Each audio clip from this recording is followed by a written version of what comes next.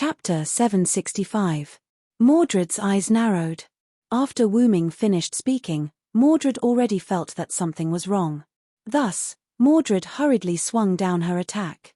However, just like what Wu Ming said, Mordred did not have a chance. Something was faster than her. The silver-white chains that were emitting a purple aura wrapped around Mordred's body. Her arms, thighs, abdomen, neck, and finally, the Emperor's sword that Mordred was holding high was wrapped up by the chains. At this moment, the sound of the chains entered Mordred's ears. Clang, clang, clang. The continuous sound of the chains came from behind Mordred.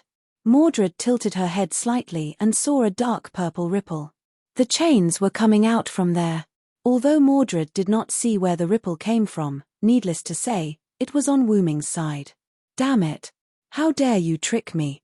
Mordred struggled, trying to break free from the chains, but it was not effective. However, the enraged Mordred once again overdrew his spiritual base. In an instant, the strength of his muscles was raised to the extreme. In the form of monstrous strength, Mordred broke free from the shackles of the chains and waved the Emperor's sword in his hand. However, it did not have any effect. Exsilver, Meteor Silver, along with the release of a simple noble phantasm, a silver-white pillar of light collided with Mordred's attack. The atmosphere shook, and the airflow was like a storm that swept across the sky. However, in the end, Wu Ming's noble phantasm cancelled out Mordred's noble phantasm. Mordred, who had been bound by Wu Ming's annihilation lock for a while, no matter if it was her magic or the power of her noble phantasm, they were all destroyed by the annihilation lock. Even if Mordred overdrew her spiritual base again, her noble phantasm was just an arrow at the end of its flight. Therefore, Wu Ming's casual attack was able to cancel out Mordred's noble phantasm.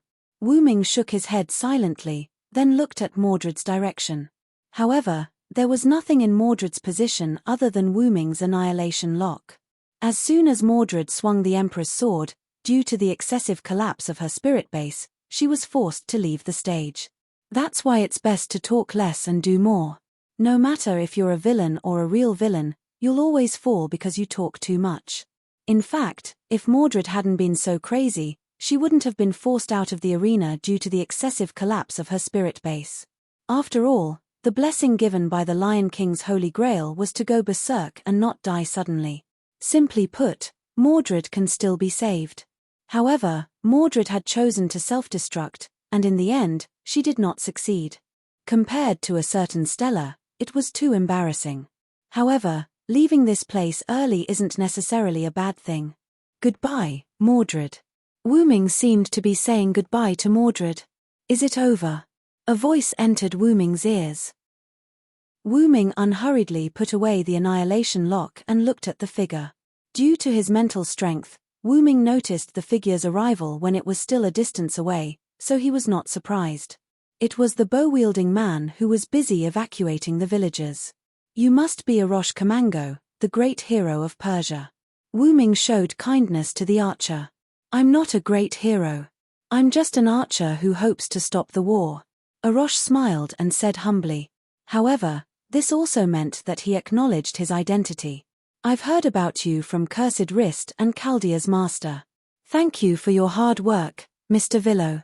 After Wu Ming left, Cursed Wrist and Gudazi must have told Arosh about Wu Ming. The thank you that Arosh mentioned was naturally referring to Mordred's sudden attack. After all, if Wu Ming was not there, who knew what would have happened today? That was why Arosh thanked Wu Ming. However, Wu Ming shook his head. It's not that hard. After all, he is my comrade. I should be the one apologizing. After Wu Ming said that, he did not say anything else. The same went for Arosh. The two of them looked at each other for a while and then smiled at each other. Ha ha ha, let's skip the pleasantries. It's a little too formal. Indeed, as a friend, it would be too formal to continue the pleasantries. Wu Ming had a good impression of Arosh, the great hero. It was mainly because Arosh's personality was neither servile nor overbearing. His tone was gentle and he was quite polite. In short, Wu Ming liked to make friends with Arosh. Villo Tharanswood, King Arthur's subordinate, first knight of the Round Table. Arosh Kamango, King Manukai Hale's warrior. Then, Wu Ming extended a hand. Modern handshake etiquette, I quite like it. Arosh did not say anything. He smiled and shook Wu Ming's hand. Then, the two of them spoke at the same time. Nice to meet you. The moon gradually moved to the westernmost side, and the sun slowly rose from the easternmost side. The sun shone on the earth.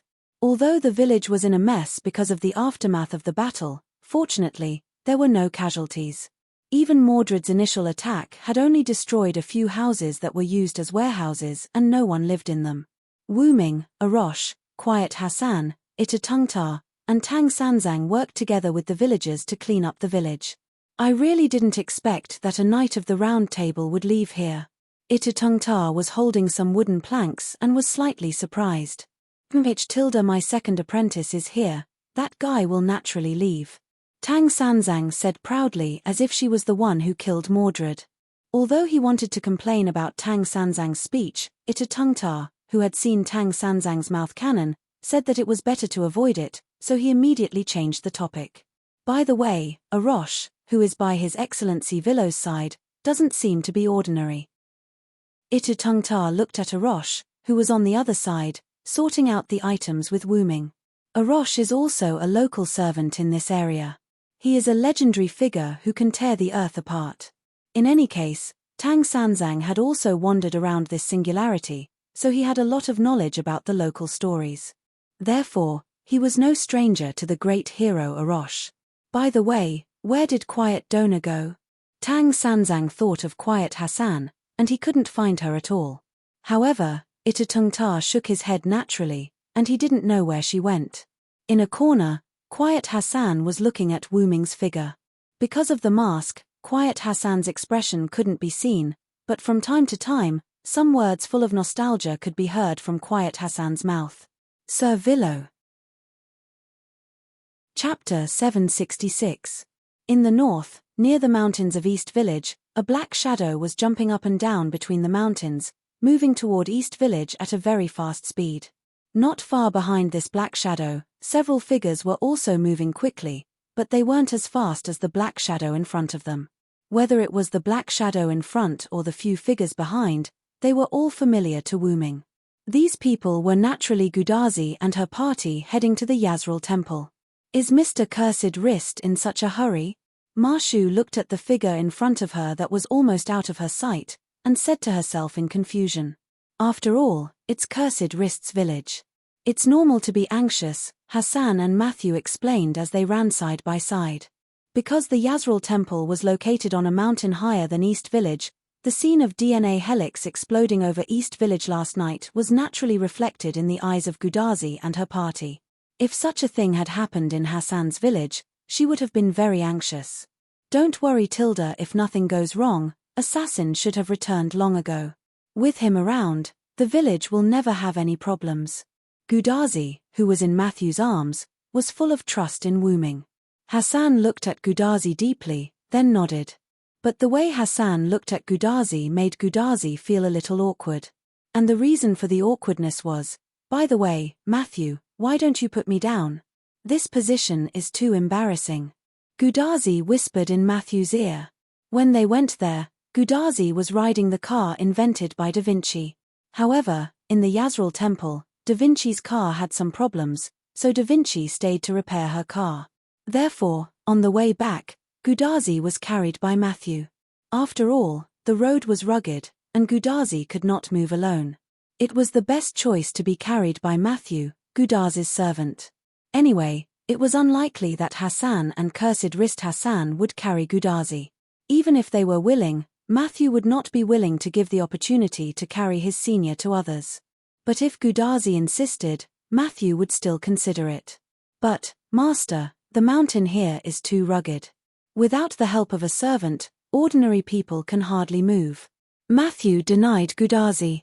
Gudazi also looked around subconsciously. They were now running on the stone wall.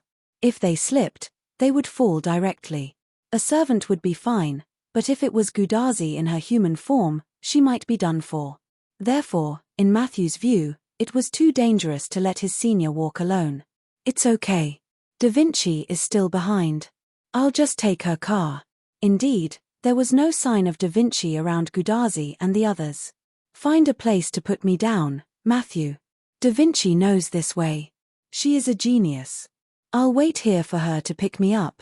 The implication was that Gudazi wanted Matthew and Hassan to go first. No, I'll stay with Master, Matthew said firmly while stopping at a relatively flat place. She, Marshu, could do anything, but she couldn't leave her senior and master alone in this deep mountain. This was a matter of principle. When Hassan saw Marshu stop, he shook his head helplessly. Then I'll go first, Hassan said, accelerated, and chased in the direction of Cursed Wrist Hassan. Taking a closer look, Hassan's speed in this group of mountains was almost the same as Cursed Wrist Hassan's speed in this place. In other words, Hassan had actually been taking care of Matthew and Gudazi. Matthew and Gudazi looked at each other and smiled awkwardly. But since things had come to this point, they could just wait. Anyway, they could chat to pass the time.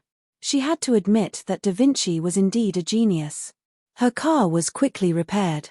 Hey, your genius Da Vinci is here. Da Vinci was driving a strange, small aircraft similar to a UFO, flying toward Gudazi and Matthew. Luba de Vere, who was responsible for protecting Da Vinci, was half-squatting on this small UFO. As a Knight of the Round Table, he naturally had the unique skill of not falling off from the object he was riding. Da Vinci's speed was very fast. Matthew and Gudazi only waited for a little while before Da Vinci came over in her UFO. Finally, Da Vinci is here. Gudazi stood up excitedly. Did you miss me, the genius? Tachika Kuantilda Da Vinci opened the UFO hatch and motioned for Gudazi to come in. Gudazi nodded, walked in quickly, and sat down in the co-pilot seat next to Da Vinci. Luba de Vere jumped down from the UFO. Miss Matthew and I will walk. After all, the UFO's design structure could only accommodate two people, the driver's seat and the co-pilot's seat. Therefore, the surface of this UFO could only accommodate one person. I agree with Mr. Luba de Vere's opinion. Master, you and Da Vinci can go first. Mr. Luba de Vere and I will catch up, Matthew said to Gudazi in the co-pilot's seat. However, this was the best choice, so Gudazi also nodded. Then, Da Vinci, let's go.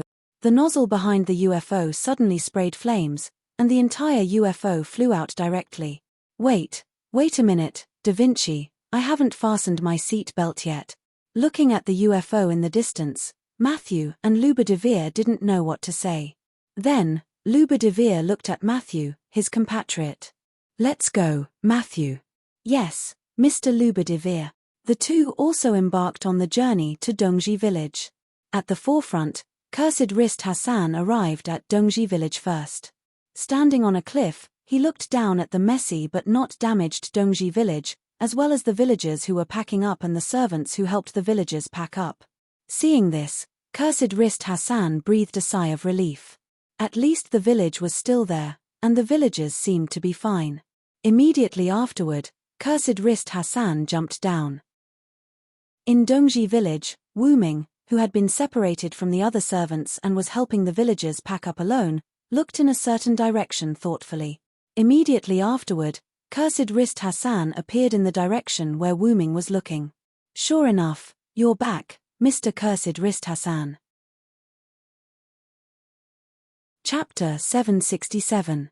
When Cursed Wrist Hassan heard the word as expected, it sounded rather impressive. As expected of His Excellency Villo. Although I didn't use the aura concealment technique, His Excellency Villo was able to discover me in advance from such a distance. Cursed Wrist Hassan complimented Wu Ming. You're too kind. His Excellency Cursed Wrist also said that you didn't use the aura concealment technique. It's normal for me to discover you, Wu Ming responded to Cursed Wrist Hassan. After complimenting each other, it was time to get down to business. Since you came back alive, that means you've succeeded, right? As if responding to Wu Ming's words, Cursed Wrist Hassan tapped twice on his skull-masked face. Yes, thanks to His Excellency Villo, Sir First Hassan didn't do anything to me. Cursed Wrist Hassan's tone was quite grateful. Then, Cursed Wrist Hassan stretched out a hand with something in his hand. Taking a closer look, wasn't the thing in Cursed Wrist Hassan's hand the small box that Wu Ming gave him? I'll return it to you, His Excellency Villo. Cursed wrist Hassan handed the small box to Wu Ming. However, Wu Ming just smiled. Keep it. Maybe it'll be useful in the future. Cursed wrist Hassan was taken aback, then nodded. If that's the case, I'll accept it. Cursed wrist Hassan was not a pretentious person. Since the other party said he would accept it, then he would accept it. By the way, where are Tachika and the others? Are they still behind? However, after Wu Ming finished speaking, the roar of the aircraft entered his ears. Then, Wu Ming searched for UFO and saw it. Wu Ming was shocked. What the hell is this? Hey, Villo, did you miss me, the genius? Da Vinci opened the hatch, quickly walked out, and greeted Wu Ming. Gudazi, on the other hand, seemed to be car sick. She was already lying on the platform in front of the passenger seat, twitching non-stop. How did you make it? Wu Ming asked. This is a flying machine made from the oars I found on the road. Although it can only accommodate 2 people, it is a genuine flying machine. Da Vinci proudly introduced his masterpiece to Wu Ming. The corner of Wu Ming's mouth twitched. Building a car out of pure wood and a flying machine out of ore. As expected of Da Vinci. You might as well change your name to Thomas Alva Da Vinci. At this moment, a black shadow appeared in the surroundings. Seriously, isn't it too perverted to sit on this thing? The person who came was none other than Hassan. At this moment, Hassan had taken off his mask, and the angry expression on his face was clearly visible. Originally, Baihui Hassan was about to reach Dongji village when a strange big bird suddenly jumped out from behind and almost hit Baihui Hassan. Not only that, this big bird also robbed Hassan of his second person to reach the village record. It was really abominable. What's more, there were 2 people in this big bird. Doesn't that mean that I'm actually the 4th? Furthermore, the one sitting inside was that smiling Da Vinci. That smile was too similar to that of the angel who bullied her. It was really infuriating. At this time, Matthew's voice also came. Senior. Matthew quickly ran into the cockpit and carried out Gudazi, who was car sick. Putting the unconscious Gudazi on his lap, Matthew looked at Da Vinci. Da Vinci, what's going on? Da Vinci smiled embarrassedly. Oh, didn't my Da Vinci number 2 get repaired, updated? The speed increased a bit too fast. Don't worry, I set up a safety device. Tachika-san just fainted. However, Matthew couldn't say anything. He could only hold back his resentment and take care of Gudazi. Sir Villo. At this time, Bediva also arrived. Lucius, thank you for your hard work. Wu Ming greeted Bediva. However, Bediva shook his head. Just call me Bediva, Sir Villo. I have already told Chaldea my identity. Wu Ming suddenly realized and then nodded. It seemed that something had happened that made Bediva open his heart. TSK, I already felt that you were a knight of the Round Table. Hassan looked unhappy. It seemed that she still had a lot of resentment against the Knights of the Round Table. But seeing that she didn't do anything, it seemed that Hassan also understood that resentment shouldn't be vented on allies. Senior Villo, you and Mr. Bediva really hid it from us.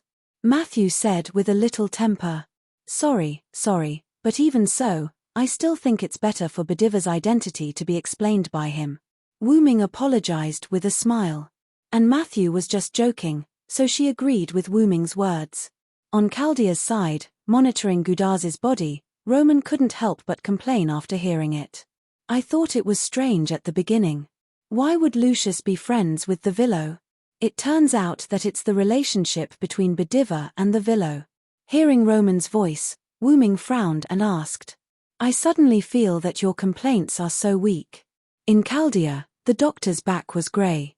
By the way, doctor, when will Senior wake up? Matthew asked with concern. Gudazi waking up as soon as possible is the most important thing for her at the moment. It should be fine in a few minutes. Roman looked at Gudazi's physical data and replied to Matthew.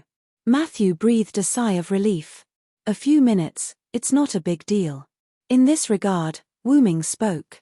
In that case, let's go to the house and wait for a while. Just in time, we can start the battle plan again. The servants looked at each other and nodded. Soon, everyone came to Gudazi's residence, which was referred to as Chaldean embassy. By the way, Wu Ming brought Quiet Hassan, who was rescued, and Tang Sanzang and Kuroto Ta, who were brought back by the way. Just then, Gudazi woke up. Matthew, I seem to see my deceased grandmother waving to me. Ma Shu was so scared that she didn't know what to do. What? Senior, you have to cheer up, Senior. Wu Ming laughed involuntarily. Well, Tachika, there are new partners here. Don't bully Matthew like this. After Gudazi woke up, Wu Ming introduced Tang Sanzang and others to Cursed Wrist and others, and then began the battle meeting. First of all, report your situation in Azrael Temple, Tachika. Chapter 768. Yes. Gudazi stood up and saluted. After explaining the details, Gudazi summed it up in one sentence. After successfully arriving at the Azrael Temple, we passed the trial of the first Hassan.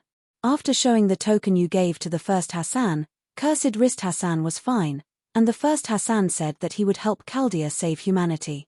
That's all. Very well, since the assassin agreed, then he will definitely help us at the right time. We don't have to pay attention to this for the time being. Wu Ming nodded with satisfaction. Sure enough, after the first Hassan saw that he was here, he made a big promise. Helping to save humanity was not just helping to save the humanity of this singularity. If the last singularity, which was the Mesopotamia singularity, had the help of the first Hassan, it would be a great help. By the way, Villo Senior, what happened in the village last night? Matthew raised his hand and asked. Mordred found this place and launched an attack. In the end, because of excessive overdraft of the spiritual base, she left. The village was slightly damaged, and no villagers died. Wu Ming reported quite concisely. Mordred. Gudazi thought of the Mordred in the London singularity. Don't be sad, the servant is just a clone of the heroic spirit. The Mordred in this singularity is not necessarily the Mordred you met. Because she is the Mordred I met. Wu Ming added in his heart. She betrayed the king when she was alive, but she can't see the traitor this time. It's really ironic. Wu Ming shook his head silently. However, Mordred has left after all, which saves you from not being able to kill her. Sorry. Matthew and Gudazi said in unison. Wu Ming waved his hand indifferently and continued to speak. Then, let's move on to the main topic. Wu Ming became serious. After looking around at everyone, Wu Ming opened his mouth. Everyone, I plan to attack the holy city tomorrow morning. Hey! Everyone exclaimed in unison. Isn't this a little too early? Hassan asked tentatively. Indeed, and I think it's a little rushed. Cursed Wrist Hassan nodded. Actually, it's not fast at all. Wu Ming shook his head and continued. When I was rescuing Serenity Hassan, I met Agwoan. Hearing this, everyone's heart froze. I'm afraid he's already guessed that I've teamed up with the mountain people and will be on guard against us. That's why I'm suggesting an immediate attack tomorrow. I see. The best defense is offense. Cursed Wrist Hassan nodded thoughtfully. That was what Wu Ming meant. If they attacked tomorrow, the other party might not expect Wu Ming and the others to attack so quickly. That would catch the other party off guard. Of course, in addition to that, there was another reason. The village has been discovered by Mordred. Who knows if she has already asked the Knight of Solemnity to send a message to the Holy City. However, with Mordred's temperament, it was unlikely that she would make such a delicate decision. The possibility of Mordred not having any Knight of Solemnity following her was too small. In addition, Lancelot also told Wu Ming that Mordred had a small number of Knights of Solemnity. Therefore, if Mordred's Knights of Solemnity did not show up, it was more or less possible that they had returned to the Holy City. Or rather, it was more reasonable for her to order the Knights of Solemnity to don't follow me. I want to start ravaging alone. After that, all the Knights of Solemnity returned to the Holy City. After all, that was Mordred, wasn't it? Assassin, do you mean that the Holy City might strike first and send the Knights of Solemnity to attack us? Gudazi asked thoughtfully. Wu Ming nodded and added. That's not the worst. The worst should be the Lion King's Holy Lance. Arosh suddenly said at this time. Am I right, Your Excellency Villo? Wu Ming nodded. The Lion King's holy lance is tied to the mist anchors on both sides of the planet. Even if it's ordinary power, it's not something an ordinary servant can handle. If it's the true name liberation, it won't be a problem to launch an attack from the holy city. Wu Ming said something rather terrifying. If the Lion King knows our location. Matthew said lightly. Then aren't we in danger now? Gudazi continued Matthew's words, looking shocked. So, everyone is busy packing up and moving now. Arosh pointed outside the window. Not only that, because some of the buildings in the village were destroyed, and because of the aftermath of me and Mordred, many houses are already in danger. The combination of the former and the latter, leaving is the best way. Well, but, where can we go? Cursed wrist Hassan thought. Let's go to the West Village, Wu Ming said. My village? 100 Faces Hassan was shocked. But, Your Excellency Villo, the West Village is indeed not far from the East Village, but that's only for us. It's impractical for the villagers to move there en masse. Cursed wrist Hassan was not trying to undermine Wu Ming's plan. If it was a few villagers moving, it would be fine, but this time, the villagers were moving en masse, and the difficulty had increased by many times. However, Wu Ming did not find it difficult. Don't worry. My ability, the portal, allows me to connect two places I have been or seen at will. There is no time limit, and I can set the size of the portal myself. So, it's not difficult for the villagers to move en masse. Yeah, I forgot that assassin has this ability. Gudazi clenched her left fist and hit her palm. After moving the villagers of the East Village, we can start preparing in advance. After everyone sleeps for a night, I'll use the portal to teleport everyone over the next morning. If Agwoan was here, he would definitely scold Wu Ming for cheating because Wu Ming had entered the holy city and walked around once. Of course, if the Lion King's holy lance was still maintaining the light film, Wu Ming's portal might not be able to pass through. So, it would depend on the situation when the time came. Question: why don't we attack at night? Quiet Hassan, who had not spoken much, spoke up. Wu Ming did not even need to answer this question. Gudazi and the others were very clear about this question. It's all because of Gawain, Gudazi and Matthew replied in unison. Chapter 769. As people who had witnessed Gawain's power, Matthew and Gudazi still remembered it clearly even now. The Knights of the Round Table were all given different blessings by the Lion King with the Holy Grail, and Gawain's blessing is everlasting. As the name implies, as long as he is around, it will always be daytime, Wu Ming explained. Therefore, even if Gudazi and the others chose to attack at night, once they arrived at the Holy City and encountered Gawain, it would become daytime because of Gawain. As the gatekeeper of the Holy City, Gawain basically would not leave the gate of the Holy City. Therefore, the probability of them encountering Gawain was 100%. Therefore, Wu Ming said that it was better to wait until the day to attack. Then there's no other way. Hassan expressed that he understood. After the villagers are relocated and settled, we'll use one night to recharge and prepare for the attack at dawn the next day. Everyone nodded and then began to move the villagers. First, they gathered the villagers who had already packed their things to a slightly open area in the village. Then, Wu Ming walked to the center, waved his hand, and opened a black-purple ripple. However, this ripple was only the size of a person. Immediately afterward, Wu Ming looked at Baijiu Hassan.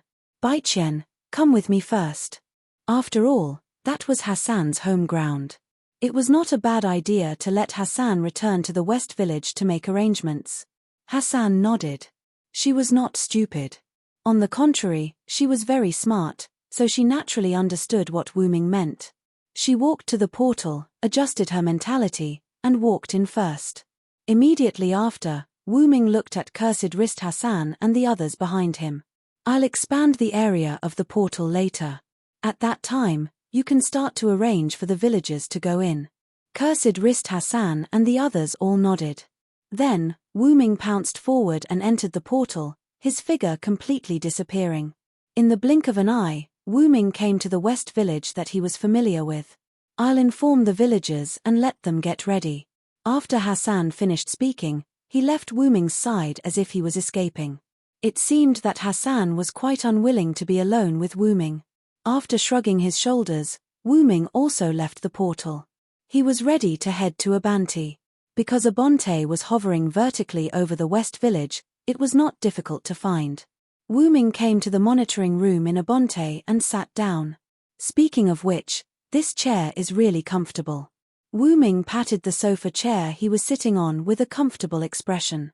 As if it wanted to make Wu Ming more comfortable, two wooden tentacles stretched out of the floor and started to massage Wu Ming's shoulders like two hands.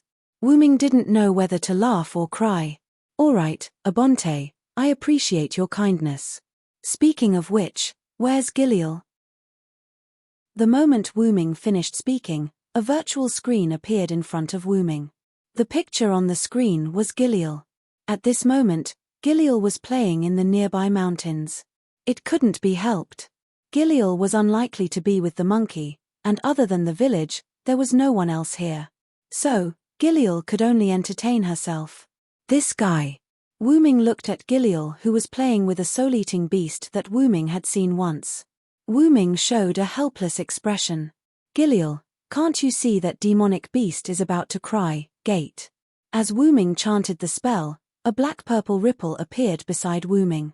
At the same time, on the screen, a black-purple ripple appeared below Gilil, who was playing with the demonic beast.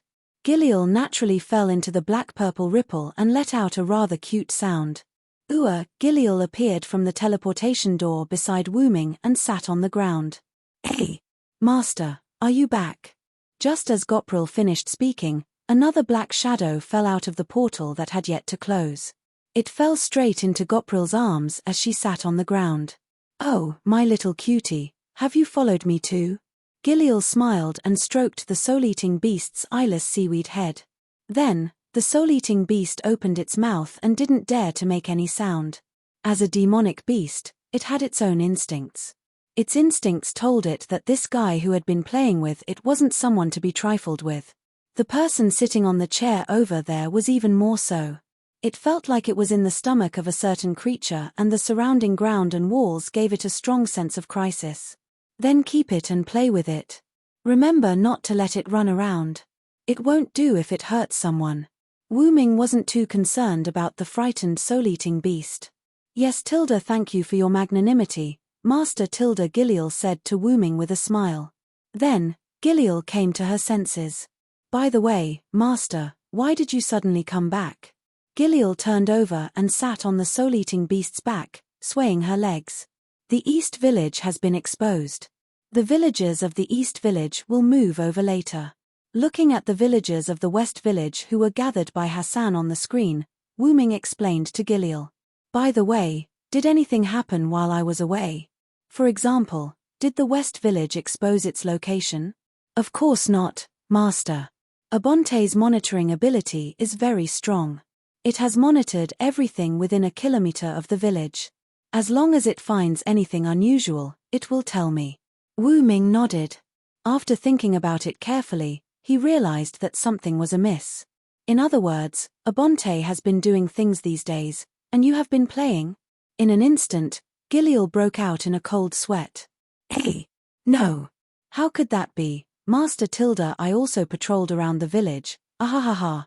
Just kidding, I didn't expect you to do that." Although Wu Ming was right, this sentence still made Gilil a little sad. But it was just a little sad. She would be fine after playing with this soul-eating beast. With that thought in mind, Jillian looked at the shivering soul-devouring beast beneath her. This made the soul-eating beast, which sensed the danger, tremble even more, but it couldn't do anything. The powerful aura around it made it dare not move at all. Just when Wu Ming decided to expand the portal below, a new image suddenly appeared on the big screen. A knight with a magic bow and long red hair came to the surroundings of the West Village. Tristan. Chapter 770. Wu Ming and Tristan were both knights of the Round Table. The two of them had met not long ago, so Wu Ming definitely wouldn't recognize the wrong person. "Why is Tristan here?" Wu Ming muttered to himself, puzzled. Tristan was clearly imprisoned at the bottom of the pyramid by Ramses II, so why would he come here? Although there was a possibility of impersonation, Wu Ming felt that there was another possibility, and that was, Ramses II had released Tristan. It would be fine if he was an impersonator, but if he was released by Ramses II, then it would be a great disadvantage. Just like what Ramses II told Wu Ming couldn't be sure if Artoria would attack him with the Holy Lance when the singularity was about to be repaired. Similarly, Wu Ming couldn't be sure if Ramses II would stab him in the back at the end. After all, if Tristan was released at this time, it would obviously disrupt the normal progress of Wu Ming and the others. Tristan, who had received the reverse blessing, was very powerful. He was no longer sad and was no longer afraid of poison. Using the invisible vacuum blade to kill could be said to be incomparably cruel. When he was stabbed in the back by Wu Ming, it was only because Wu Ming took advantage of Tristan's unfamiliarity with the enemy's intelligence. Wu Ming relied on Tristan not knowing that Wu Ming had the teleportation gate trick, so he directly used the teleportation gate to severely injure Tristan. If Tristan were to go to the village now, perhaps no one would be his match. No, Bediva said that his arm transformed from the holy sword had the ability to restrain and weaken the Lion King's blessing. If Bediva was here and everyone attacked together, it shouldn't be a problem to force Tristan to retreat. However, Wu Ming wouldn't let Bediva suffer so much. Bediva's body was already riddled with wounds, and every time he used the power of the holy sword, it would aggravate his injuries. Let's go, Gilial. Wu Ming stood up and opened a new teleportation gate. This was a portal that led directly to the surface. It would be too slow to fly over. Yes, Master. When Tristan's figure appeared on the big screen, Goprel stood up from the Soul Eater beast's back, or rather, flew up. She could tell that Tristan's sudden appearance had disrupted Wu Ming's plan. As Wu Ming's weapon, Tristan naturally had to solve the problem for his master. The master and servant walked into the teleportation gate, leaving the shivering soul-devouring beast alone in Abonte's body. Vaguely, the floorboards began to wriggle as tentacle-like wooden roots quietly approached the soul-devouring beast. Wu Ming exhorted Gilial as they arrived at the portal on the ground that was connected to East Village through the portal. Someone will come later. Remember to look here. Understood, Master. Gilial turned around elegantly, scattering a few feathers. Nodding, Wu Ming waved his hand, and the portal that could only accommodate one person instantly widened. It could now accommodate more than a dozen people at a time. Then, I'll leave for a while. Opening a new portal, Wu Ming walked in directly. Where did Wu Ming go? Wasn't it obvious? He went to look for the rare Tristan that appeared in the wild. On Tristan's side, he was almost at West Village as he pursued the traces of humans. But for some reason, he kept walking around West Village as if he couldn't find the way to West Village. However, no one would believe that a Knight of the Round Table couldn't find the way to a mountain village. Suddenly, a voice came from behind Wu Ming. Long time no see, Mr. Tristan. Tristan slowly turned around. So it's Lord Villo. I didn't expect you to be here. Tristan didn't look surprised. That's right, the one who spoke was Wu Ming, who came behind Tristan through the portal. Wu Ming wasn't surprised by Tristan's question either. He casually released his magic and shattered the vacuum trap around him. The impact of the vacuum explosion sent rocks and soil flying. Wu Ming flicked the dust on his hand and looked at the place where Tristan walked. Seems like you've set up quite a few vacuum traps, Tristan. It can't be helped, Lord Villo. I don't want to feel the pain of being stabbed in the back again. As expected, setting up a vacuum trap behind him was to prevent sneak attacks from behind. But, you've also set up traps so that the villagers can't escape. Seems like you're quite confident. As long as one looked at it with confidence, one could see that Tristan had set up a lot of vacuum traps in places where it was easier to walk. He even set up a few vacuum traps in places where it was difficult to walk or even impossible to walk through. The vacuum trap Wu Ming triggered was at the level of a normal person. In other words, as long as a normal person touched the vacuum trap, they would be instantly shredded into pieces by the vacuum trap. Because of the strength of the trap, these traps were useless against Wu Ming. However, it was a good choice to act as Tristan's detector like before. Didn't the Sun King lock you up? How did you escape? Although Wu Ming didn't sense the master-slave contract he established with Tristan, after meeting him, Wu Ming was sure that the Tristan in front of him was the real Tristan. Or is it the Sun King who let you go?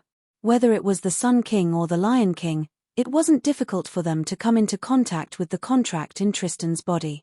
However, Tristan seemed to have learned his lesson after being questioned by Wu Ming. He just smiled and didn't say anything. Who knows, Lord Villo? He also gave Wu Ming a shrug. Wu Ming couldn't help but frown. Judging from Tristan's reaction, it should be the latter. In that case, I'm afraid you won't answer questions like have you ever returned to the Holy City or have you ever sent any news back from this village? However, only Tristan responded to Wu Ming with a smile and the vacuum blade from Tristan's weapon. Bang! The vacuum blade clashed with Wu Ming's sword and let out an unprecedented ear-piercing sound. It seemed that Tristan came prepared this time. What a pity, Tristan. Wu Ming shook his head slowly and pulled out the meteor silver that floated in front of him from the golden ripples. Come on, Tristan. Chapter 771. At this time, many people gathered in East Village. Gudazi and others also encountered the enemy. In the corner of the periphery of the village, Gudazi led a group of servants to hide. Arosh, Tang Sanzang, and Da Vinci stayed in the village, responsible for guiding the villagers into the portal, so only Gudazi, Matthew, Itatar, Bediva, Cursed Wrist Hassan, and Tranquil Hassan came here. Gudazi quietly poked her head out, and found nothing, so she retracted her head. After that, Gudazi began to complain about her watch. Doctor, are you sure your detection is not wrong? It's true, it's true. I have detected a large amount of magic power approaching you, but I don't know why you can't find it. Roman, who was sitting in Chaldea's monitoring room, complained. There is another possibility, that is, the enemy has a way to hide, Cursed Wrist Hassan said in a low tone. Is it the enemy's assassin servant? Matthew said subconsciously. It may also be Caster. After all, Mr. Roman detected a large amount of magic reaction. The number of the enemy can't be small. Bediva also said his own analysis. Sir Roman, can you detect how far away the enemy is from us? Cursed Wrist Hassan looked at Gudazi's watch communicator. It's about 300 meters, Roman replied. 300 meters. Cursed Wrist, who had the modern knowledge given by the Holy Grail, naturally knew how much 300 meters was. So, Cursed Wrist Hassan observed the terrain. My village is built halfway up the mountain. It's extremely hidden. If the enemy is still 300 meters away from us, they shouldn't have come up yet. That might be the reason why they didn't see the enemy. So, what should we do next? After all, Cursed Wrist Hassan was a local, and asking him at this time was the best solution. Gudazi wouldn't force herself at this time. After testing the direction of the wind, Cursed Wrist Hassan came up with a plan. At this time, we have to rely on tranquility, Cursed Wrist Hassan said and looked at Tranquility Hassan. Me? I understand. Quiet Hassan was taken aback, and then he understood. Tranquil Hassan actually had a very low opinion of himself, so when Cursed Wrist Hassan leaned on him, Tranquil Hassan was actually at a loss. However, after sensing the direction of the wind, she understood. However, Gudazi, Matthew, and the others, who were not familiar with Quiet Hassan, did not understand. Tranquil Hassan's body fluid is highly toxic. It can evaporate with the wind, and the current direction of the wind is downwards. Cursed Wrist Hassan did not finish his explanation, but Gudazi and the others understood what was going on. As long as Quiet Hassan sweated and let the sweat evaporate, and then the highly toxic sweat would be passed down with the wind, it could achieve the effect of silently killing people. Coincidentally, Tranquil Hassan has a kind of footwork that is specially used in conjunction with his poison. After Cursed Wrist Hassan finished speaking, he looked at Tranquil Hassan who had already walked forward. It's called the silent dance. Everyone followed Cursed Wrist Hassan's gaze and looked over. Tranquil Hassan began to dance. It was a very simple dance. As long as one remembered a few simple footwork, even an ordinary person could perform it. However, The main function of this dance was not its difficulty, but its ability to quickly make the dancer sweat. Gradually, Tranquil Hassan's body began to sweat. A cold wind blew, and the poison invisible to the naked eye was carried away by the cold wind from Tranquil Hassan's body to the bottom, which was the direction where the enemy was expected to appear. At the end of the dance, a large amount of deadly poison was evaporated into the air below by Tranquil Hassan. "It's over." Tranquil Hassan took a breath and said to Cursed Wrist Hassan and the others who were hiding behind him. Now, all they needed to do was wait. "I hope Sir Arosh and the others can hurry up." Cursed Wrist Hassan prayed. In East Village, Arosh shouted loudly, "Everyone, speed up. Faster, faster." Along with Arosh, Tang Sanzang and Da Vinci were also arranging and directing the villagers to enter the portal. "I hope there are no accidents on Sir Villo's side." Arosh looked at the portal worriedly and said slowly. The scene changed to Wu Ming and Tristan's side. Boom! As if the atmosphere was about to explode, the symphony bombarded Wu Ming's sword and made an explosive sound. And Wu Ming's magic power was also like free, crazily releasing magic power as sword aura. Boom, crack! Tristan dodged a few magic sword auras as light as a swallow, and the sword aura hit the mountain, causing it to explode. This made Wu Ming frown in displeasure. With West Village nearby, Wu Ming could not increase the amount of magic power released. If he accidentally blew up the village, it would be terrible. And as an ADC, Tristan naturally chose to distance himself from Wu Ming. And because Tristan's attack was not as exaggerated as Wu Ming's and only used vacuum attacks, he was not afraid of blowing up the village. Rather, Tristan wished that he had the ability to blow up the village above, but unfortunately, he didn't. However, this was beneficial to Tristan. Although it was inconvenient to move in the mountains, it was the same for both sides. However, Wu Ming was afraid of the slightest thing, but he could let go of it. Moreover, he was already on guard against Wu Ming's portal. Tristan dared not say that he could defeat Wu Ming, but he was sure that Wu Ming would not be able to defeat him in a short time. "It seems that you've really set me up, Tristan." Wu Ming wasn't a fool. He naturally saw that everything around him was disadvantageous to him. "You can't blame me for this, Sir Villo," Tristan replied with a smile. It was impossible to tell that he was a ruthless character who had accepted the reversal. "But, aren't you mistaken?" Wu Ming said softly. Wu Ming had never been a Villo. On the contrary, the Villo had always been him, always been Wu Ming. "Then, let the second round of the game begin," Wu Ming said and suddenly flew towards Tristan. This gave Tristan a fright. Flying was a dream for ordinary people, and it was the same for knights. Because without magic, it was impossible to fly. And Tristan was a knight, so naturally, he had no fate with flying. "I forgot that Sir Villo isn't an ordinary knight." Although there weren't many knights who could use magic, it didn't mean that they didn't exist. Wu Ming was the most mysterious member of the Knights of the Round Table. The fact that he knew magic had spread throughout the Knights of the Round Table. Wasn't the portal the best proof? Tristan scolded himself for underestimating his opponent. However, the most important thing right now was to deal with Wu Ming, who had flown in front of him. Chapter 772. In East Village, Gudazi and the others were still waiting for the enemy's attack.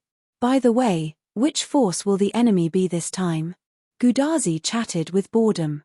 "We, the mountain people, have a grudge with both the Sun King and the Lion King. It's the same over there, but I think it's the people from the Holy City. After all, Ramses II's men were all Sphinx, and it was not convenient for them to move around in this mountainous area." "Is that so, the people from the Holy City?" Gudazi nodded, and when she thought about it, it was indeed the case. However, at this moment, a few screams and panicked voices suddenly came from below. Someone must have been poisoned. Gudazi and the others were overjoyed. However, it was followed by more screams and panic, which meant that the enemy was really attacking. To be honest, Gudazi would rather it was Roman's instrument that was wrong, but the fact was right in front of her. The enemy was attacking. It should be the people from the Holy City. Cursed Wrist Hassan seemed to have heard the sound of the armor and said with certainty. However, This had nothing to do with what they were going to do next. Although I don't know how many people there are, the enemy's troops are in chaos because of the poisoning. This is a good opportunity. A light flashed in the eyes of the skull mask on Cursed Wrist Hassan's face, and it looked quite strange. Although Cursed Wrist Hassan looked quite scary at the moment, what he said was very reasonable. Take advantage of his weakness. Asterisk cough cough. Asterisk there was no need for Cursed Wrist Hassan to remind them to seize the opportunity. Gudazi and Matthew, who had experienced 5 singularities, had already mastered a high level of combat literacy. However, just when Gudazi was about to speak, Itatita spoke first. Let me do it. As the only archer here, I should take the responsibility of long-range sniping the enemy. Putting down his rice bag, Itatita stretched out his hand, condensed his magic, and a bow appeared in Itatita's hand. But, Your Excellency Ito Tota, I remember. Tranquil Hassan clearly remembered that Ito Tota did not like to fight. Why would he volunteer himself? I don't like fighting, but I won't back down. That would be a disgrace to my name. After saying that, Itafuta knocked an arrow on his bow and released it with a swoosh. Then, a scream was heard. As expected of the ancestor of martial arts. You managed to hit the enemy with just a casual swing of your sword. Roman praised in Chaldea. Immediately afterward, Roman discovered many individual heat source reactions from the monitor on the big screen. In the end, because the distance was too far, the instrument could no longer detect them. Tachika, be careful. They have over 100 people. Looking at the dense red dots on the map, Roman gulped.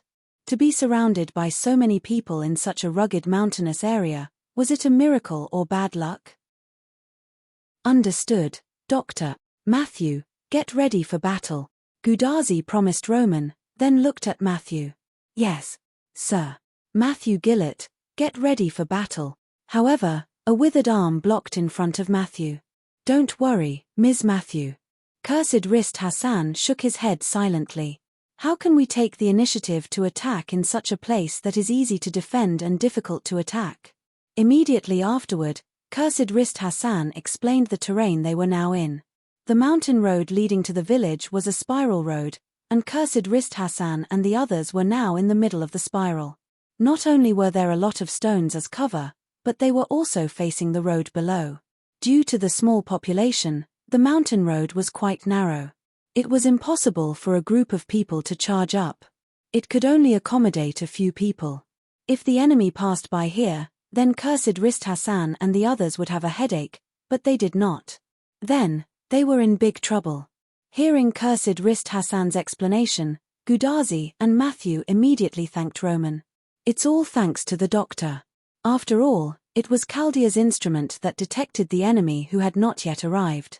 It's all thanks to Villo and Da Vinci. If it weren't for Villo's simplicity, Da Vinci wouldn't have repaired and improved the instrument's strength here. Although that was what he said, he felt that Roman was venting his grievances. Okay, doctor, help us see where the enemy is. Gudazi comforted Roman, and did not forget to let Roman see the enemy's position. Yes, I'll see. Although it was a little perfunctory, Roman was still very happy.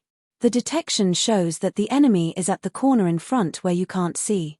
It seemed that the enemy was not stupid. They knew that someone was ambushing them in front. It seemed that the enemy was not going to act rashly. Let me do it again, Quiet Hassan suggested. However, Cursed Wrist Hassan rejected it.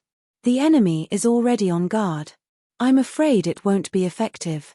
Instead of wasting energy, it was better to wait and see. Our mission is to cover the villagers' retreat. As long as the villagers leave, we'll leave too. Therefore, all they needed to do now was to stall the enemy. Yes, just like how Tristan was going to stall Wooming. However, Wooming was not someone who could be stopped, and Tristan was not someone who could stop Wooming. In other words, poor Tristan, who was shot to the ground and rolled a few times, spat out a few mouthfuls of blood. Tristan felt that he was too sad. He was beaten by Wooming so badly that he spat out blood again. Facing Wooming, who could use spirit power to fly and quickly approach him, Tristan felt that there was no way to fight this battle. In terms of defense, he was not as thick as Wooming. In terms of attack, He was not as good as Wu Ming with Holy Sword. In terms of speed and agility, he was not as good as Wu Ming who could fly. How could he fight? To be honest, if it wasn't for the effect of the reversed blessing, he would have already left the stage. Because this time, Wu Ming was going all out against Tristan. In Wu Ming's view, it was enough to let him go once for the sake of his comrade. After all, if their identities were reversed, he didn't think that Tristan, who had received the reversed blessing, would let him go. He had tried to obstruct him time and time again. Even if he was a comrade, Wu Ming would not tolerate him, not to mention, Tristan, who had received the reversed blessing, was too arrogant. Looking at that face, Wu Ming couldn't help but want to beat him up. It's not that I didn't give you a chance, Tristan. I let you make the first move. Wu Ming looked at him as if he had gotten a great bargain. Thank you very much, Master Villo. With a tough smile on his face, Tristan responded to Wu Ming, but his smile was still arrogant. It should be impossible to get information from your mouth. Leave, Tristan. With a wave of his hand, the annihilation lock appeared behind Wu Ming, trapped Tristan, and tied him up like a rice dumpling. The annihilation lock could annihilate magic power, and it was made of magic power.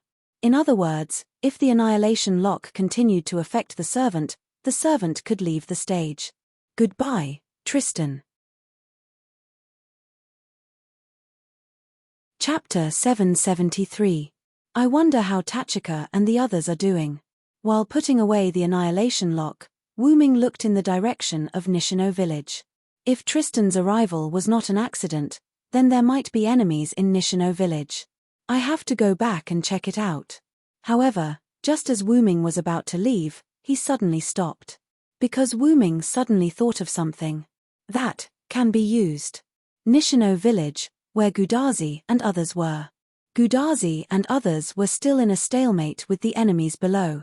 And because the enemy had charged several times, Gudazi and others also knew the identity of the enemy, Knight Su Zheng of the Holy City. Every time the person who charged up was wearing Knight Su Zheng's armor. Although there was a possibility that someone else could impersonate him, the probability was too low. By the way, because of Itatar's bow and arrows and Cursed Wrist Hassan and Hyuga Hassan's daggers, those knights who charged were repelled. Amazing, worthy of being a hero of the past. Even though he was now very mature, Matthew still looked at these servants with awe. Whether it was the bow, arrow, or dagger, they all hit Knight Su Zheng's knee through the gap in the armor and forced Knight Su Zheng to retreat. Although he also had the advantage of the terrain, a hero is still a hero. Roman, who was assisting in the battle, knew more than Matthew, so Roman also sighed. That's all I can do. Tranquil Hassan said that she did not feel that she was very powerful. Tranquil is right. We, Hassan, are just people who walk in the dark. In the end, we can't do anything. Cursed Wrist Hassan agreed. Then, Cursed Wrist Hassan looked at Itatar, who had his bow and arrow aimed below to prevent the enemy's sudden charge. Sir Itatar, your skills are beyond my expectations. Originally, Cursed Wrist Hassan only wanted Itota Soto to deal with Solemn Knight because he was an archer. Who would have thought that Kuroto Tar was so skilled? Cursed Wrist Hassan had never seen Kuroto Tar miss. Basically, every arrow hit the enemy's knee. Haha, Lord Cursed Wrist, you flatter me. I'm just a crude person who likes food. Although he said that, Itafuta actually enjoyed Cursed Wrist Hassan's praise. This was a good reflection that the other party was indeed a bore. Most of the villagers should have moved away by now. We can't keep wasting time like this. The enemy has basically figured out our numbers. Cursed Wrist Hassan was a little worried. Every time the Solemn Knight charged, it was as if the position was predetermined. If Cursed Wrist Hassan and the others attacked, they would gradually expose the number of people who could attack from a distance. If they did not attack, the other party would charge again. And because the other party had groped a lot, the Solemn Knight almost rushed up several times. If it weren't for Matthew and Bediva to repel the other party when they rushed up, I'm afraid the enemy would have already rushed up. However, because of this, the other party almost figured out the exact number of people on their side again.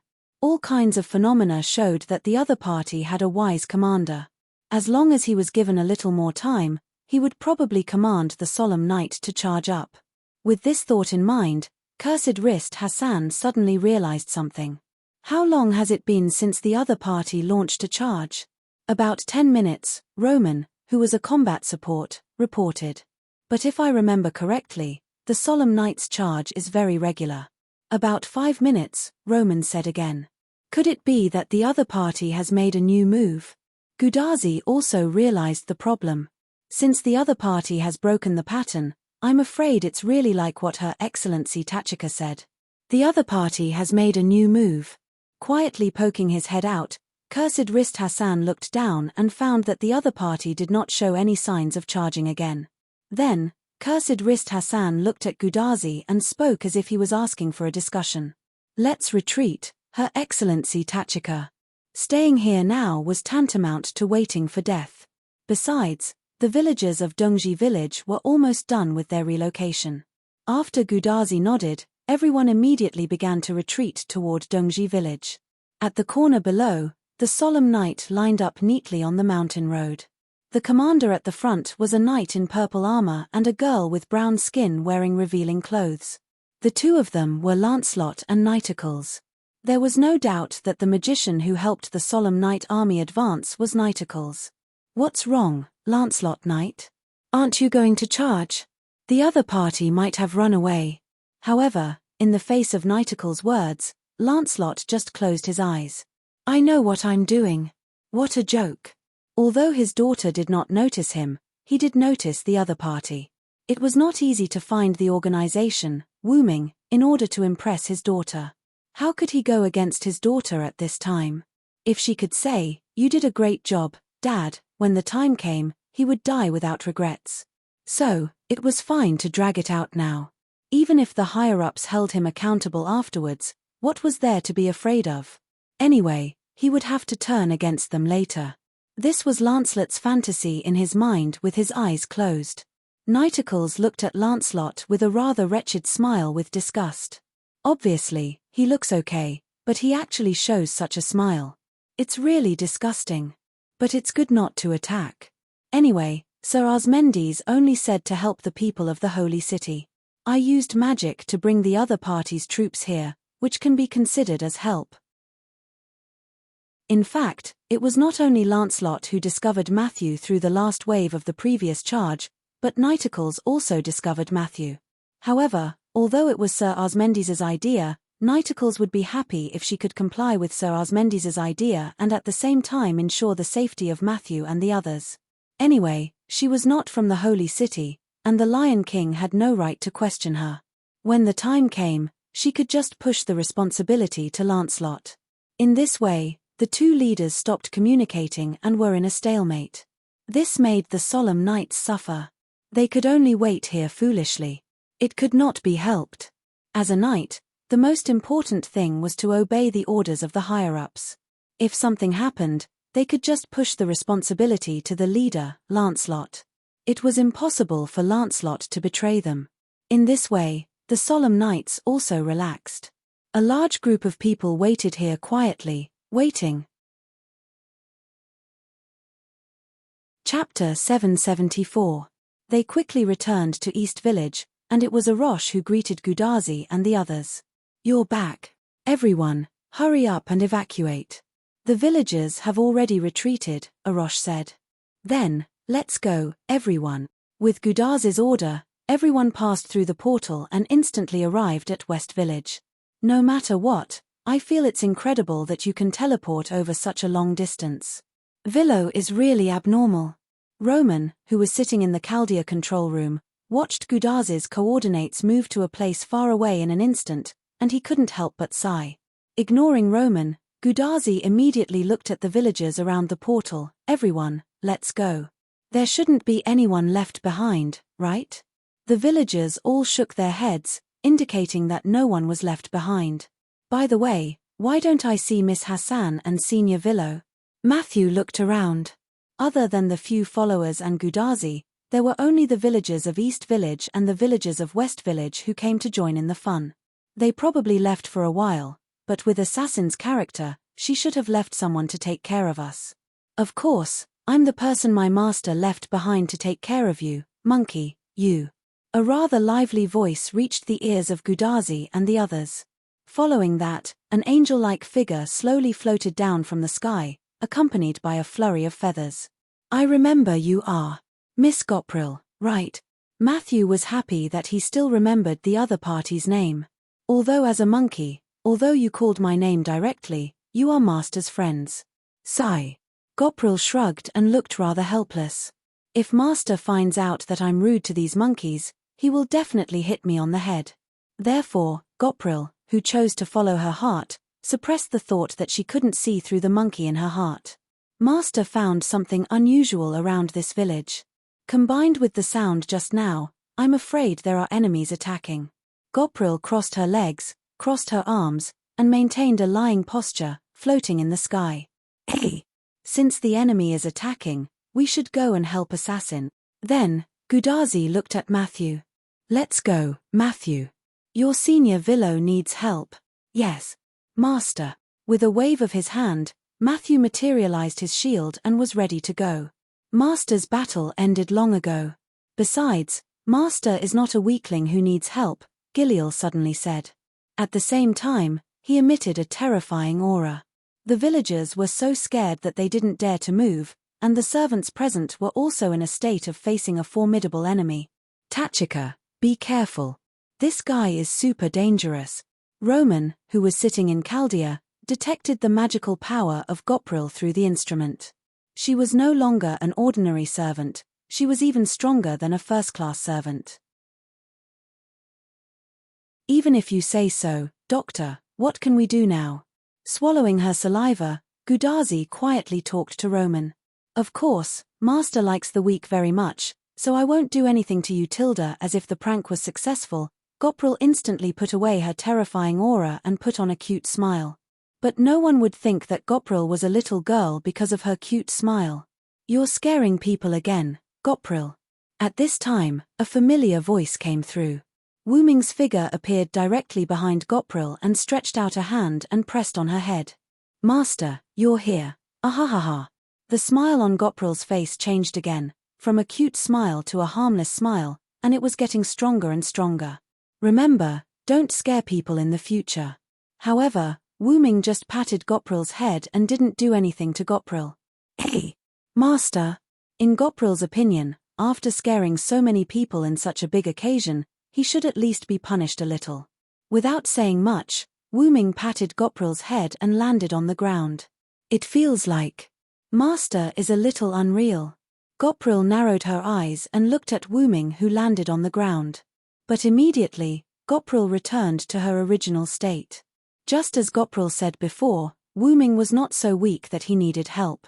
Naturally, Wu Ming was not so weak that he needed her, Gopril, to be suspicious of him. After all, even if it was unreal, it must be Wu Ming's doing, so there was no need to worry. Gopril, who thought it through, flapped her wings and flew down. Is 100 Faces Hassan here?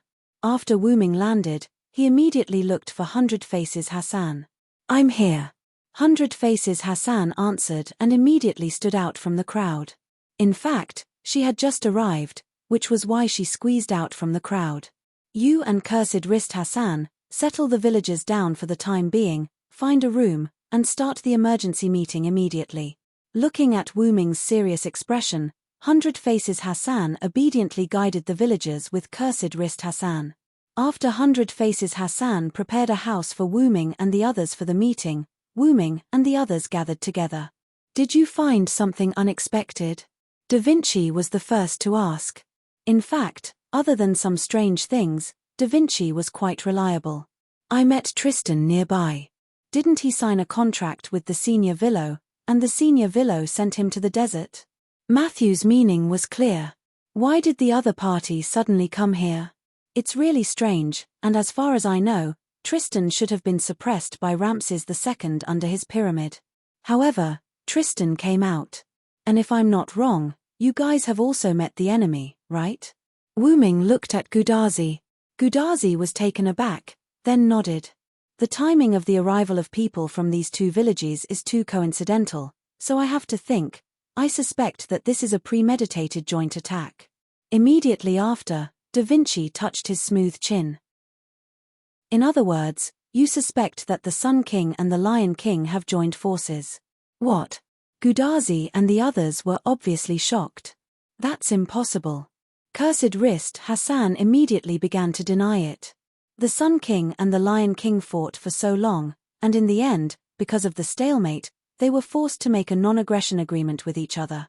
I don't think these two enemies will join forces. However, Wu Ming did not agree. There are no eternal enemies, only eternal interests, not to mention. Wu Ming paused and did not say anything else. Da Vinci, who probably guessed it, just smiled and did not speak. The others could not guess. In the end, Bediva, as a knight of the Round Table, spoke. Maybe it's because they have a new enemy. Chapter 775. I think Bediva is right. I think so too. The think tank, Da Vinci, nodded and told everyone his guess. Previously, the Sun Monarch and the Lion Monarch fought as equals mainly because the third force, the mountain folk, was too weak. Although it wasn't nice to say that, it was an established fact. But now, there's a new force, which is the new force of angels summoned by the Vilo himself. Those angels aren't as weak as the mountain folk, so they naturally pose a threat to the Lion Monarch and the Sun Monarch. As such, the polarization between the Lion Monarch and the Sun Monarch has collapsed. Although the triangle was indeed very sturdy, it shouldn't be forgotten that although the mountain folk were weak, they were still considered the third force. The sturdy and stable triangle had a fourth force in the middle, which directly broke the stability of the triangle. But in that case, shouldn't the Sun Monarch and the Lion Monarch attack the Assassin's angels? Why are they looking for trouble with the mountain folk? Gudazi couldn't understand this point. Regarding this point, Wu Ming spoke. Actually, the skywing species, which are the angels you speak of, are now hovering above the village with Abonte. Sigh. Everyone exclaimed and subconsciously raised their heads. Due to the cover of the roof, they couldn't see outside. But even without the cover of the roof, Gudazi and the others probably couldn't see Abonte 10,000 meters above the ground with their naked eyes. However, these people subconsciously raised their heads to express their shock. Before coming here, Abonte carried me past the holy city, so it's not unreasonable for the Lion Monarch to know that the skywing species are here. Therefore, the Sun Monarch and the Lion Monarch teamed up not to deal with the fourth force, or rather, not entirely. They could also wipe out the mountain folk while they were at it. Wait, doesn't that mean that the location of this village is also exposed? Gudazi was shocked. I'm afraid so. Wu Ming did not think that the Lion King did not know the location of this village. Even the East Village, which was more hidden than the West Village, had been discovered. There was no reason why the West Village had not been discovered. Although that is the truth, fortunately, Tristan has already left the stage. Holy City has lost another fighting force. This was Wu Ming's assurance after personally sending Tristan off. Moreover, now that we are all here, and Abonte is still in the sky, even if the Lion King uses the Holy Spear to attack, it won't have much effect. This can be considered a piece of good news amidst the misfortune. Sitting in Chaldea's control room, Roman leaned back and sighed. Things were getting more and more chaotic. Then what should we do now? Should we attack the Lion King directly or change our plan?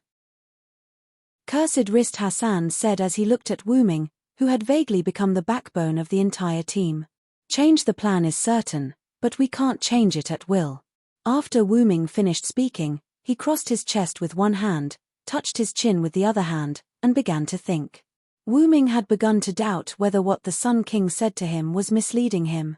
Perhaps, Wu Ming was completely deceived by the Sun King's uninterested in anything look. Why don't we split up? Gudazi suddenly said. Wu Ming looked at Gudazi. After all, Gudazi had also experienced 5 singularities. She was almost a master who could take charge of the situation on her own. Since she made a suggestion, he had to listen to it. Assassin, you should be able to take your angels to attack the holy city. Then, I will take the remaining servants to the desert to find the Sun King. However, as soon as Gudazi finished speaking, Wu Ming denied it.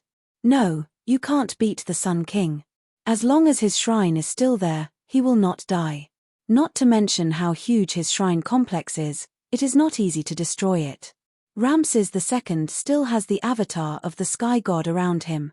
Although Nighticles looked very weak, so weak that she was almost kidnapped by Hassan, she was still a character that could not be underestimated. At that moment, Da Vinci suddenly interrupted. The enemy we encountered had the help of a caster servant. There shouldn't be any powerful caster in the Holy City, right? After all, they were all knights. In the face of Da Vinci's question, Wu Ming answered truthfully. The only person with the potential of a caster is a berserker. Although she can also use the caster's power, from the perspective of her identity, it should be impossible for her to follow the army. So, in the East Village, the caster who helped the Holy City's team should be Miss Nighticles.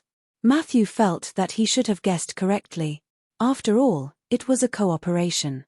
The Sun King sent someone, Nighticles, to the Lion King, and the Lion King also sent someone, Tristan, to the Sun King.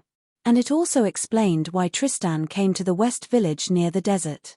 This was a cooperation, wasn't it? Even if Nighticles is not on the Sun King's side, Ramses II, who has the blessing of the Great Shrine, is not something you can deal with. Even if it was Wu Ming, it would be quite difficult for him to defeat Ramses II with the blessing of the Great Shrine. Even Wu Ming was quite difficult, let alone others. That was why Wu Ming was not optimistic about Gudazi. There was no other way. Wu Ming had a lot of servants, but they were not elite. But looking at the Lion King and the Sun King, even if their subordinates were dead, they were still very strong. What's more, their subordinates were not dead yet. So, how about we attack the Holy City, and the senior Villo go to the Sun King's side? Matthew said. Since they couldn't do it, then Wu Ming should do it. However, Wu Ming shook his head. No, I have something to confront the Lion King face to face, and Wu Ming paused. The Lion King is not someone you can defeat. You may not be able to pass Gawain's test alone. Well, Matthew sighed. What should they do? In fact, Wu Ming had a way. After all, he had already used that, but he wanted to see how Gudazi would choose. When Wu Ming was at his wit's end, Gudazi suddenly thought of something. By the way, what about Wang Hassan? When Gudazi said this, everyone also reacted. Yes, Gudazi and the others did not go to Wang Hassan to travel, but to ask for help. Since Gudazi and others returned safely, and they also got the approval of the first Hassan, then the first Hassan would definitely help Gudazi. Although Wang Hassan didn't say how to help us, he said that as long as we encounter difficulties, he will definitely come to help us. Gudazi's eyes were quite firm. She believed that Wang Hassan would not go back on his words. But I don't think it will work. Chapter 776. I don't think the first Hassan will be of any help to you in defeating Ramses II. You should know that Ramses II is a man whose head was once cut off by the first Hassan, but Ramses II is still not dead. He relied on his great shrine to reconnect his head and body. What? Cursed Wrist Hassan, Hundred Face Hassan, and Tranquil Hassan were all surprised. Even the first Hassan can't do anything to the Sun King? On this point, Wu Ming did not reply. The first Hassan did not kill people at will, but since he had made a decision, he would listen to the instructions of the evening bell and carry out the assassination. But if the assassination failed, the result would be like now. After the first Hassan assassinated Ramses II once, he would not do it a second time. Wait. Wu Ming suddenly realized a problem. Ramses II, who had witnessed the power of the first Hassan, or rather, Ramses II, who had been warned, should not cause any more trouble. However, he was still causing trouble now. Was he not afraid that the first Hassan would really cut him down? In the face of the crown assassin, Wu Ming did not think that Ramses II, who had an ordinary psionic base, would not be afraid. It turned out that he had been very afraid after that, but now, he was not afraid anymore. Tristan, the mountain folk, and Wu Ming, who had joined forces with the Lion King to deal with Chaldea and the others. In addition, if it were not for the fact that Wu Ming wanted to transfer the villagers at the last minute, or had such a long-distance transfer method, Wu Ming might not have come to West Village at all. Let's make another assumption. If Wu Ming, Abonte, and the Skywing species were not in West Village, but went to East Village where Gudazi and the others were, then what did it mean for Tristan to come to West Village alone? It meant that West Village would be perfectly wiped out. Tristan, who had received the reverse blessing, had no pity in his heart. Without the existence of Wu Ming, Abonte, and the Skywing species, coupled with Gudazi and the others who could not support them in time, West Village would undoubtedly be wiped out. The most important point was that Tristan had set up a large number of vacuum traps around West Village. The other party had also indirectly admitted that those traps were used to kill the villagers who had escaped. However, if Tristan knew that Wu Ming was there, he would not have set up those traps because they were completely useless. However, Tristan had set up so many traps. Moreover, when he saw Wu Ming, Tristan said, "I didn't expect you to be here." Although it sounded like a joke, Wu Ming, he felt that it was true. In other words, Tristan wasn't here for Wu Ming. He was here for the mountain dwellers. What's the benefit? Of course, it's the roots. While attacking East Village, which had a lot of combat power, he also eliminated West Village, leaving the villagers who had escaped with nowhere to go. This was a plan to wipe them out. Even if he wanted to eliminate Wu Ming, it should not be like this, because it was the same to Wu Ming whether there were mountain villagers or not. There was no reason for Ramses II not to understand this. However, since the other party did not seem to be here for Wu Ming, could it be for the master of Chaldea? Wu Ming glanced at Gudazi. Gudazi saw that Wu Ming was looking at her and smiled back at Wu Ming. Immediately after, Wu Ming also smiled back at Gudazi. Wu Ming thought of a possibility. If that was the case, it would be terrible. Whether it was for this singularity or for Wu Ming himself, it was quite terrible. But the premise now was what happened to East Village. "I'll go out first, you guys stay here for a while." Before Wu Ming could finish his words, black-purple ripples instantly engulfed Wu Ming. In an instant, Wu Ming arrived at the location of East Village, but at this moment, there was no sign of life in East Village. It could even be said that there were no living things in East Village. Instantly unfolding his mental power, Wu Ming captured the entrance of the solemn night army hidden on the mountain path of East Village. The leader was Lancelot, and Nitocris was also here. Was Da Vinci right? But this was not the point. The point was that Wu Ming found that the solemn night army had begun to retreat. Although this retreat was somewhat inexplicable, for the sake of Wu Ming's next guess, Wu Ming did not leave but waited quietly. Pushing his mental power to the maximum, after waiting for a little while, Wu Ming felt the fluctuation of magic power. One was from the sky in the west, and the other was from the sky in the east. There were attacks coming from both sides of the sky, and the destination was undoubtedly here, East Village. The thick lightning of the temple collided with the sharp and hot light of the holy spear. It was like a nuclear bomb colliding, combining together. In this Dongji village, Wu Ming, who had already withdrawn from the range of the attack, saw the two attacks turn East Village into nothingness, and became more and more certain of his guess. Wu Ming recognized these two attacks. One was the attack of the great temple of Ramses II, and the other was the attack of the holy spear. However, these two attacks were the most powerful attacks Wu Ming had ever seen. However, such attacks certainly could not be launched consecutively. They should be similar to the kind of attack that accumulated power. Even if Abonte and the Skywings were here, facing a real attack, they would not be able to completely protect East Village. Annihilating the West Village and greatly destroying the East Village, it was as if they were trying to exterminate this special human. If all the humans of this singularity disappeared, then there would be no saving, and humanity's salvation would fail. Wu Ming could understand why the Lion King attacked the people outside the holy city with the holy spear because she had done it before. The holes in the ground were an example. Those in the holy city were good people, so those outside the holy city were bad people. Using the holy spear to slaughter the bad people was equivalent to preserving the purest human beings. However, Ramses II's approach was quite outrageous. However, if the other party was not Ramses II but Jisha's people, then everything would be fine. Jisha's priority was never to kill Wu Ming, but something else. Wu Ming was just the most threatening stumbling block for Jisha. Basically, As long as it was a singularity with Wuming, there would be traces of Jisha. In Winter Wood, Floros wanted to attack Wuming, but he was killed by Wuming. In North America, Jisha personally created a few holy grails in order to increase the difficulty for Wuming and Chaldea. In the end, who would have thought that the forces who obtained the holy grail were still no match for Wuming, and one of them was even given away for free?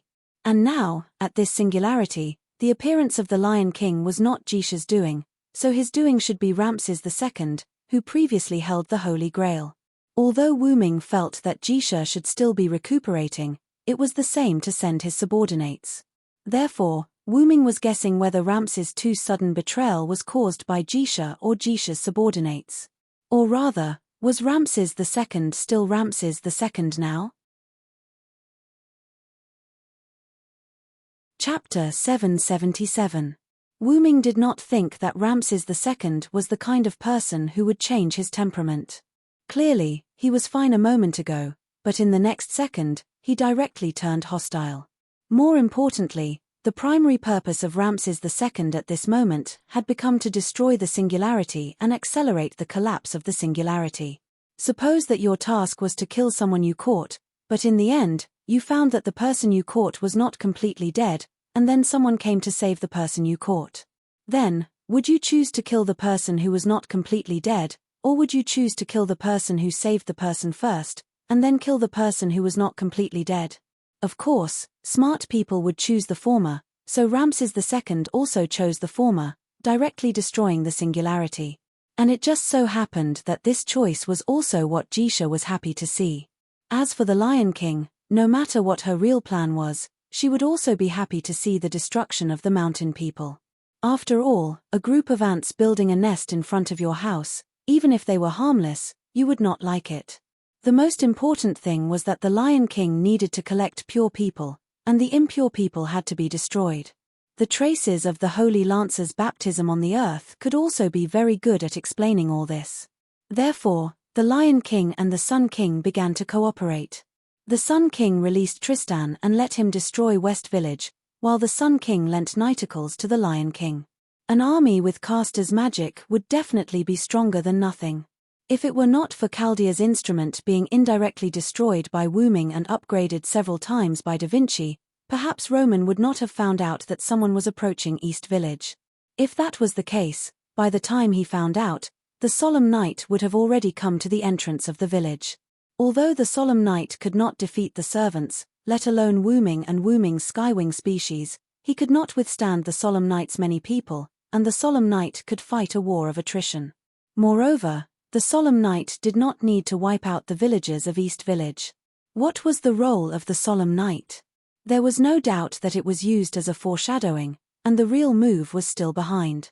The real move was Wuming's nuclear bomb baptism that he saw with his own eyes. The nuclear bomb baptism directly razed Dongji village to the ground. If everything went according to the original plan, Tristan would have already destroyed the West Village by then. Therefore, it didn't matter whether he destroyed the people of the East Village or not. Through this, Wuming also understood why only Tristan was loitering around West Village. It was because there was no need to send too many people. Tristan alone was enough. According to the original plan, after the villages on both sides were destroyed, without a fixed residence, the villagers would not be able to survive for long. Don't think that just because you're a mountain dweller you can live deep in the mountains. It's not like you're a non-human.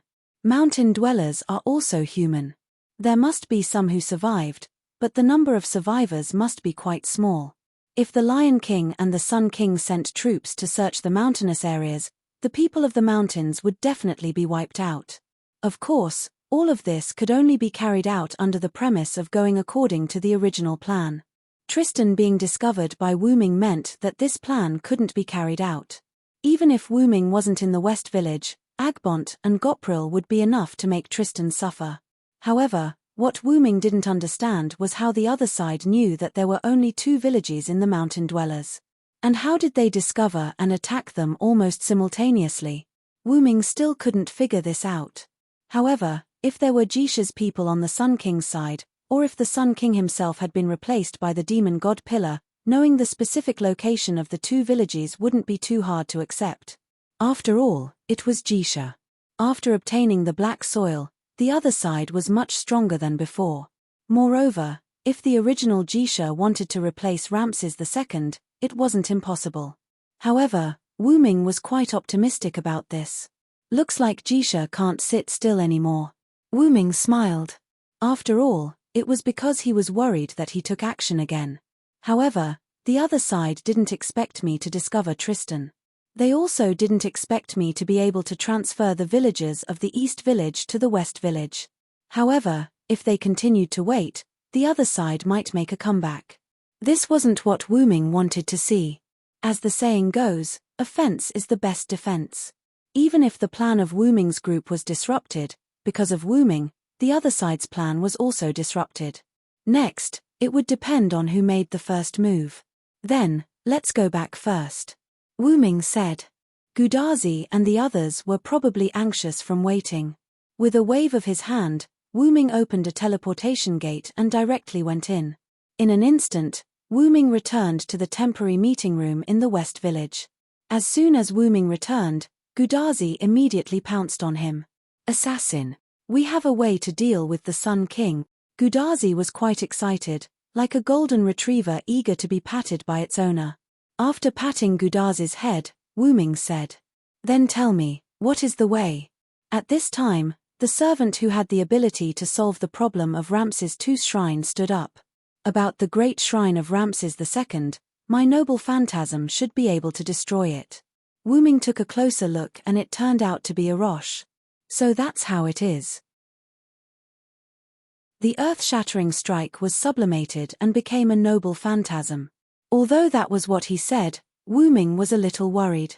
So, what was the price? Was it like the legend where the body was directly torn apart? However, Wu Ming did not ask, and the other people did not speak. Even Roman in the control room did not speak this time. As long as the great shrine is destroyed, the Sun King should not have that kind of powerful immortal ability. At that time, with the help of King Hassan, we can defeat the Sun King. Gudazi was full of confidence. However, Tachika, you still have to be careful. Wu Ming looked serious. Anyway, the other party is also a top-level servant. It's impossible for the shrine to be destroyed. I will be careful. Gudazi smiled and nodded. However, Gudazi pulled Matthew over. And Matthew will protect me, don't worry. Yes. Yes, Villo-senpai, I will protect Master. Although he was a little flustered because of Gudazi's sudden attack, Matthew still replied with confidence. Seeing such a scene, Wu Ming was almost relieved. Wu Ming took Gudazi's hand and said blessings. May the root be with you. No one noticed that a strange command spell was attached to Gudazi's shield-type command spell. Wu Ming's strange blessing made Gudazi stunned, but since it was a blessing, she accepted it. Right. Gudazi suddenly thought of something. Assassin, do you know what happened to the explosion and the lightning in the sky? Chapter 778. Of course I know, and this has a lot to do with me verifying whether my guess is correct. Afterward, Wu Ming looked around at everyone. Do you want to listen to my analysis? In this regard, everyone gave the same answer. Of course. Afterward, Wu Ming told everyone about the explosion of East Village, the joint attack of the Sun King and the Lion King, and Wu Ming's own conjecture. Of course, Wu Ming replaced the part about Jisha with the part about the Magic King. After all, in the eyes of Matthew and the others, the Magic King was the culprit. Roman, who was sitting in the Chaldea control room, sighed for a minute. Because Wu Ming had already sorted out his thoughts, he spoke very quickly. In other words, we are now attacked from both sides. Although the situation was very bad, Da Vinci could still laugh. As expected of Da Vinci's kin. After listening to Wu Ming's explanation, Matthew looked incredulous. This is too, the Sun King, who was originally neutral and had indirectly helped them, suddenly joined forces with the Lion King and launched such a powerful attack on them. This not only made Matthew somewhat unacceptable, but Gudazi was also surprised. Of course, these are just my guesses. No one said that this is right. Wu Ming shrugged. Although Wu Ming said so, but, according to the Villow's logic, this is probably the case. Roman, who was in the Chaldea control room, said regretfully, "Indeed, everything that is happening now is basically the same as the Villow's conjecture. It can't be denied even if you want to." Da Vinci still said in a relaxed tone, "If the Magic King came in person, that would be terrible." Matthew was quite worried. "Don't worry, Matthew, the Magic King can't come in person." Da Vinci's words made him feel surprised. This was what Wu Ming had wanted to say. Da Vinci smiled faintly when he saw Wu Ming's astonished expression. "We're just struggling at death's door. If the Magic King wants to wipe us out, he can easily do it. Plus, he said that we can't be considered a threat if we haven't dealt with the 7 singularities. Why would such a proud Magic King lower himself to come here?" Geniuses were indeed geniuses. Their understanding was also different from ordinary people. After hearing Da Vinci's words, I suddenly feel much more at ease. Gudazi patted her chest and took a deep breath. Actually, if one thought about it carefully, this was indeed the case, because that was without Wu Ming. If not for Wu Ming, Tristan would not have gone to the Sun King's place. If not for Wu Ming, the Sun King would not have been suspected of being possessed and betrayed. Wu Ming felt that these 2 points were very important. If not for him, perhaps Gudazi and the others would have a smoother time. However, at this point, there were no IFS. Therefore, Wu Ming was still very worried. Compared to your focus, I'm more surprised that the Ramses II mentioned by this guy has been replaced. 100 Faces Hassan also spoke. After all, 100 Faces Hassan was a Hassan from a village near the desert. Although she did not have a direct conflict with the Sun King, she had witnessed the Sun King's power. He was a powerhouse full of majesty and dominance. This was as shocking as Ah Fu suddenly saying that she was actually a real girl and even showing that she did not have a big treasure. It's indeed a little unbelievable. Cursed Wrist Hassan also nodded. I'm just guessing. The truth can only be determined after seeing the person in person. Wu Ming shrugged, indicating that he was innocent. No matter what the truth is, all of you need to be 120% vigilant. This was the only point that everyone must be clear about. Understood. Gudazi saluted Wu Ming, indicating that she understood. Nodding, Wu Ming looked at everyone. There's no time to lose.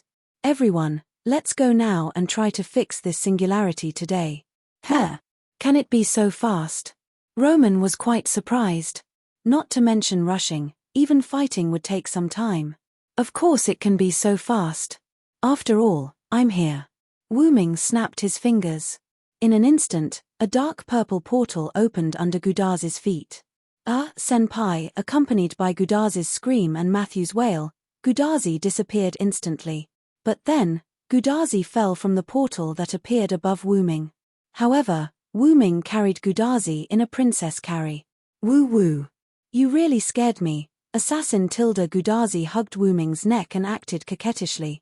This made Hassan, who had been quiet on the side, quite jealous. I'm sorry, Wu Ming said apologetically. He only wanted to make a small joke. And Matthew also breathed a sigh of relief. Phew, Tilda Senpai is fine. Senpai Villo, don't make such jokes in the future. In the end, Matthew puffed up his cheeks and looked at Wu Ming rather angrily. If Lancelot was here, he would probably have a nosebleed. Wu Ming thought so. Then Wu Ming put Gudazi on the ground, walked to Matthew, and put his hand on his little head. I'm sorry, I won't be so sudden next time. Forgive me, my dear junior. Okay. Matthew nodded with a flushed face. He couldn't help it. Wu Ming's smile was too lethal. Gudazi immediately ran over and separated Wu Ming and Matthew, and hugged Matthew protectively in her arms. Okay, don't bully my Matthew, really Tilda. Although that was what she said, Gudazi actually had a coquettish look on her face, which was quite pleasing. Well, can we get back to the topic? As an honest person, Cursed Wrist Hassan raised his hand. Wu Ming smiled awkwardly, and then became serious. As you can see, I can connect the places I've been to. I've been to Ramses II's Grand Temple, so I can create a passage that leads directly to the vicinity of the Grand Temple. Wu Ming had been to Ramses II's place, so there was no problem in building a portal here. Everyone nodded in agreement. Everyone was quite satisfied with this direct home invasion move. But at this moment, Cursed Wrist Hassan asked again. Don't you need to leave a few servants here? I'm still worried about the safety of this village. If they all left, what if the enemy attacked again? This was also very likely. Direction, Abonte won't leave. Wu Ming pointed to the sky. Cursed Wrist Hassan did not speak, and seemed to be thinking. Don't worry, Cursed Wrist, that big guy is still very reliable. As Abonte, who had guarded the village for a while, 100 Faces Hassan was quite satisfied with Abonte. Since 100 Faces Hassan said so, then okay. Cursed Wrist Hassan compromised, and the last one to speak was Gudazi. As the master of the servants, she began to cheer them up. Good. Then everyone, the final battle is about to begin. Chapter 779. After that, everyone was divided into 2 teams. Gudazi, Matthew, Cursed Wrist Hassan, Hyuga Hassan, Tranquil Hassan, Arosh, and Kudo Taikai were in one team. Wu Ming, Bediva, and Gazril were in the other team. Tang Sanzang, on the other hand, stayed behind in West Village because he did not have any combat strength. Although I can't help, I will pray to Buddha to protect you, Tang Sanzang said as he prayed for everyone. Thank you. We will definitely return successfully, Master Sanzang. Gudazi was rather confident. We're ready. Assassin, you can begin, Gudazi said to Wu Ming. Nodding, Wu Ming was not in a hurry to open the teleportation gate. Instead, he shouted into the void. Azrael. Yes, Master. The green-haired girl appeared out of thin air. Hey, Miss Azrael? Matthew was surprised. After all, Matthew and the others had not seen Azrael since their first meeting. Actually, Azrael has been hiding by Tachika's side under my orders to protect Tachika. After Azrael appeared, Wu Ming began his explanation, explaining why Gudazi and the others had not seen Azrael except for their first meeting. I see. That person who was covering for us at the entrance of the mountain was also Azrael, right? Gudazi widened her eyes, looking as if she had seen through everything. Indeed, it was me, Meow Tilda Azrael replied playfully with a hint of cuteness, but Gudazi and the others, who had seen Azrael before, did not find it funny. Gudazi and the others had seen Gazrael's aura, and Gudazi vaguely remembered that when she first met Azrael, Azrael had addressed her as the commander of the Skywings. The aura of Azrael, who was not the commander, was already very powerful. Gudazi did not even dare to imagine how terrifying Azrael, who was the commander of Gazrael, was. However, if Wu Ming knew what Gudazi was thinking, he would definitely laugh out loud. Although Azrael was the commander, the strongest individual among the Skywings was still an outsider, Gazrael. However, at this moment, Hassan felt that something was wrong.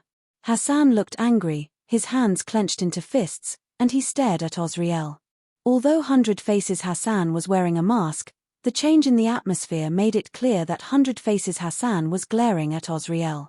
Cursed Wrist Hassan pressed down on Cursed Wrist Hassan, hinting at 100 Looks Hassan not to be impulsive. This caused most of the people present to be dumbfounded. What was going on? Could it be that there was a grudge between them? This most of the people actually referred to the naive Gudazi, Matthew, as well as Bediva, Arosh, Itatota, Tang Sanzang, and a few others who had not come into contact with Azrael and Hassan. Gazrael looked like she was watching a good show. Her little face was flushed, and she was quite excited. This made Wu Ming glare at her. Whether it was Cursed Wrist Hassan, who was pressing Hassan's shoulder, Da Vinci, or even Roman in Chaldea's control room, they all basically understood what Hassan was angry about. Wu Ming sighed helplessly. Although this had nothing to do with him directly, it was indirectly related. The reason for Hassan's anger was smoky drunk Hassan's death. Azrael had always been with Gudazi and the others, so as long as Azrael appeared, smoky drunk Hassan would not have to sacrifice himself. Of course, it was also wrong to resent others for not lending a helping hand as an excuse. Hassan was a smart person. He knew that if Azrael were to save him, no one else would be able to say anything about it. It was normal for Azrael not to help because this was her duty. There was no rule that stated that she had to help when she saw injustice. In addition, Azrael was Wu Ming's subordinate, so Hassan chose to remain silent. This disappointed Azrael, who had noticed from the beginning that someone was hostile to her. She had hoped that the monkey would attack her, and then she could fight back openly. The skywing species were not angels but a species that sent others to meet angels. Therefore, it was a pity for Osriel that they couldn't fight. In the corner, quiet Hassan put his hands on his chest and heaved a sigh of relief. Although she didn't know what had happened between Hassan and Azrael, she didn't want to cause internal strife. On one side was her compatriot, and on the other side was the subordinate of someone who was not afraid of her poison. It could be said that quiet Hassan was the last person who wanted to see Hassan and Azrael get into a conflict. That's great, Sir Villo. Looking at Wu Ming's back, quiet Hassan prayed silently. Wu Ming did not pay attention to quiet Hassan. When he saw Hassan loosening his clenched fist, Wu Ming knew that this matter was not going to get out of hand. It was not that Wu Ming was gloating. It was quite unfavorable for them to have internal strife so close to the final battle. In short, I will let Azrael go with you. Azrael, it's the end, so don't be stingy with your magic power. Just do it. 100 Faces Hassan did not pursue the matter, and Wu Ming would not mention it again. It was better to just turn the page. Yes, Master. Azrael bowed slightly and accepted Wu Ming's words. Then, let's go. Seeing that the atmosphere had inexplicably returned to normal, Gudazi did not try to find out what had happened, as long as everyone was fine. Then, let's begin. Wu Ming finished and snapped his fingers. The portal instantly appeared in front of Gudazi. The black-purple ripples were like a black hole, spinning as if to suck Gudazi in. Why do I feel a little scared? Gudazi smiled awkwardly at Wu Ming. It's not the first time you've experienced my portal. What are you afraid of? Wu Ming smiled helplessly. Let's go, Senpai, I will protect you. Matthew conveyed his faith to Gudazi through his firm eyes, which made Gudazi not afraid. Oh. With Matthew around, it really makes people feel very at ease. Gudazi hugged Matthew and rubbed against him. Matthew's face became rosy, but he did not refuse Gudazi's closeness. What a beautiful sisterly relationship. Most of the people present thought so in their hearts. However, Wu Ming only felt that Tochibona's power was great. Then, Gudazi and Matthew entered Wu Ming's black-purple portal side by side. He was followed by Cursed Wrist Hassan, 100 Faces Hassan, and Tranquil Hassan. The last ones were Arosh and Kota Saito. Then, Master, I'll go first. Meow. Azrael said and jumped into the portal. Then, it's our turn next. Wu Ming looked at Bediva and Jillian.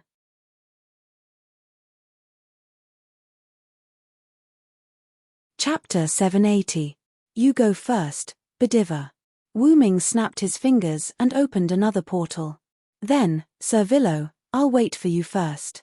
Bediva nodded to Wu Ming, waved his robe, and went into the portal that Wu Ming opened.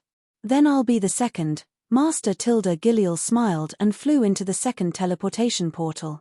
Finally, Wu Ming looked at the last person besides himself, Xuanzang Sanzang. Master Sanzang, take care of yourself here. You guys need to take care of yourselves. I just need to stay here, and you guys are going into the lion's den. It really makes this poor monk feel guilty. Tang Sanzang looked embarrassed. No one is perfect, and the same is true for servants. I feel very lucky that Master Sanzang can pray for us, Wu Ming said. Well then, Wizard Sanzang, take care. After Wu Ming finished speaking, he went into the portal as well. However, the portal that Wu Ming entered seemed to be, hey, you chose the wrong portal. However, the portal was still closed, leaving Tang Sanzang howling there alone. Forget it. Anyway, this portal's ability is his. He should come back if he notices that something is wrong. Tang Sanzang sighed. Walking to the window, Tang Sanzang looked at the blue sky, lowered his head, and prayed.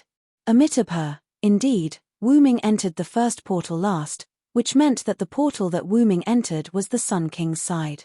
However, that was not because Wu Ming chose the wrong portal, but because Wu Ming had deliberately chosen it because Wu Ming had already started a war with the other side in the Holy City. Skywing species surrounded the gate of the Holy City, arranged in 3 rows in the sky, and the magic power in their hands was constantly surging. Wu Ming floated behind the 3 rows of skywing species, looking down with his hands crossed in front of his chest. Whoosh! The first row of skywing species launched a ball of magic power at the gate of the Holy City like a cannonball, causing a big explosion. Boom! Immediately afterward, the skywing species in the first row immediately floated up and retreated to the back of the 3rd row. They began to reorganize themselves and became the new 3rd row. As for the 2nd row, they took a step forward and replaced the 1st row as they launched their attacks. Because they were charging up while the original 1st row was attacking, the damage dealt by the new 1st row was particularly obvious. Boom! As for the new 1st row, after releasing their attacks, they floated up to the current 3rd row, which was behind the original 1st row, and began to repair themselves. The original 3rd row had now become the 1st row. Because they had begun accumulating power when the 1st row released their attacks, they were now able to directly launch their attacks. The power of their attacks was still not bad compared to the 1st row. Boom! Immediately after, this row retreated to the last row and began to reorganize. The original 1st row became the 1st row once again, and because they began to accumulate power when the 1st row launched their attacks, they could also directly release their attacks now. In this way, the 3 rows of skywing species repeatedly attacked the Holy City below without stopping. That's right. This was the simplest 3-section formation. Through the alternation of the 3 rows, they could instantly release attacks that couldn't be released instantly without stopping. Moreover, it was a highly concentrated attack. However, because the ordinary skywing species were berserker, it could be said that they couldn't even use such an ordinary formation. All of this was actually under the command of Wu Ming. With the contract as a link, Wu Ming had no problem giving some tasks to the skywing species as their master. Wu Ming was now rather helpless about the skywing species becoming berserkers. It was quite disadvantageous for a social creature to become berserkers because the advantage of social creatures was cooperation. One couldn't expect a group of berserkers to cooperate with each other. Fortunately, the skywing species still obeyed their master's orders as servants, so Wu Ming had no problem commanding the skywing species in battle. The 3-section formation kept firing, and with the skywing species in the air, the people of the Holy City couldn't show their faces at all. This made things difficult for the gatekeeper, Gawain. Damn it! Is the enemy's magic infinite? Gawain, who was leading a group of solemn knights to hide behind the Holy City's gates, was depressed. Although Gawain's combat strength had increased 3-fold under the sun, he wouldn't foolishly charge into the sea of cannons and take the damage. What if he died? What should he do? However, it turned out that the enemy's magic wasn't infinite. The magic cannons outside stopped. It couldn't be helped. If this continued, the 3 rows of skywing species would run out of magic power and leave. However, Wu Ming still had several thousand skywing species behind him, so he wasn't afraid of the enemy at all. However, Wu Ming could tell from the skywing species cannons that the Holy City wouldn't be blown up so easily. Pure magic cannons wouldn't work at all. Thus, after the 3 rows of skywing species in front of Wu Ming stopped attacking, Wu Ming didn't continue sending the skywing species behind him to attack. With a snap of his fingers, a dark purple portal opened, and the 3 rows of skywing species in front of Wu Ming flew in an orderly fashion.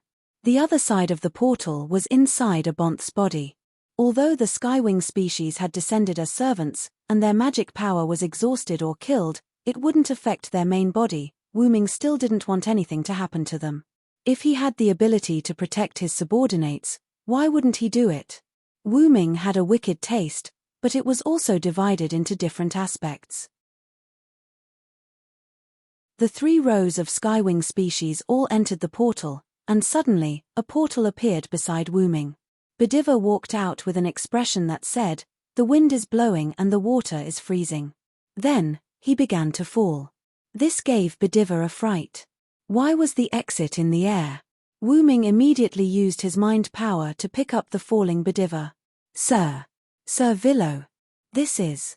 Bediva was a little confused. Why was he, who had left first, slower than Wu Ming? And why was it in the air? However, before Wu Ming could answer, there was movement from the portal again. Oh! The second person to come out of the portal was Gopril. Hey! Is everyone here? Has it already started? Looking at the many sisters behind her, Gopril was a little confused. But because she could fly, Gopril didn't fall from the sky like Badiva. Master! Aren't you behind me? Gopril had the same question. Seeing that there was no movement from the holy city, Wu Ming looked at Badiva and Gopril. Don't worry, one question at a time. Then, Gopril beat him to it. Me first, me first. Question: why are there two masters?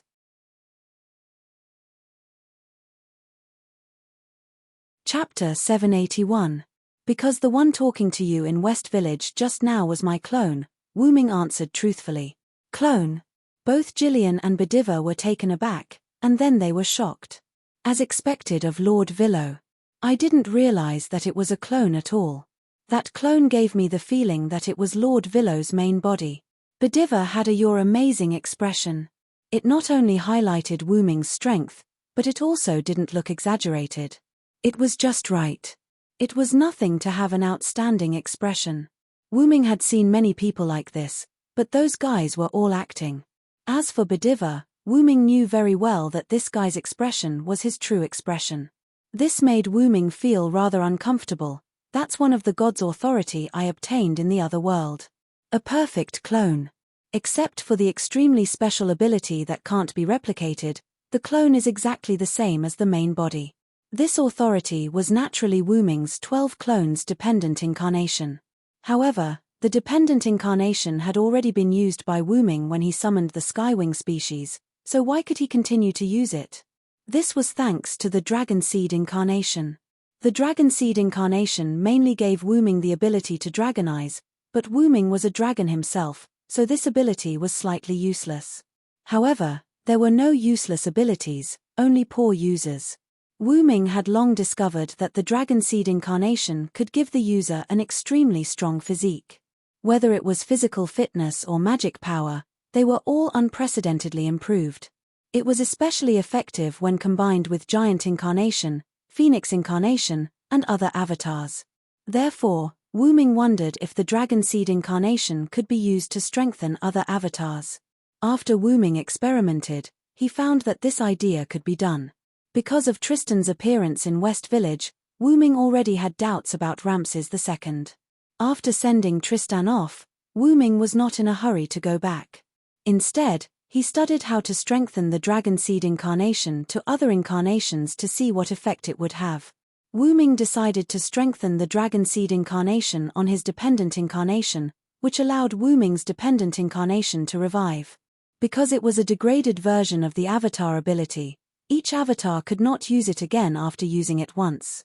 This was the reason why the dependent avatars could not use it again. However, the unexpected surprise of the Dragon Seed incarnation had resurrected the dependent incarnation. Although the Dragon Seed incarnation could not be used, it was not a big deal. Although it was cruel to say that, the Dragon Seed was not very useful to Wu Ming. After that, Wu Ming's doppelganger returned to West Village and discussed with Gudazi and the others. As for Wu Ming himself, he directly went to Holy City and launched an attack on it. In any case, no matter how the doppelganger was grouped with Gudazi, Wu Ming would definitely be among the people who came to Holy City. Therefore, Wu Ming came ahead of time. Moreover, Wu Ming and the doppelganger were still connected. Although they could not share images, they could at least exchange information. In addition, the doppelganger and the main body were the same person. Wu Ming was not worried that the doppelganger would mess things up. I see. That's why I felt that the doppelganger master was a little illusory. Gopril completely understood what was going on. Instead, it was Silent Wonder who looked at Gopril in surprise. Even his own mother would not be able to tell, yet Gopril, a mere Skywing species, was actually able to see the clues. Could it be that the Vitality Incarnation ability in Gopril's body made Gopril and Wu Ming's dependent incarnation have a little mutual encouragement? Wu Ming felt that this should be the case. Sir Villo, have you already started a war with Holy City? Although Bediva didn't see the 3 rows of skywings, the careful Bediva saw that the main gate of the holy city, the surrounding walls, and the ground were all slightly damaged. Even the radiance of the holy city had dimmed a little. I have the advantage in numbers. Why would I fight Gawain alone? Wu Ming pointed at the thousands of skywings behind him and smiled. Although there were not tens of thousands of them, they still numbered in the thousands. Bediva was a little helpless. He did not expect Sir Villo to still have such a personality. All right, it's just a joke. Wu Ming shook his head. I was actually testing the strength of Holy City, and it was just as I expected. Holy City is exactly the same as Camello City. Its walls are also as thick as Camello City. Wu Ming spread his hands. Wu Ming thought of Matthew's noble phantasm, which was as indestructible as the walls of Holy City in front of him. In this case, there's really no other good way except to start from the gates. As a Knight of the Round Table, Bediva naturally understood the power of his own city walls. Wu Ming also tried an air raid, but it did not succeed. Just like what he saw a few days ago, a layer of light covered the sky above Holy City. It was the light film emitted by the Holy Spear, which seemed to be specially designed to defend against aerial units. The skywings could not enter at all. In that case, this gate of Good City will be broken by my noble phantasm. As Wu Ming spoke, he took out the Meteor Silver from the golden ripples in the void. Meteor Silver Splendor, Exsilver Meteor, Level, EX Type, Evil Noble Phantasm Distance. Maximum Catch. This was a treasure created by the planet's suppression. The Holy Star Sword, which had truly been released from its restrictions, had the effect of determining the target as evil. As long as it had the definition of the user's enemy or someone who must be defeated, it would be marked with the evil attribute by the Holy Sword. The target of the determination was both a person and an object. Even concepts such as space and time could be included in the determination. Ever since the Meteor Silver had been consecrated by the suppression, after the transformation, it had gained this powerful noble phantasm. It was with this noble phantasm that the fledgling Wu Ming successfully defeated the other party in the battle with the Indian demigod Karna. However, it was only a narrow victory. Karna was mainly completely shrouded in the aftermath that could not spread out. To put it simply, he was affected by the aftermath. Karna, who had unleashed his most powerful attack, had lost his invincible armor, and had been affected by the aftershock of the collision between his most powerful attack and Silent's most powerful attack. How could he not be forced out of the arena? And Wu Ming still had armor and recovery potions at that time, so naturally, he could survive more than Karna.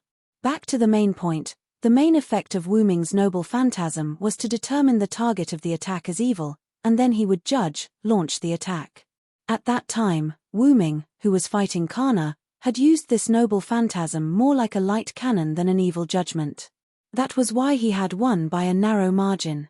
However, Wu Ming was no longer immature now. He could fully unleash the true power of this sword.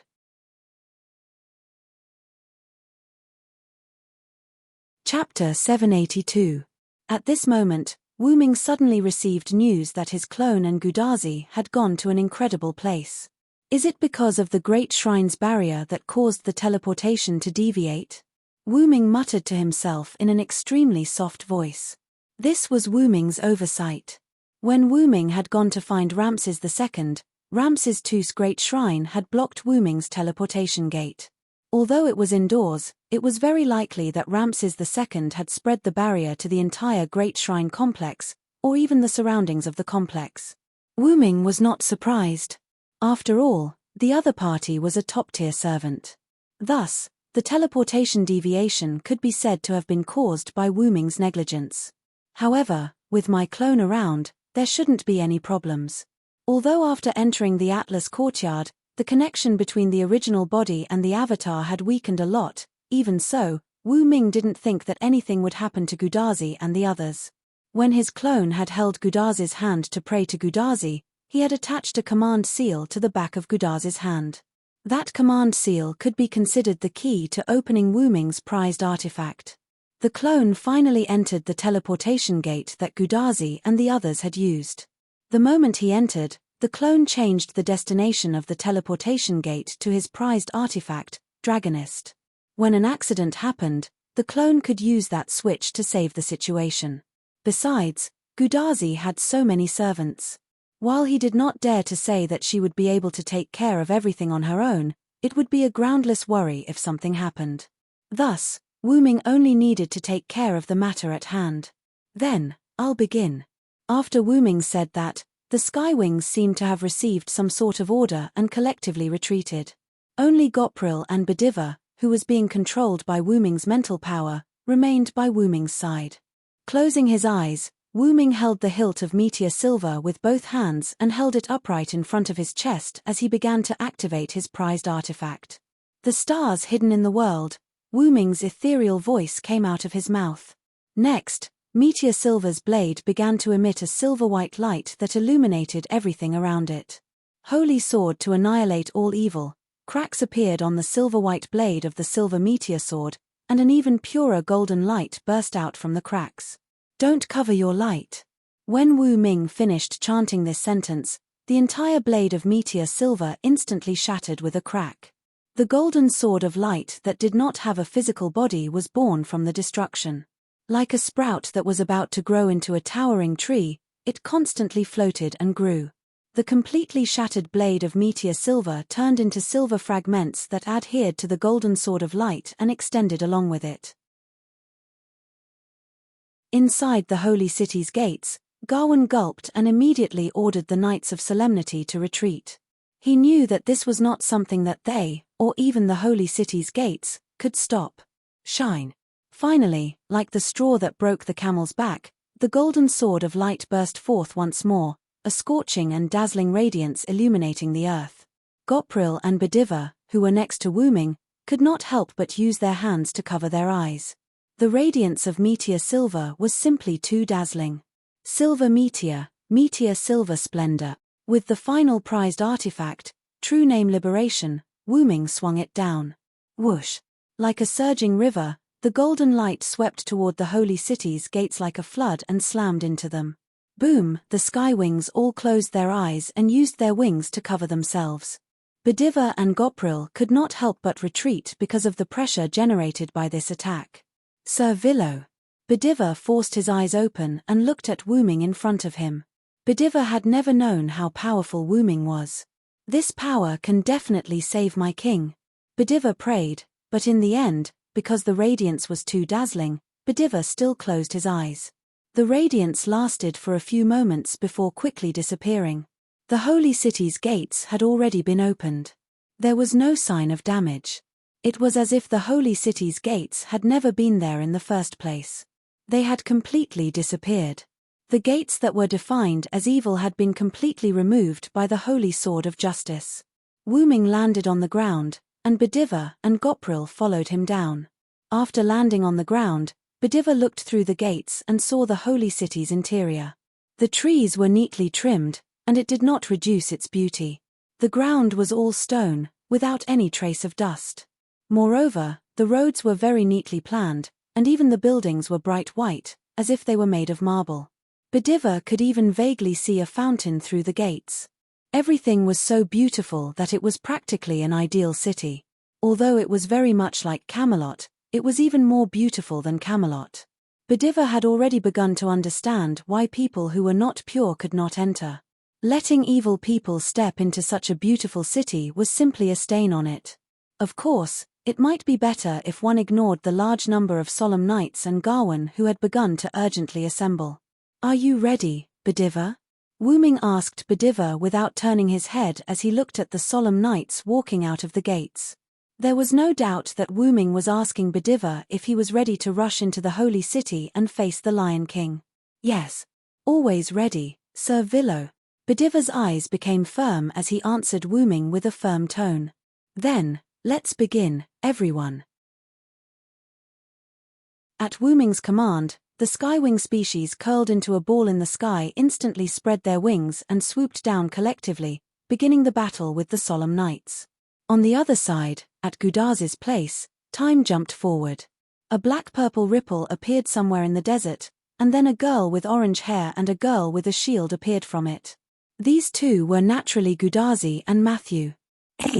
Desert. Gudazi was stunned. Although the Sun King was indeed in the desert, it was impossible for there to be any buildings around. Sir Villo said that he would teleport us to the vicinity of the Sun King's great temple, but I can't see any temples around. Matthew was also quite helpless. Could it be that we came to the wrong place? Before Gudazi and Matthew could discuss what was going on, there was movement in the portal again. The big sister with the face of Mona Lisa appeared. Artilda, did we come to the wrong place? Da Vinci noticed the surroundings as soon as he arrived. Doctor, are you there? Gudazi asked her bracelet. However, no one responded to Gudazi. It seems that the desert barrier should have cut off Chaldea's communication again, Matthew said. Although they were prepared for not being able to contact Chaldea, Gudazi and the others still hoped to be able to contact him. What should we do now?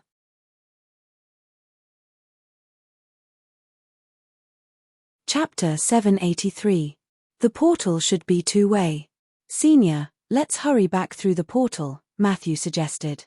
However, the sound of Hassan and Arosh landing on the ground gave Matthew a negative answer. After everyone arrived, the teleportation portal closed instantly. This made Matthew, who proposed the idea of returning now, quite embarrassed, and it also made Hassan and Arosh quite embarrassed. They all heard what Matthew said, but since things had come to this point, they could only bite the bullet.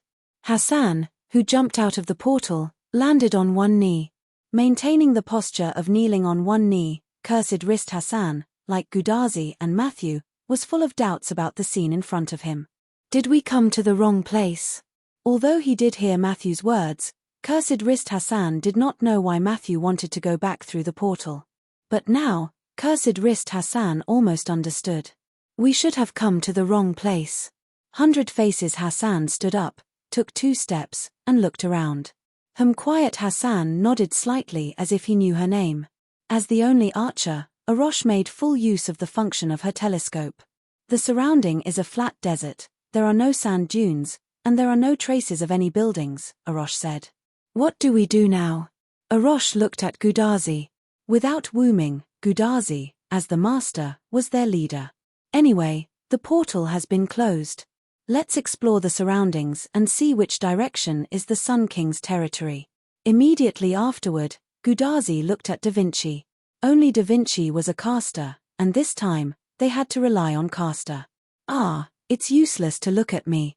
I have no problem figuring out the direction in the desert, but if you want to ask me where are we now, it's really difficult. Sure enough, even the genius Da Vinci can't do anything about this. Matthew was a little disappointed. Mr. Hassan, can you tell where we are? Gudazi looked at cursed wrist Hassan, as well as his companions, 100 Faces Hassan and Tranquil Hassan. Although our Hassan is not afraid of the sandstorm in the desert, if we didn't come here ourselves, we wouldn't know where we are in the desert now. Cursed wrist Hassan shook his head and gave Gudazi a disappointed answer. Then what should we do? Gudazi had a weird done-for look on her face. I've discovered something interesting. Da Vinci suddenly spoke. Although Da Vinci was unable to complete Gudazi's request, Da Vinci was still capable of simply exploring the surroundings. What did you discover, Da Vinci's lover? Gudazi quickly walked up to Da Vinci. There's a barrier in front of us. But, Da Vinci's lover, our main task now is to crusade against the Sun King. How can finding a barrier help us at this time? Matthew was puzzled.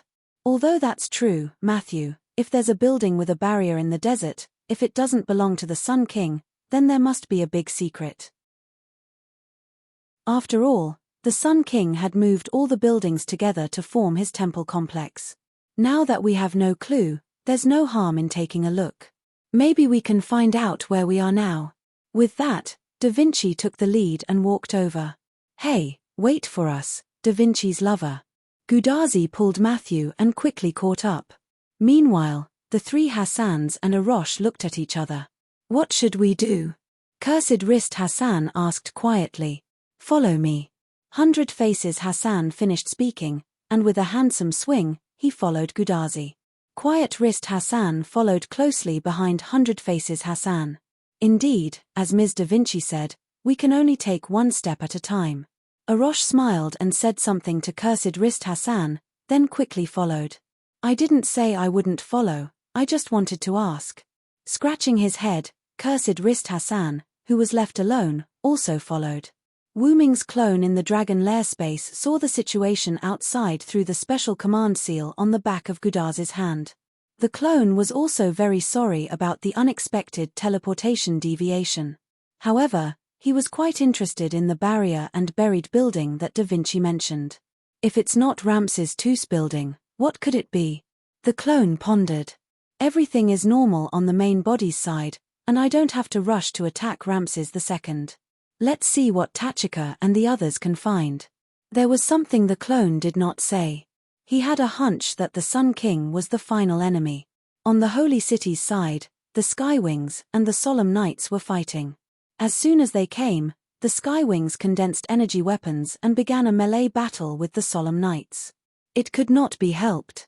Although using magic for long-range bombardment was also very good, the Skywings still liked to fight in melee. Even if the Skywings had lost their minds, they could still beat the Solemn Knights into retreat. It should not be forgotten that the Skywings appeared in the world as servants. Even Berserker was a servant, and it was not an existence that the Solemn Knights could fight against. The Solemn Knights generally relied on numbers to swarm the servants, but this time, their trick was not effective. Although they couldn't count, maybe the number of enemy servants was more than the number of Solemn Knights. However, because the Skywings were all melee fighters, the Solemn Knights could rely on numbers to replace the other party. However, in the current situation, 10 Solemn Knights for one Skywing was quite extravagant and basically impossible. Basically, it would take 100 Solemn Knights to replace one Skywing. It was a good thing that the Skywings were servants, or else Wu Ming would not have let them fight like this. Let alone 100 Solemn Knights, even if there were thousands or tens of thousands of them to replace one Skywing, Wu Ming would still feel the pinch. Putting aside the fact that the Skywings were his subordinates, they were still young girls. How could they compare to these smelly old men? Putting aside the joke, even if it was 100 Solemn Knights for one Skywing, the defeat of the Solemn Knights was clearly visible. If not for the fact that there was no order from above, Gawain might have already ordered the Solemn Knights to retreat. That was because if this continued, the Solemn Knights of the Holy City would all be dead. However, even if they were all dead, they could not retreat. When Wu Ming had used the noble artifact to blow up the gate, he had ordered the Solemn Knights to retreat to avoid unnecessary casualties. Now, however, they had to defend the main gate. For the king, with that thought in mind, Gawain swung his sword and killed a Skywing that was attacking him. The Skywing turned into magic power and disappeared from Gawain's side. Hold on. The Holy City must be defended.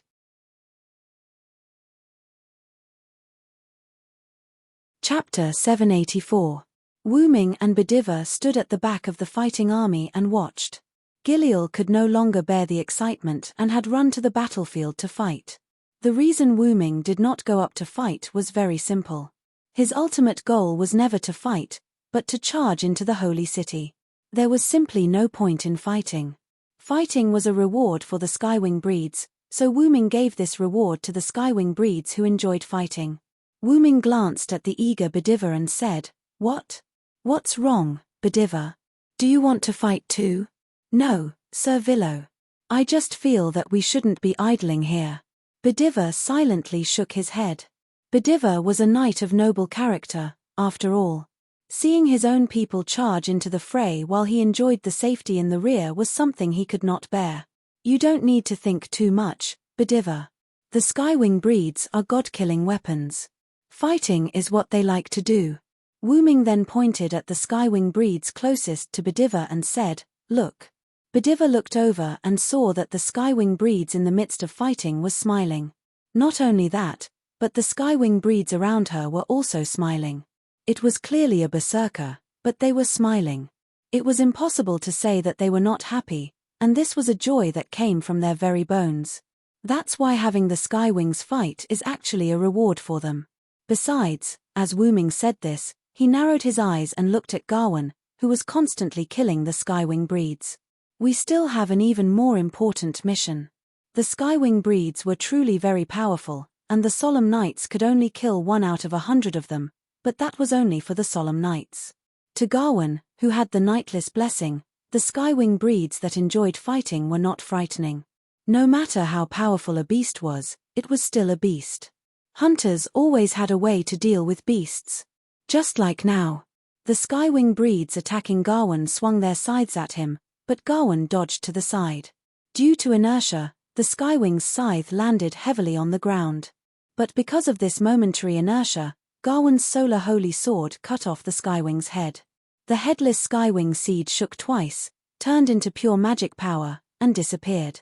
The lack of rationality was the greatest weakness of the Skywing species, while having rationality was Gawain's greatest advantage. Gawain was already annoyed by the constant bombardment from the Skywing lifeforms. Now that the Skywing lifeforms had stopped their bombardment and switched to close combat, Gawain was naturally happy to oblige.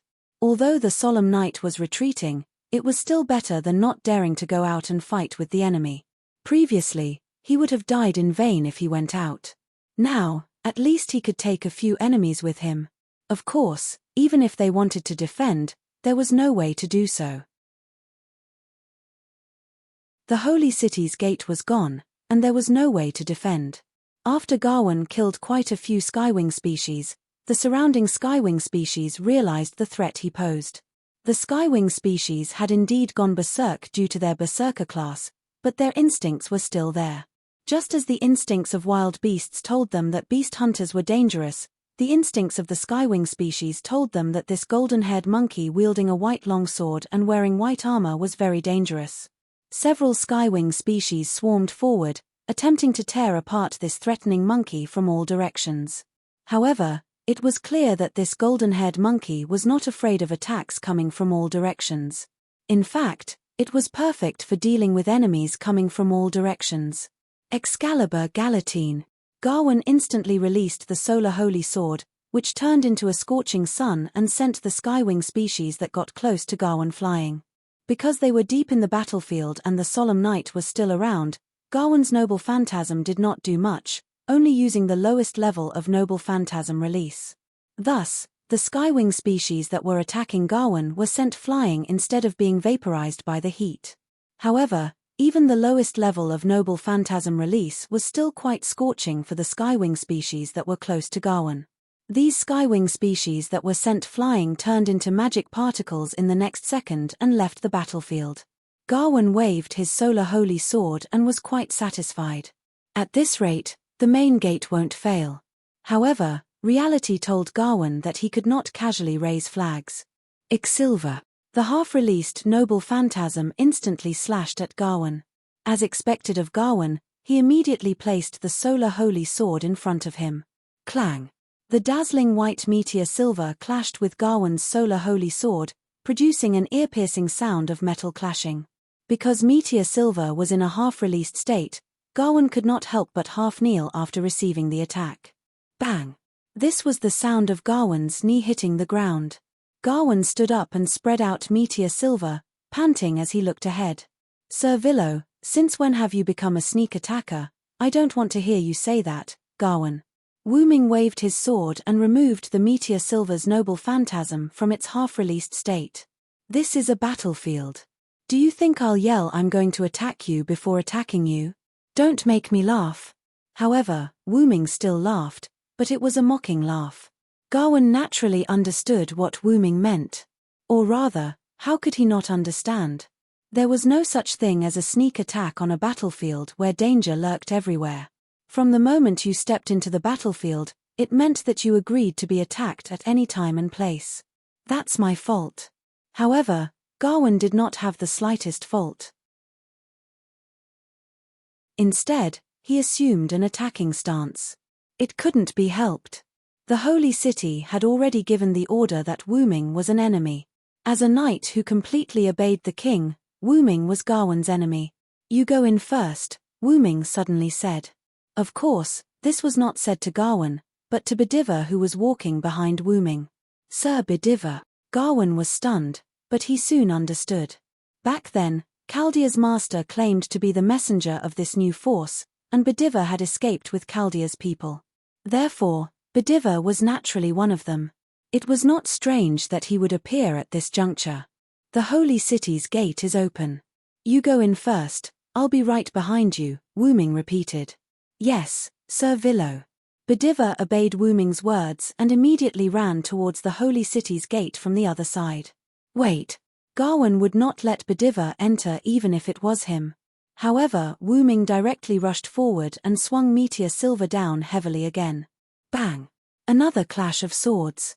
Give up, Gawain. With me here, you won't be able to stop Bediva. Pressing down on Gawain with his sword, Wu Ming said while looking into Gawain's eyes at such a close distance. Gawain's frown deepened.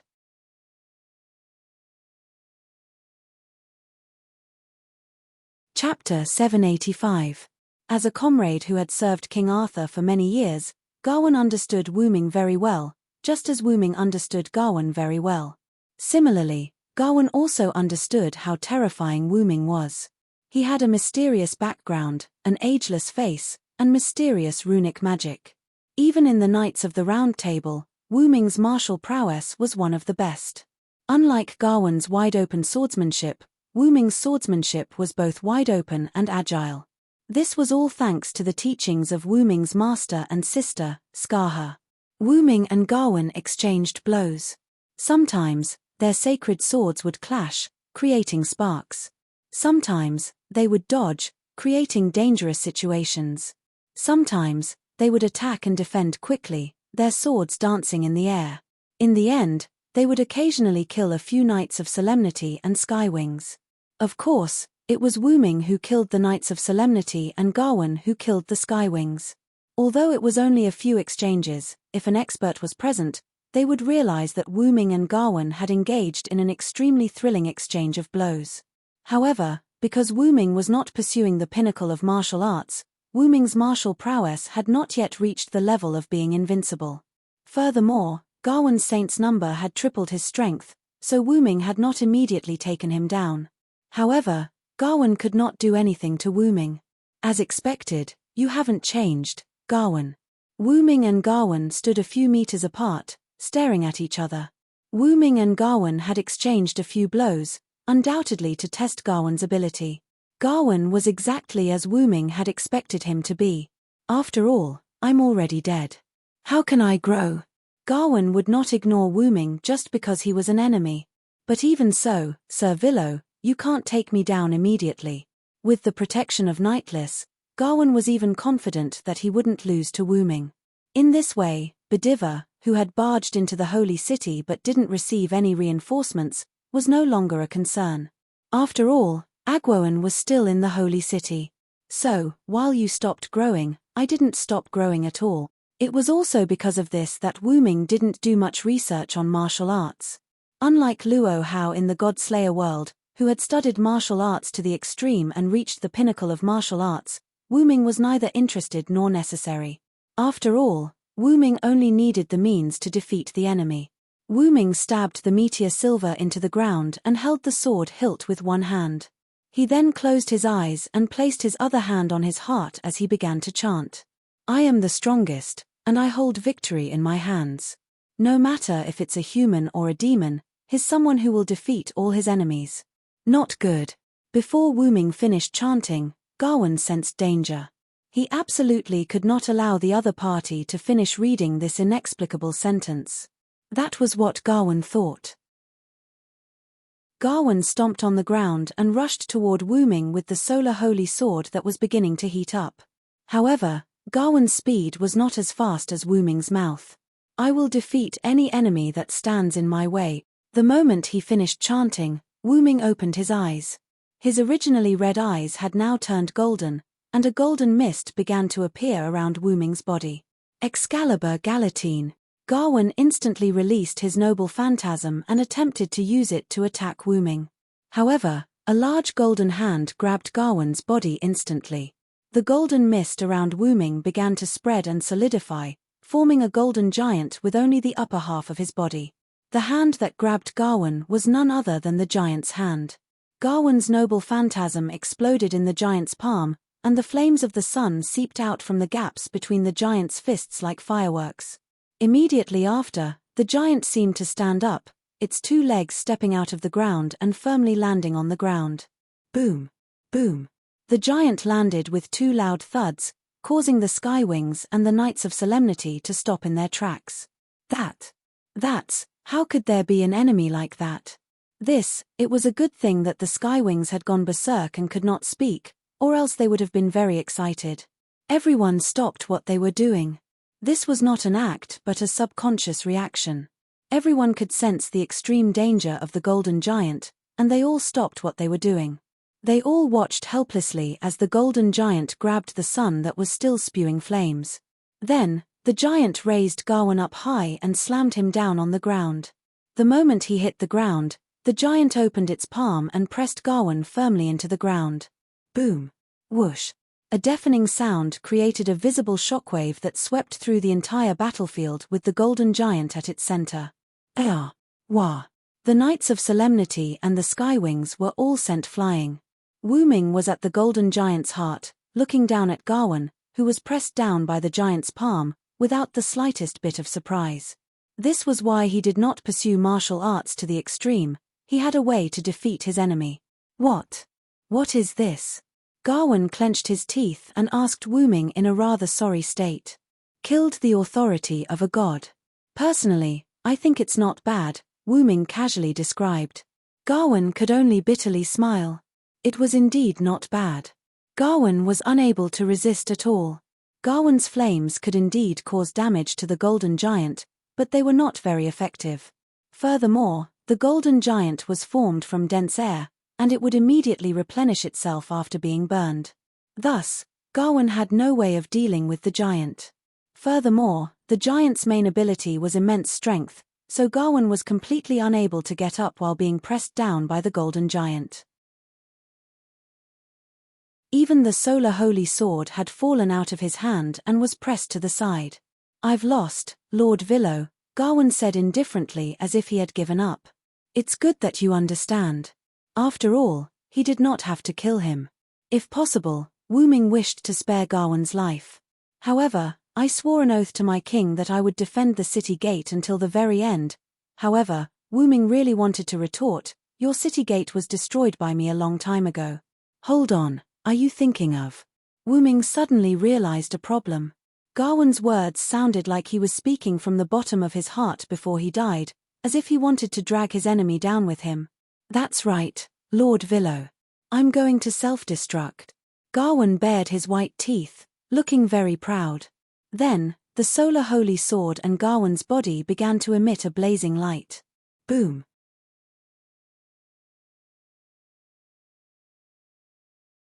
Chapter 786.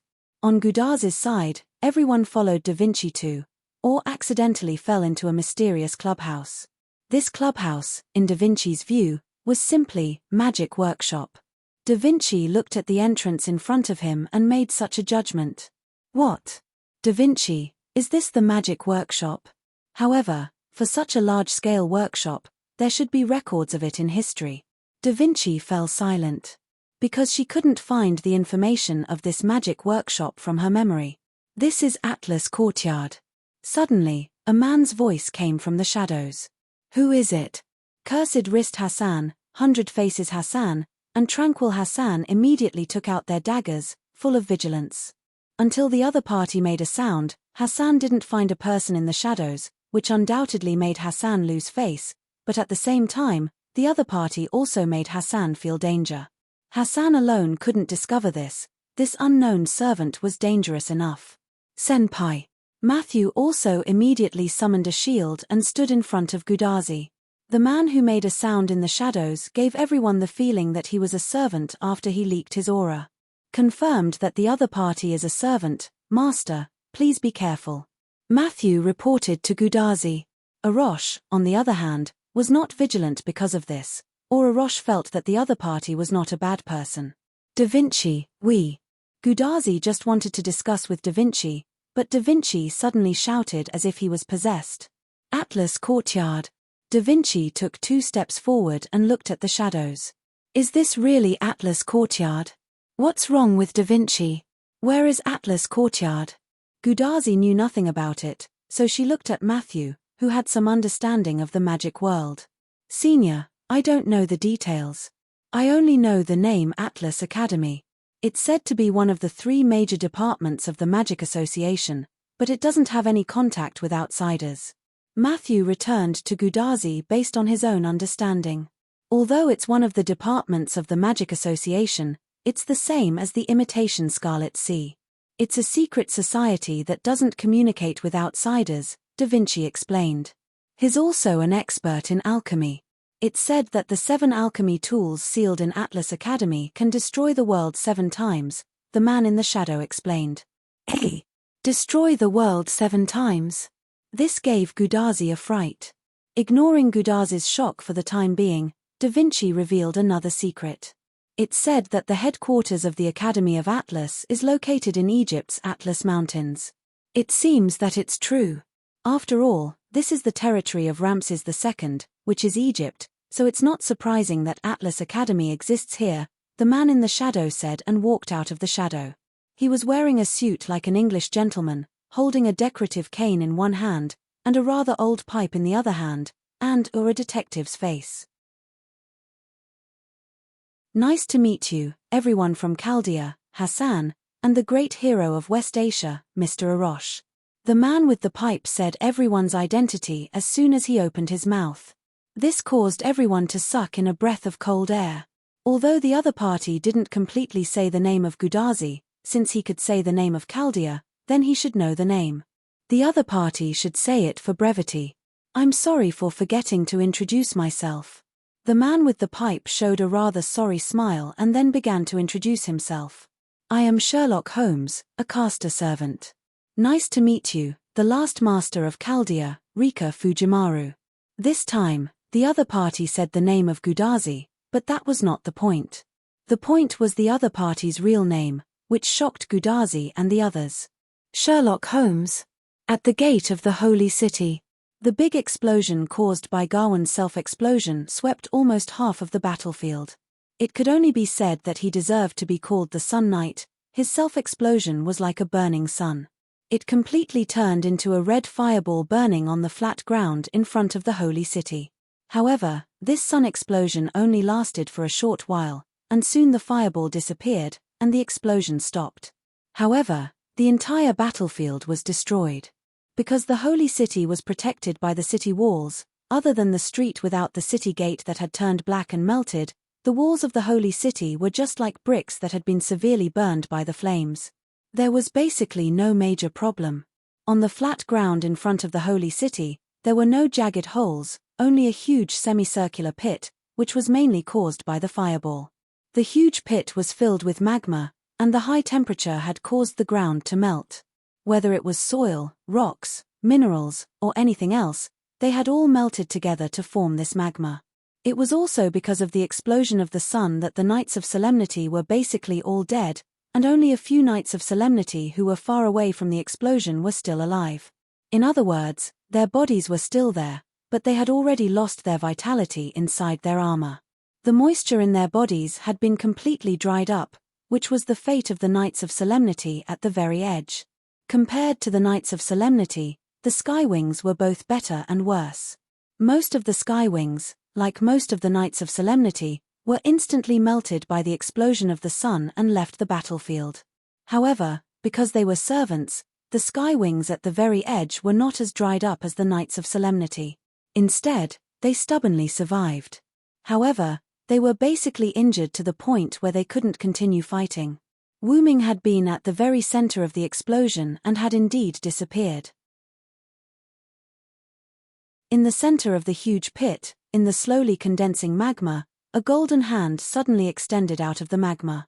Immediately after, a golden giant crawled out of the magma as if it had crawled out of a quagmire, but only half of its body was visible. Then, the golden giant's head evaporated like gas, and a figure flew out. This figure was none other than Wu Ming. Why do all of them like to self-destruct? Wu Ming was particularly perplexed by this point.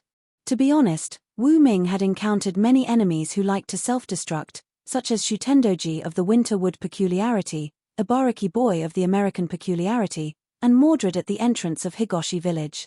But to be honest, Self-destructing isn't a bad method. Wu Ming chuckled. This was none other than Lord Hun Ryong, who had used a different kind of self-destruct on Gorgon back at the Mesopotamia Singularity. However, thanks to Gawain, another one of my clones has lost its effectiveness.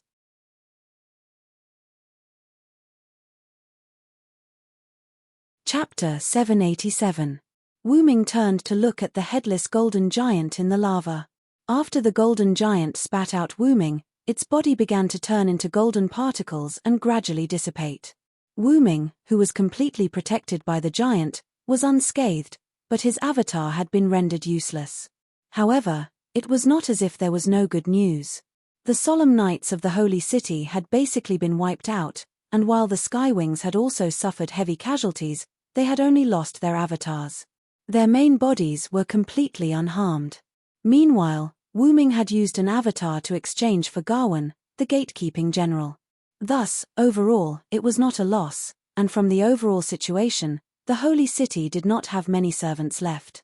Meanwhile, on Wu Ming's side, putting aside the fact that the Skywing army had suffered heavy casualties from Gawain's self-destruction, Gopril had yet to leave.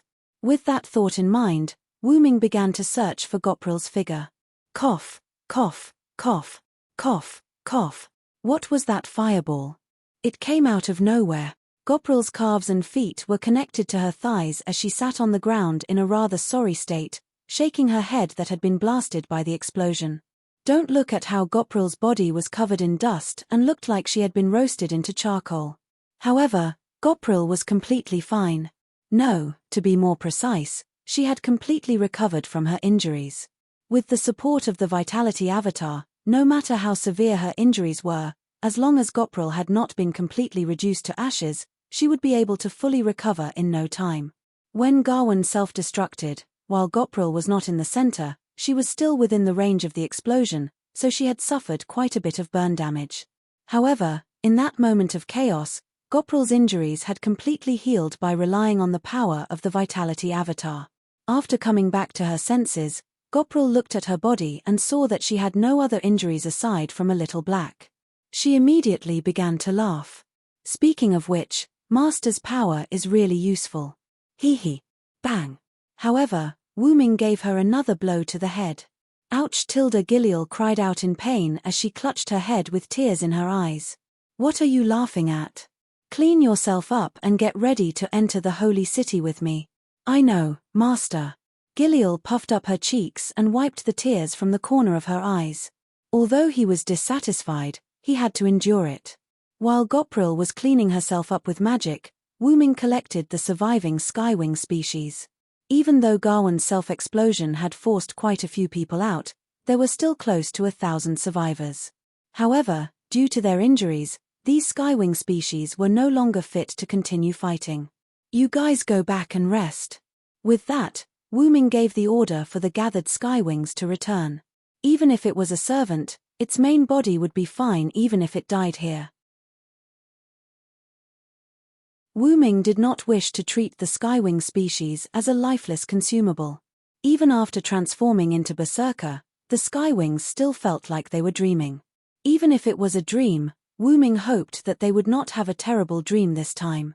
Opening the portal, the Skywings obeyed the orders of their master, Wu Ming, and returned to Abonth. As such, only Wu Ming and Gilliel were left here. Gilliel, who had finished cleaning herself up, came to Wu Ming's side. Master, I'm ready. The energetic Gilliel was ready to go. Wu Ming nodded and looked at the gate of the Holy City. Let's go. Bediva should be in trouble. In the mysterious Atlas courtyard, the famous detective Holmes was bringing Chaldea's group to tour the interior of the Atlas courtyard. The strange cross-shaped defense facility made of alchemy materials produced a mechanical sound. On the cross-shaped defense facility, the 4 mechanical tentacles bent, and the mechanical mouth in the center of the cross shot out an energy ray. Bang! However, the ray was blocked by a shield. Accompanied by the roar of the girl, Flying Dance raised her shield and smashed it on the cross-shaped defense facility. Ka! Catcher! Boom! Finally, the cross-shaped defense facility produced a small explosion. The shockwave caused by the explosion was blocked by the giant shield. Master, The last one has been eliminated. Thus, the shield-holding girl reported to her master behind her. Well, it's been hard on you, Matthew, Gudazi said gratefully. It's what I should do, senior. Matthew smiled, turned the giant shield into a spirit seed, and stood beside Gudazi. It's been hard on you, Miss Matthew. Although these defense facilities are not strong, they are still a headache for a caster like me. A hearty male voice came from behind, and then Holmes, who was holding a cane and a pipe, appeared. It's normal for this to come from my mouth. You're a detective who knows BA flow. Then, a profiteer-like female voice came from behind Holmes, and then Da Vinci's wife with Mona Lisa's face appeared. A famous detective always has an assistant who can help him, and my combat power is really not high now. Holmes didn't blush at all, took a puff of his pipe, and explained very calmly. Mr. Holmes, Da Vinci's wife. Matthew greeted the two. As expected of Matthew, very polite. It's been hard on you this time, Matthew. Da Vinci also thanked Matthew. Well, there's no need to say polite words. Are we here, Mr. Holmes? Gudazi looked at Holmes. Well, it's right in front of us. Holmes said. At the entrance of Atlas Yard, Holmes took the initiative to answer the question of why he was there after announcing his real name. Holmes said that as a detective, he had to solve all the mysteries, including the burning of humanity. And in Atlas Courtyard, it was a necessary investigation to solve the puzzle. The main reason why he was here was to meet Chaldea and the others who saw the burning of humanity, which was Gudazi and the others. After all, they were the only eyewitnesses. As a detective, he naturally needed the testimony of the eyewitnesses. Although Gudazi and Matthew believed Holmes, Hassan was obviously full of distrust for this inexplicable man. But because Arosh and Da Vinci chose to trust him, Hassan could only leave it at that. After all, the other party was here to find Gudazi and the others, and Gudazi and the others were willing to believe him. One was willing to be beaten, and the other was willing to be beaten. Hassan didn't have to be stubborn at all. After that, Holmes said that he wanted to take Chaldea and the others to tour Atlas Courtyard, and Da Vinci, who couldn't resist the temptation, immediately agreed. As a last resort, Gurdaz, Marshu, and Leonardo da Vinci followed Holmes into Atlas Academy. As for Hassan and Arosh, there was no doubt that they were abandoned.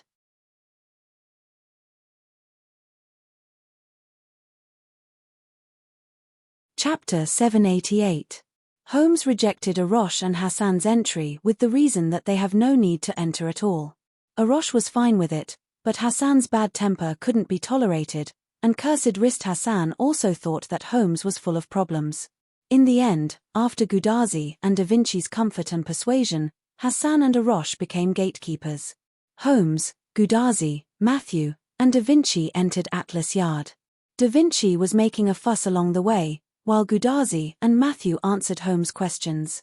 Finally, after defeating the Guardian boss step by step, everyone finally arrived at their destination. The defense facility that Matthew just destroyed was the last gatekeeper. Before entering the destination, Holmes looked at Gudazi and spoke with emphasis. Fujimaru, do you remember my analysis? Of course I remember, Holmes. You said that King Solomon's burning of humanity was actually completed, so he was dismissive of humans. Correction, it was inferred from your testimony. Holmes took a puff from his pipe and corrected. However, Gudazi just smiled awkwardly. I remember Mr. Holmes also said that King Solomon was preparing the next plan. In order to avoid Gudazi's embarrassment, Matthew spoke up. So, do you know what that plan is? Because of Holmes's real name, Marshu, who was standing at the entrance of the Atlas Courtyard, was excited for a while. But this also made Holmes fully realize that Miss Marshu was his loyal fan. Holmes naturally answered all the questions from his fans. Of course I don't know. Such a righteous answer made Gudazi almost fall down, and Matthew also didn't know what to say. As for Da Vinci, she was still enthusiastically studying the pile of defense facilities that Matthew destroyed. It could be said that Leonardo da Vinci had to study for a while every time he passed a level. Nothing could be done about it. The alchemy techniques of the Atlas Courtyard had aroused da Vinci's interest. Or it could be said that Da Vinci was already interested in the alchemy techniques of the Atlas courtyard. Finally, he turned to look at Holmes, who still did not show any signs of discomfort. If you don't know, you don't know. It's such a simple principle, isn't it? Although I don't know King Solomon's next plan, I have found some clues in the plan of burning humanity. After Holmes finished speaking, he walked to the front door. Come with me, said Holmes, opening the door and going in. Without any hesitation, Gudazi and Matthew entered side by side. Upon seeing the new map, Da Vinci followed them immediately. After entering, both Gudazi and Matthew's pupils shrank. Where is this? Inside the holy city, because they had lost the gate and most of the knights, there weren't many enemies on the streets. But similarly, there weren't any humans around. It's too cold here. Wu Ming walked on the street, looking at the empty interior of the holy city and frowning. Could it be that the people who entered the holy city were treated as specimens and stored in the holy spear as Gawain said at the beginning? While Wu Ming was pondering, Gapril was not idle. Soon, she discovered that the magical fluctuations in a certain place were more intense. Master, there should be someone fighting over there. Gapril pointed in a certain direction. Let's go and take a look. If I'm not wrong, it should be Bediva. After all, apart from Wu Ming, Gapril, and Bediva, there were no other enemies here. Yes. Gapril flapped her wings and flew ahead of Wu Ming. Wu Ming didn't land and flew in the direction Gapril flew. After turning a corner, Wu Ming saw the scene of Aguwin leading a team of knights to surround Bediva. Bediva was dealing with the knights, while Gapril, who had arrived first, was fighting with Aguwin. Bediva's body had been treated by Wu Ming's healing potion. Although it only treated the symptoms and not the root cause, it was enough for now. But because he was a human, if Bediva didn't use Silver Arm, he wouldn't be able to defeat them under the encirclement of the knights.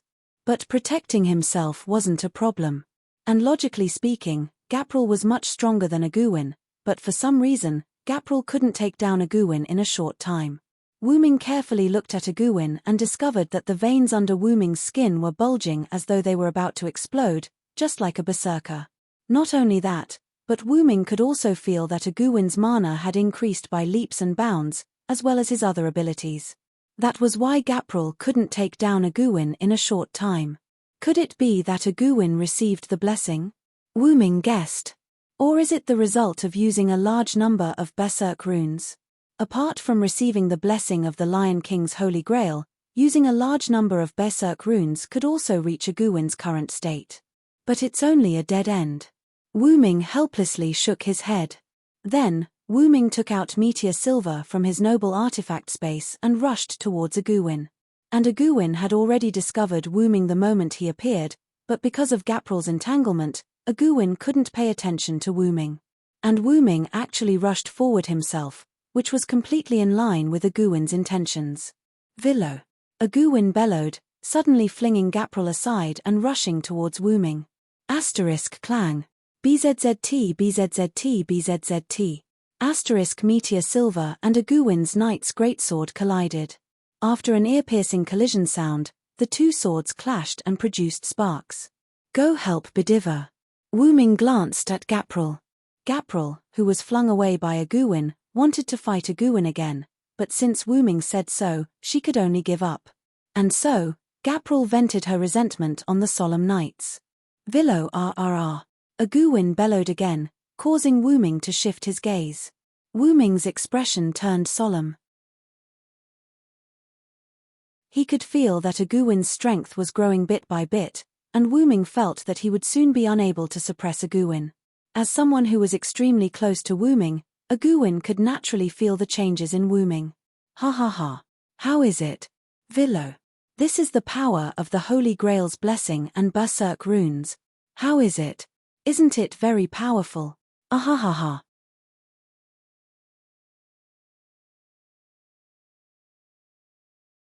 Chapter 789. Wu Ming didn't guess wrong, but Wu Ming was only half right. Not only did Agravain receive the Holy Grail's blessing, he also used the berserk spell. This caused Agravain's ability to improve by leaps and bounds, so much so that Wu Ming had to take Agravain seriously. But, The drawbacks are also very clear. Aja Regulus. Wu Ming was right.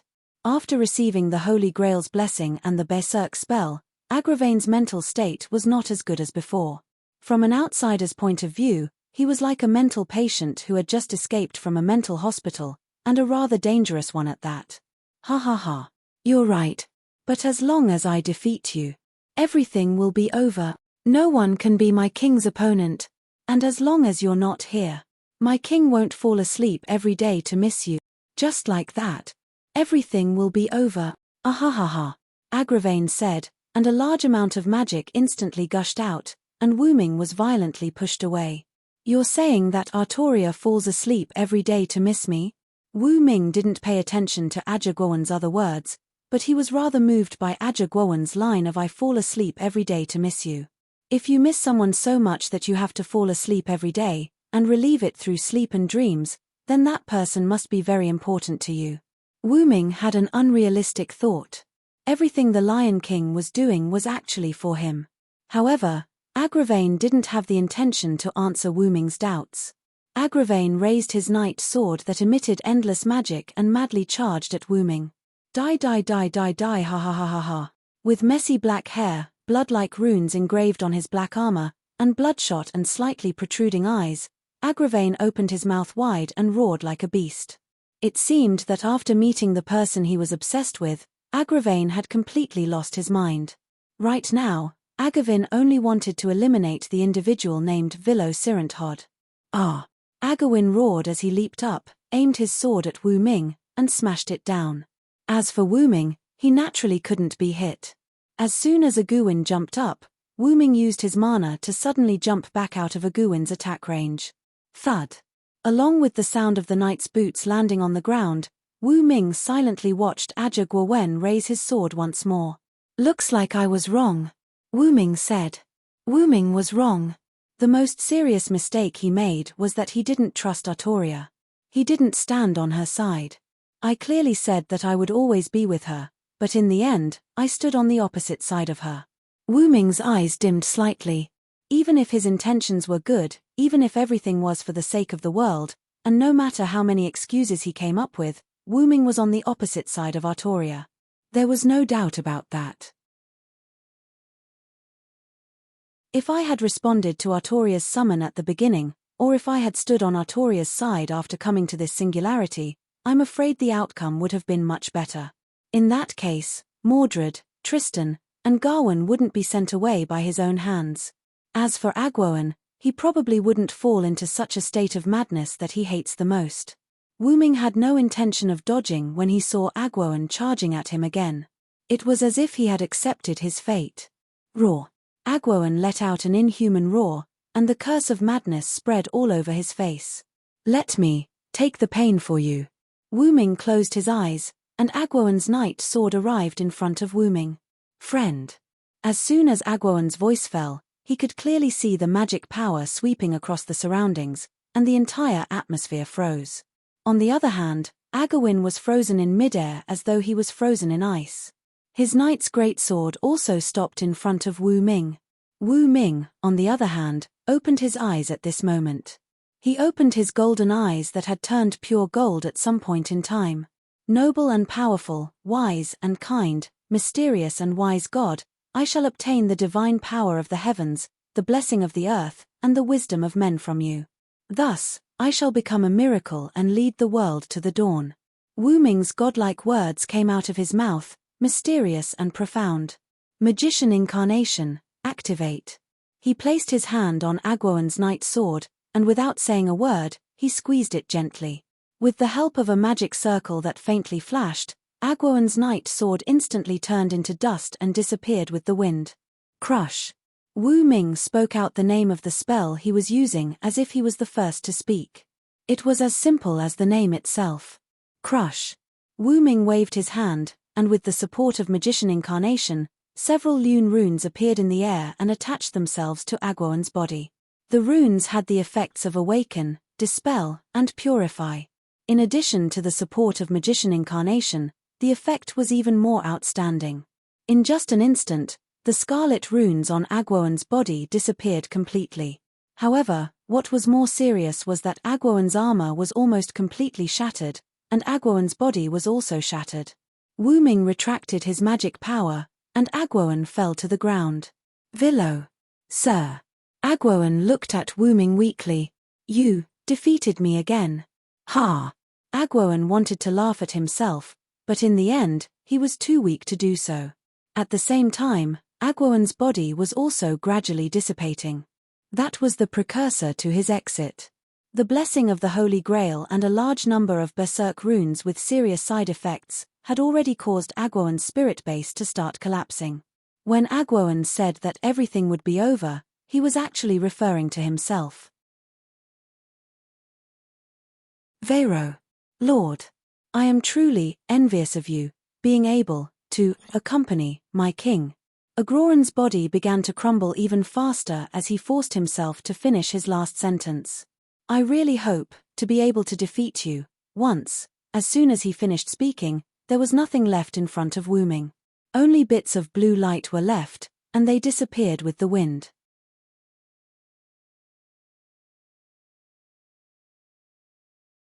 Chapter 790. Gudazi and Matthew, who followed Holmes into the room, were stunned. Because the room in front of them was very similar to Chaldea's control room. This is Chaldea. What the hell is going on? Gudazi held her head in shock. This was an empty Chaldea control room without any equipment such as the Chaldea lens and the Sheba lens.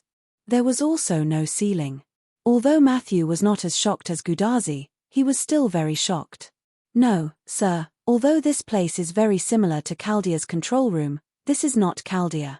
Holmes was not surprised that Matthew could make such a judgment.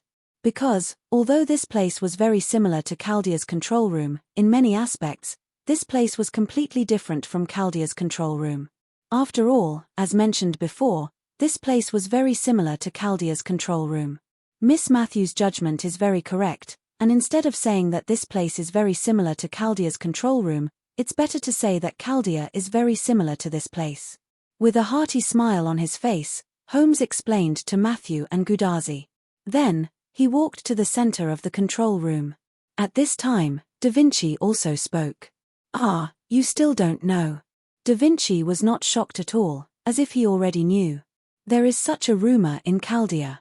Da Vinci smiled mysteriously, then continued.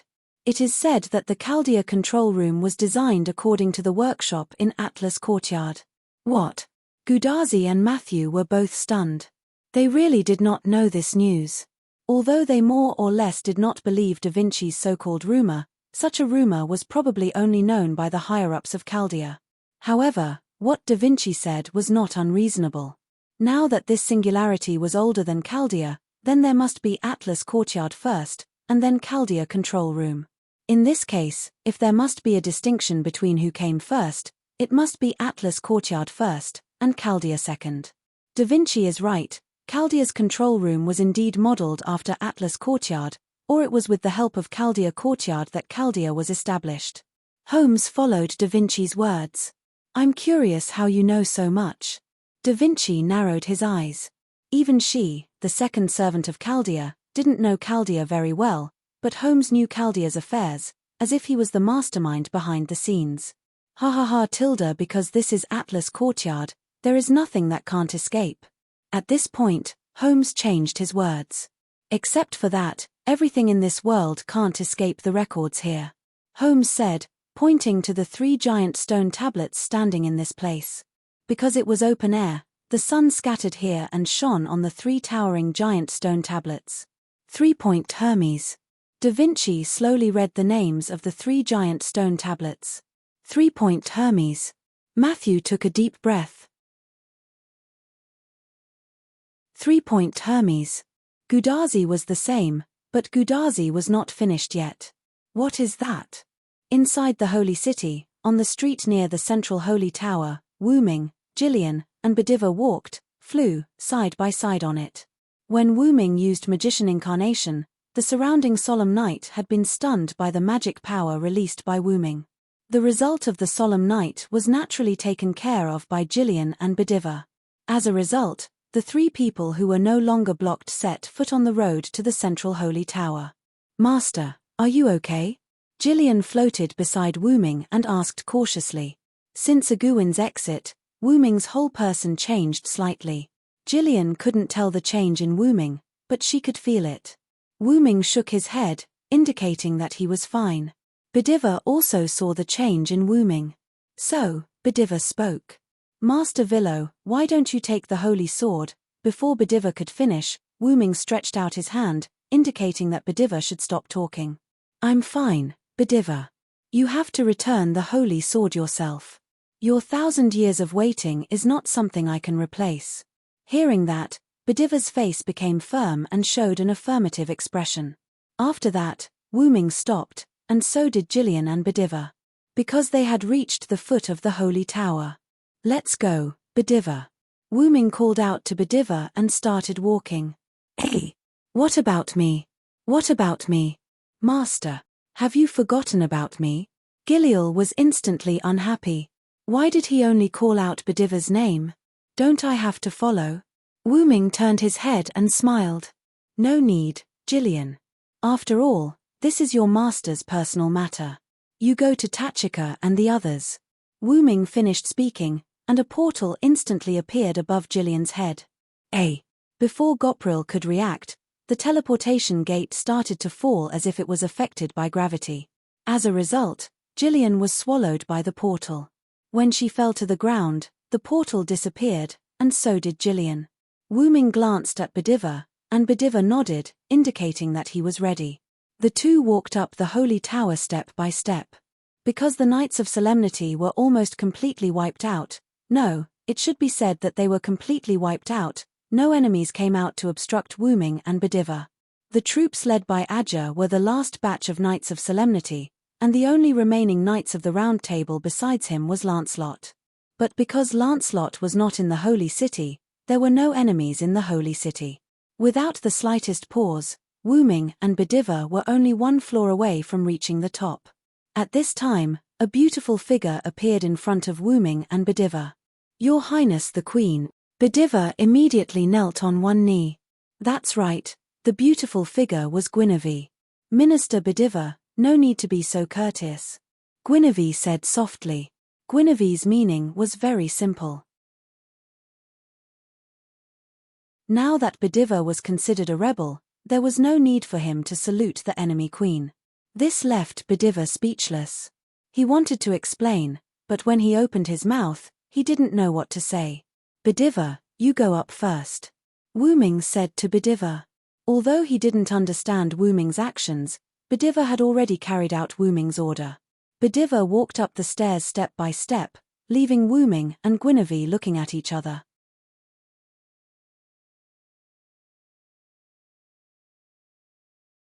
Chapter 791. From the looks of it, you should know already. Guinevere crossed his arms and walked down the stairs to Wu Ming. Guinevere was talking about Artoria. Aguwen gave me a hint. Wu Ming nodded. Then, Wu Ming showed a helpless smile. By the way, did you know from the beginning? Guinevere shook his head. After you came to the Holy City and left, the king talked to me a lot. I only knew then. Guinevere extended his hands. Although Wu Ming was wearing armor, Guinevere didn't wear a helmet, so Guinevere touched Wu Ming's cheek. Wu Ming didn't reject Guinevere's overdone action as he enjoyed Guinevere's touch. As expected, I can't win against the king no matter what I do. Guinevere touched Wu Ming's face and showed a bitter smile. Although the smile was uglier than crying, sorry, Leah is above you. Wu Ming's eyes were calm as he spoke the truth without hiding anything. It wasn't irresponsible. On the contrary, it was the most responsible thing to do in Guinevere's opinion. I know, that's why I can't win against the king no matter what. Guinevere raised his head and tried his best not to cry. Guinevere's love for Wu Ming was no less than the others. Whether it was falling into Morgan Le Fay's trap in the end, or descending as a berserker because of his obsession with Wu Ming, it was obvious that Guinevere had feelings for Wu Ming. But Wu Ming smiled. I didn't say that I would give up on you if I chose Leah, Miss Guinevere. Wu Ming touched Guinevere's cheek and wiped away the tears at the corner of Guinevere's eyes with a proud smile. This isn't Britain. I can't do whatever I want. I won't spare either you or Leah. Wu Ming's domineering and gentle words stunned Guinevere for a moment. When he reacted, Guinevere smiled. Really, Sir Villo is really overbearing. She rubbed Wu Ming's hand, but because of the gauntlet, it didn't feel very good. I'll be waiting for you, Mr. Villo tilde. After Guinevere finished speaking, he leaned into Wu Ming's embrace, stood on his tiptoes, and wrapped his hands around Wu Ming's neck before gently kissing him. Guinevere looked at Wu Ming with eyes full of love, and then gently closed his eyes. Although Wu Ming was a little surprised, he immediately reacted and hugged Guinevere. He closed his eyes and enjoyed this moment of peace. After a brief kiss, the two of them separated their heads from each other. Because Wu Ming sucked it clean, he didn't pull the thread or anything like that. Cough cough. Really, Sir Villo, I didn't expect you to be so skilled. Guinevere's cheeks were slightly red as he lay in Wu Ming's embrace with love in his eyes. Wu Ming was not a newbie, but Guinevere's movements were still immature, but he was still quite skilled. I've practiced before, but what's wrong with you? Wu Ming deliberately pretended to be angry. This time, Guinevere was truly frightened. Sir Villo, I didn't practice with anyone else. It's just that sometimes when I look in the mirror. Guinevere covered his mouth and blushed. It's just a joke. I'll say it again, I'll always believe you. Wu Ming patted Guinevere's head and apologized. Although it was just a joke, Wu Ming was quite proud that he got Guinevere to talk. Sir Villo, you're so. Guinevere lowered his head. But it was time to end this. When he looked up again, Guinevere's cheeks were still blushing. Sir Villo, this is the kiss I promised you. I'll always be waiting for you. Moom, it's a promise. In front of the 3-point Hermes in the Atlas courtyard. Holmes explained a lot, but Gudazi didn't understand the 3-point Hermes at all. After all, Gudazi's magic theory wasn't enough. So Holmes gave a rather simple explanation of Gugu. In the end, Da Vinci summarized it with one sentence. Simply put, it's a world-class encyclopedia that answers all questions. I see, it's a bit like the internet on a computer. Gudazi clenched her left fist and punched her right hand. Senior's analogy is very apt. Matthew said awkwardly. As long as you understand. Holmes took a puff from his pipe and smiled. Just like a detective, there were many mysterious events that couldn't be understood. But those weren't important. As long as there were completely reliable clues and logical reasoning, the famous detective could find the murderer. It was as simple as 1 + 1 = 2. Although sometimes it was equal to 3. All in all, as long as you understand. While I was in the Atlas courtyard, I used this 3-point Hermes to search for a lot of information about human combustion. Holmes turned his back to Gudazi and the others. So, Mr. Holmes, did you solve the mystery? Miss Matthew, who was a fan of Holmes, was very excited. That's not the point. Holmes tilted his head and looked at Matthew. I can't believe Roman. What? There's something wrong with Dr. Roman. Gudazi repeated Holmes' words in shock. But, why? Matthew was also puzzled by Holmes' words. No one was surprised that Holmes knew about Roman. After all, this was the Atlas courtyard. Holmes could even collect information about Gudazi, Matthew, and Da Vinci. It was impossible that Roman, the head of a normal Chaldea medical institution, couldn't collect information about him. According to my investigation, in the Holy Grail War in 2004, Merisbili Animsphere was also involved. Holmes' voice came. Animsphere? This surname, could it be? Gudazi was stunned. She didn't know Merisbili, but she noticed this person's surname. It was the same surname as Olga Marie. That's right, sir. Merisbili Animsphere is the former director of Chaldea, the father of director Olga Marie, Matthew confirmed. After slaughtering the other 6 participants in the Holy Grail War, he won the final victory and obtained the Holy Grail, Holmes continued. Wait, that means, the former director had already obtained a Holy Grail before the Anthropocene. Matthew was shocked. Then what did the former director wish for? Gudazi asked curiously. That's still not the point. Holmes shook his head again.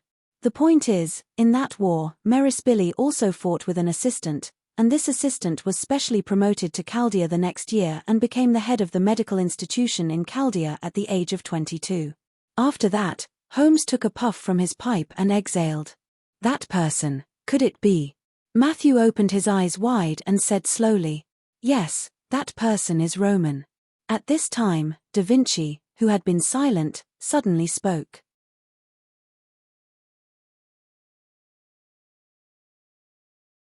Chapter 792. Is it possible that the doctor really has a problem?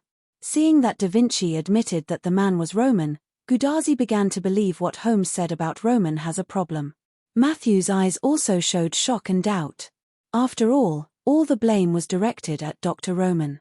No, Holmes' reasoning is completely wrong. Da Vinci's words were rather cruel, as if he was defending Holmes for suspecting Roman. This made Holmes shrug his shoulders helplessly and take a puff from his pipe.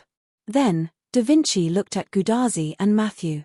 "Tachika, Matthew, I can only tell you that although Roman has his own secrets, he is absolutely not a problem. You have to remember this."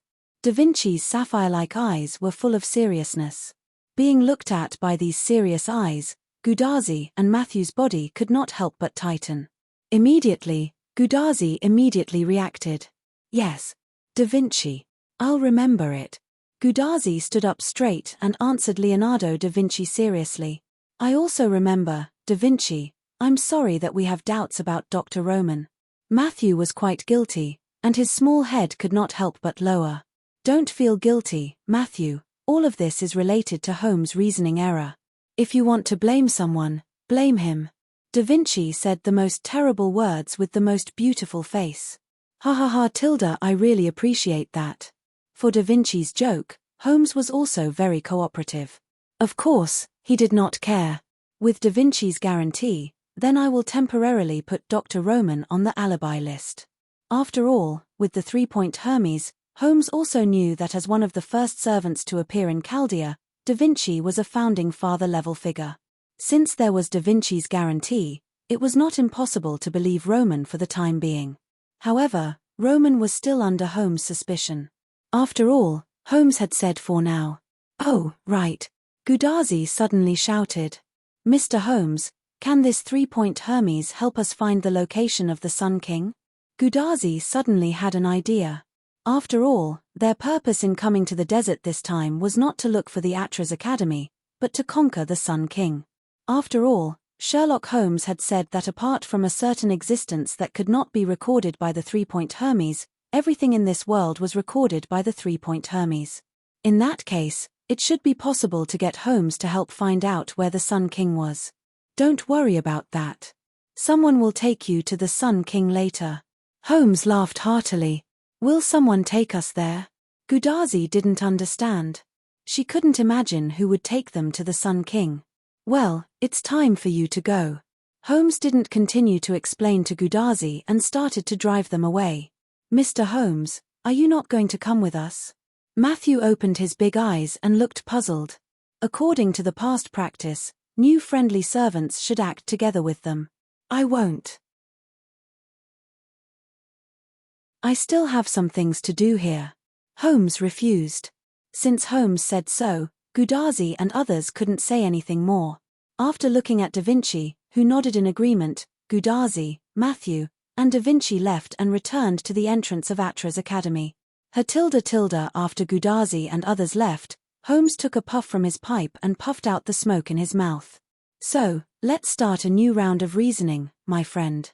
Holmes turned his head, and a silver-white figure was reflected in Holmes' retina. In the central tower of the Holy City, Wooming didn't delay at all. After saying goodbye to Guinevere, he went to the highest floor. What was reflected in Wooming's eyes was Bediva, who was kneeling on one knee as if he was offering something. With a satisfied expression, his body turned into debris and was blown away by the wind from afar. And in front of the broken Bediva, there was no doubt that the fully armed Lion King, Artoria Pendragon. Although Wooming wasn't very clear about what Bediva did during the time when he didn't come up, he could guess it even if he guessed. Return the Holy Sword. Only by returning the Holy Sword, Bediva, who had lost his obsession, would his body, which had lived for thousands of years, collapse. After all, The human body will undoubtedly turn into dust after thousands of years. But in this way, after returning the holy sword, Artoria's holy spear should also disappear. Anyway, Wu Ming didn't see the holy spear in Artoria's hand. Villo, no, I should call you Wu Ming, right? Artoria, who was fully armed and whose face couldn't be seen, said while disarming her armor. She was still wearing the revealing blue tights and a small red cloak on the collar. But the point was that Artoria's eyes, which were originally shining, had lost its light. It wasn't the so-called highlight, but it felt different. The original Lion King Artoria was like a goddess, but now, Artoria's goddess aura had basically completely disappeared.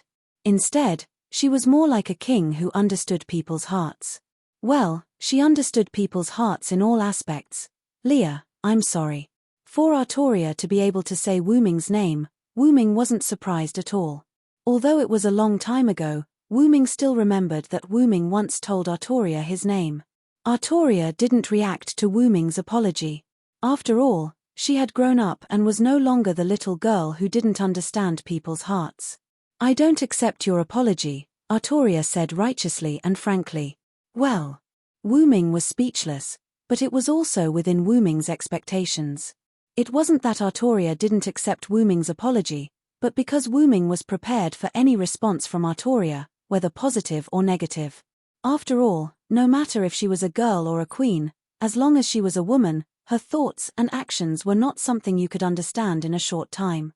I'm sorry, I'll let you do whatever you want, but please let me know before I die.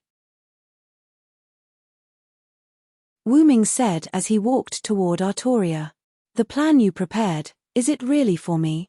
However, Artoria was thinking about Peach. Of course not.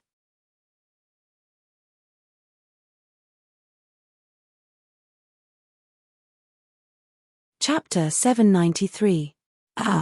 Wu Ming didn't know what to say for a while. I'm doing this for the sake of the humans. But I summoned the Knights of the Round Table to see if I could find you, Artoria said without changing her expression. As expected of the Queen. But why did I hear from Guinevere that you summoned her here to look for me? Before they came up, Guinevere briefly explained the situation to Wu Ming when he was cuddling with Guinevere. Because Guinevere was obsessed with Wu Ming, Guinevere, as a berserker, had the ability to search for Wu Ming. It was called Wu Ming Radar. Artoria wanted to use this ability of Guinevere's to summon Guinevere. Otherwise, why would Artoria bring the useless queen here? To be a pretty vase. Artoria said that looking in the mirror every day was enough. Artoria didn't say anything. She just closed her eyes. Then, Artoria opened her eyes and stared at Wu Ming with her amber eyes. She is talking nonsense, said Artoria, who was talking nonsense with a straight face. Ignoring Artoria's words, Wu Ming continued. Guinevere also told me that you sleep every day to vent your longing for me. You try to relieve your longing with dreams. After Wu Ming said that, Artoria's face blushed. She looked like a girl whose secret was exposed. I'm kidding. Wu Ming showed a mischievous smile. Guinevere didn't tell Wu Ming this. After all, Guinevere wasn't a roundworm in Artoria's stomach. How could he know a secret that Artoria didn't tell him? Wu Ming's words made Artoria speechless. If it was the younger me, I'd probably be mad at you right now, Artoria said with nostalgia. Of course, Artoria was referring to the younger me before she became a queen. Maybe I won't be mad at you like a little girl anymore. As a queen, she had to look at the big picture. No matter what, as a queen, she had to be steady and reliable. Artoria, who wanted to become an ideal queen, had already met her ideal requirements. So what? Wu Ming didn't think there was anything wrong with Artoria like this. As long as we love each other, nothing is a problem. Walking in front of Artoria, Wu Ming put on his most perfect smile. Artoria also smiled. Artoria, with the corners of her mouth slightly raised, looked quite handsome and beautiful at this moment. As expected, you can only be my queen. Guinevere had no choice but to step aside. Artoria said as she grabbed Wu Ming's armor by the collar and pulled him in front of her. Wait a minute, Leah, you. Staring at Artoria, who was about to kiss him and savor her sweet scent, Wu Ming blushed for the first time. As a queen, I don't care about small things. I want to admit that I miss you, because I want you to be my queen, Artoria said in a domineering tone. Wu Ming was stunned. No, but. Wu Ming was at a loss for words. He did not know what to say. Normally, such words would be said by a man like him. As expected of a queen, it's useless to say more. This is a punishment for not being on my side. It's also compensation for missing you, Artoria said as she kissed Wu Ming. Wu Ming was stunned because he was kissed by force. But he immediately reacted. After all, he had to take the initiative for this kind of thing. He took off the armor and hugged Artoria. Wu Ming began a new enjoyment. However, before the two could go deeper, a terrifying lightning strike was launched from a distance. The target was the location of Wu Ming and Artoria, the tallest holy tower in the holy city. A violent explosion occurred. Boom! In a desert pit, at the entrance of the Atlas courtyard. Hassan and Cursed Wrist Hassan paced back and forth uneasily. Quiet Hassan was quietly squatting in the corner, but the anxiety in his eyes was no less than the other two Hassans. Arosh, on the other hand, came to the sandpit rather calmly and carefully investigated the situation nearby. After a round of investigation, Arosh walked down the sandpit and began to rest. It was a shift change. Because there was no need for everyone to investigate together, they agreed to do it one by one so that the other servants could also rest. What's wrong, everyone? Are you still worried? Arosh saw the look on Hassan's faces and said in a cheerful tone, trying to pull everyone out of their depression. Well, after all, that Holmes is very suspicious. Cursed Wrist Hassan stood up, and then it was his turn to investigate the surroundings. Master Chaldea, they just went in with him. It was a reckless move. Hassan's tone was a bit harsh. Wasn't that right? He was worried about their safety, so he followed them. In the end, he was rejected. Anyone would probably be angry, but Master Tachika and the others seemed to trust that Wu Ming quite a bit. Because the other party had a good relationship with Wu Ming, he was also respected by Quiet Hassan. Well, Ms. Da Vinci and Ms. Matthew are very reliable servants. They will be fine. Arosh comforted everyone. I hope so. Cursed Wrist Hassan said, jumped into the sandpit, and began to investigate. Hassan and Quiet Hassan did not speak again. Although Arosh did not know these two, he also knew that these two did not like to talk, so he sat down and rested. Just then, the door of the Atlas courtyard opened. Gudazi, Matthew, and Da Vinci drove out in 2 trucks with messy things. This made Big-Face Hassan, Quiet Hassan, and Arosh startled. They thought that something had run out of the Atlas courtyard. Hey, everyone, Da Vinci is back. Da Vinci, who was in charge of driving, said in a lively tone. Gudazi and Matthew, who were sitting behind Da Vinci, smiled awkwardly. This car was temporarily put together by Da Vinci with the fragments of the alchemy creations on the way back. The purpose was naturally to collect the alchemy creations that Da Vinci was interested in along the way. Because Da Vinci used wood and minerals to make cars, Gudazi and Matthew were not surprised that Da Vinci could make a car. What are you guys doing? Arosh looked at the messy things on the car and was a little puzzled. Ahahaha. Da Vinci wanted to pick them up personally, we couldn't help it. Gudazi scratched the back of her head. This was also why they were so slow. It did not take much time to fight all the way back, but on the way back, they had to pick up garbage and wait for Da Vinci to make a car. That was why they were delayed for so long. It's good that nothing happened. Did Holmes do anything to you? Hassan asked worriedly. No, Mr. Holmes just gave us a tour of the Atlas court. Marshu smiled. It was better to hide the things that Holmes told them about the burning of humanity. It's good that you are fine. Quiet Hassan nodded. At this time, Cursed Wrist Hassan suddenly rushed down. Not good, we are surrounded.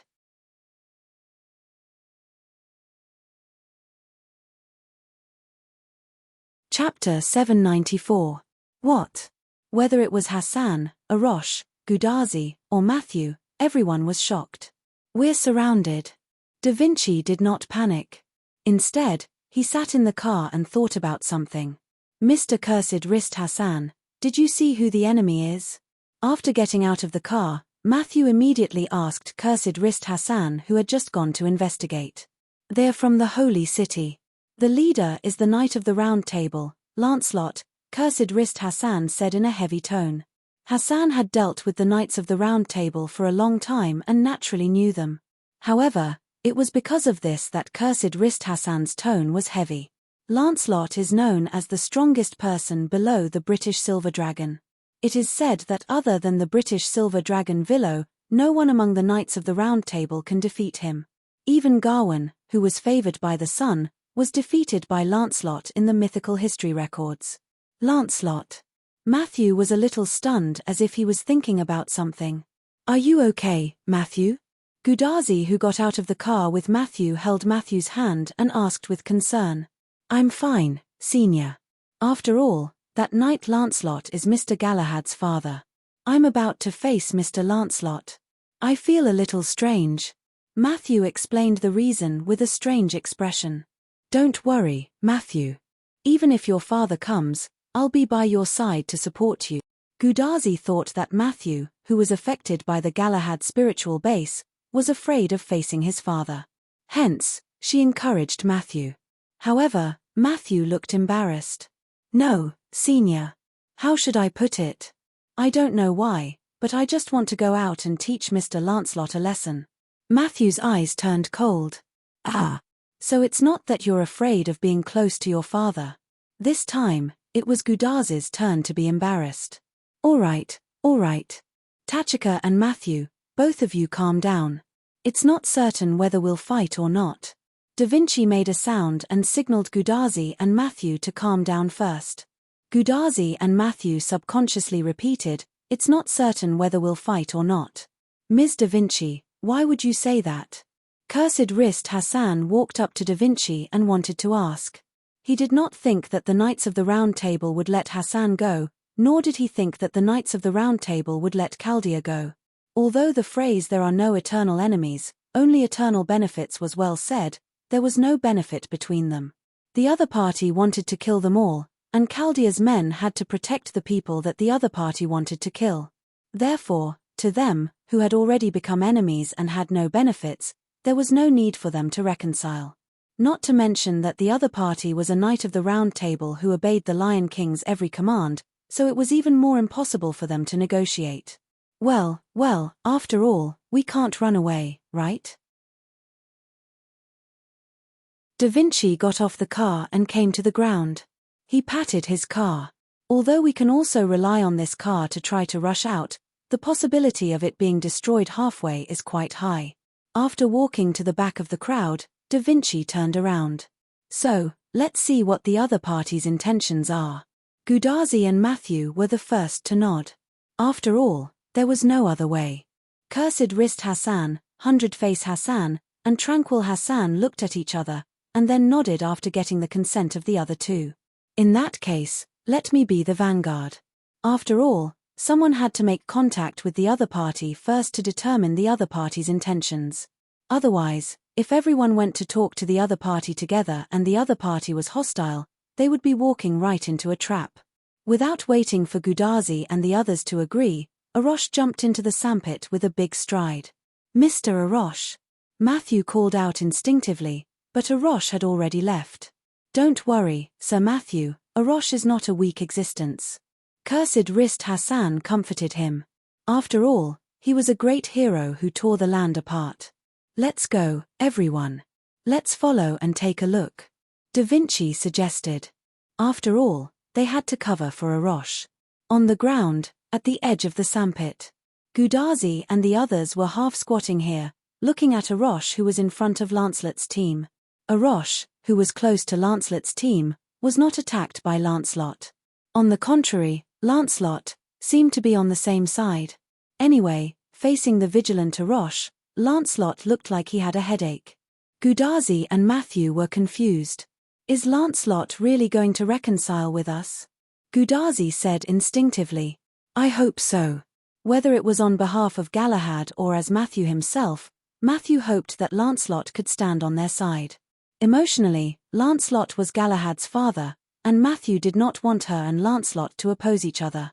Logically, Lancelot was a powerful knight of the Round Table and a very reliable helper.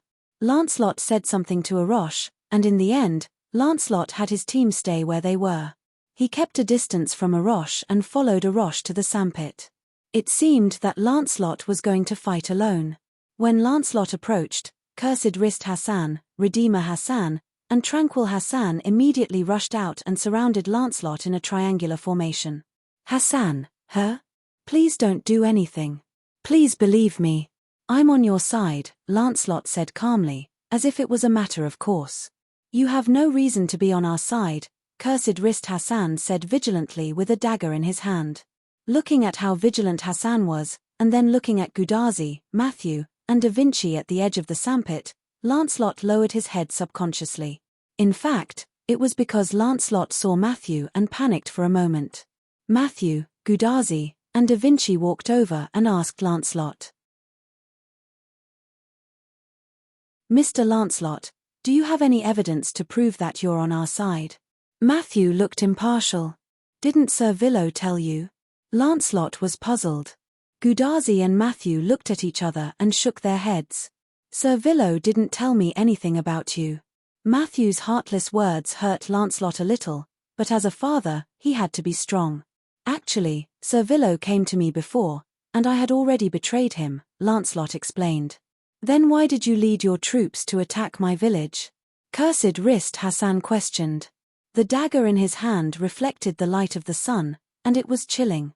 As if responding to each other, Redeemer Hassan's dagger and Tranquil Hassan's poisoned blade also emitted a strange light. Sir Villo asked me to continue to stay as a spy under the king, so I had to lead my troops to attack your village." Lancelot tried to explain, but Redeemer Hassan was the first to voice his disbelief. Quibble. Gudazi and Matthew did not know what to do at the moment, and Aroche also frowned. Da Vinci, on the other hand, smiled as if she had seen through everything, but she did not say anything. In this stalemate, a male voice came from behind Gudazi and the others. "All right, everyone put down your weapons. Lancelot is one of us."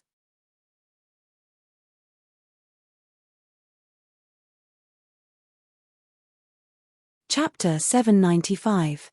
Assassin. Senior Villo. Sir Villo. The first to react were Gudazi, Matthew, and Quiet Hassan. Everyone looked behind them, and the newcomer was indeed Wooming. Jumping from the sandpit to the ground, Wooming patted the dust on his sleeves. "Cursed Wrist, 100 Faces, put down your weapons. Lancelot is telling the truth. When he met me, I turned him into a traitor." The reason why he only called out Cursed Wrist Hassan and 100 Faces Hassan was that Quiet Hassan had already put down his weapon when Wooming spoke for the first time. So obedient. Cursed Wrist Hassan hesitated for a moment, then went into an attacking stance. However, 100 Faces Hassan aimed his weapon at Wooming. "Maybe Lancelot found someone to impersonate you to confuse us." As soon as 100 Faces Hassan said that, Gudazi, who originally wanted to throw herself into Wooming's arms, stopped. Quiet Hassan, who was standing beside Wooming at some point, also became slightly vigilant. Indeed, what 100 Faces Hassan said was possible. After all, the timing of Wooming's appearance was too coincidental. In the face of 100 Faces Hassan's suspicion, Wooming naturally had a way to prove himself.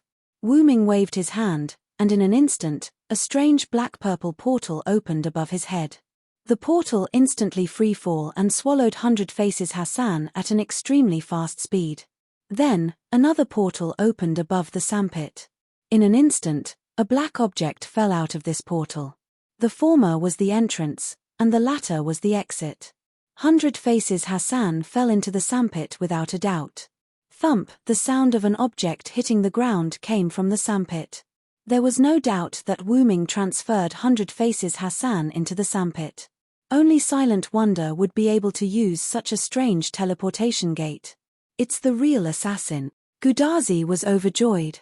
She threw herself into Wooming's arms. Wooming rubbed Gudazi's little head and let go of her. He looked at everyone rather seriously. "The holy city has been attacked." In the center of the holy city, the original holy tower was now in ruins. As if it had been set up by TNT, The entire sacred tower was completely reduced to ruins under the thunderous attack. Not only the holy tower, but the entire holy city was also affected. Houses collapsed, the ground was destroyed, and trees were burning as if they had experienced a natural disaster. From this, it could be seen how terrifying the lightning that struck the holy city was. In the ruins, a burst of mana suddenly burst out, scattering the ruins and wreckage. Wu Ming held Artoria in his left hand and Guinevere in his right. He released his magic power to protect them. When the lightning struck, Wu Ming reacted instantly and took the lead to protect Artoria in front of him. Then, Wu Ming opened a portal at lightning speed and came to Guinevere's side on the lower floor of the holy tower. He rescued Guinevere, who was almost knocked out. As for how to avoid the damage caused by the explosion, Wu Ming took advantage of the gap after entering the portal and not coming out. To be honest, if not for Wu Ming's quick reaction, Guinevere would have returned to the Martyr's Palace with the holy tower. "Are you okay?" Wu Ming looked at Guinevere with concern. "Master Villo, I'm fine." Although Guinevere was indeed fine, he was definitely shocked. Being suddenly attacked by a missile and only knowing after being hit, plus being at the scene, anyone would be shocked. "Looks like it's the Sun King's doing." Out of Wu Ming's arms, Artoria looked calmly to the west.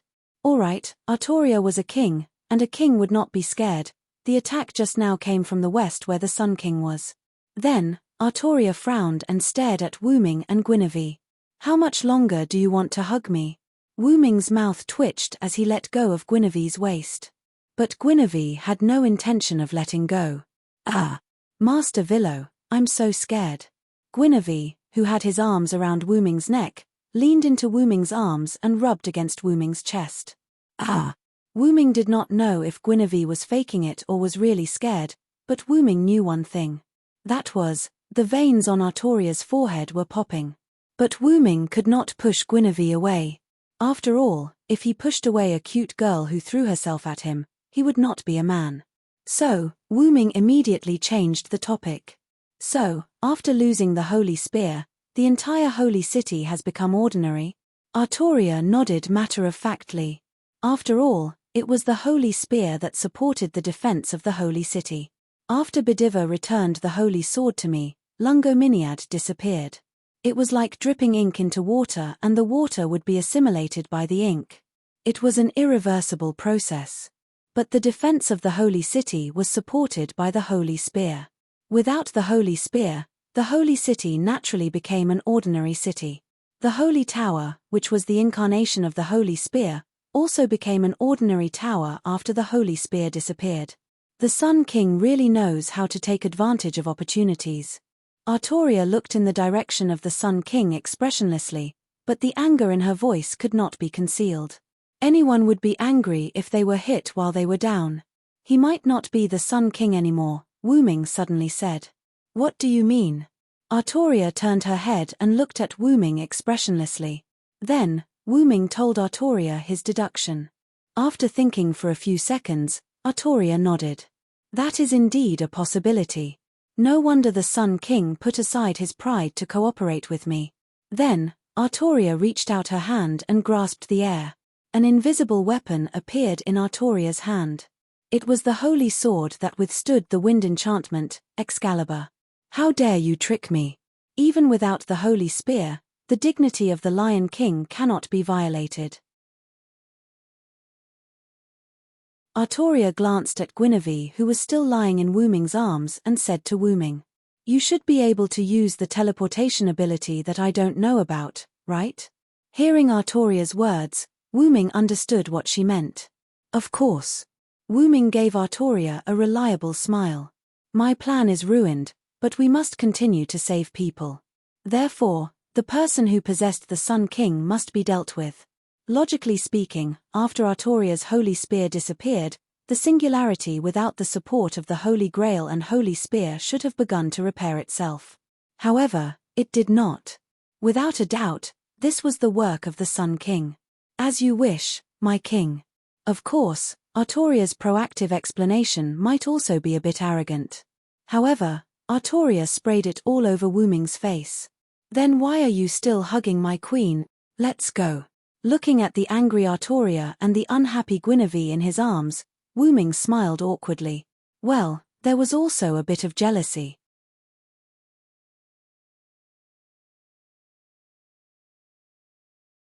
Chapter 796. The one who was most concerned about the attack on the Holy City had to be Lancelot. Sir Villo. Weren't you the one who attacked the Holy City? Lancelot was quite puzzled and spoke carefully, afraid to embarrass Wu Ming. However, since Lancelot spoke, he would definitely embarrass Wu Ming. Wu Ming coughed awkwardly and then began to explain. After I attacked the Holy City, someone launched a sneak attack from behind. Sir Villo, what the hell is going on? Lancelot heard and immediately became nervous. Although Lancelot betrayed, he betrayed to save Artoria. Therefore, Lancelot still regarded Artoria as the king.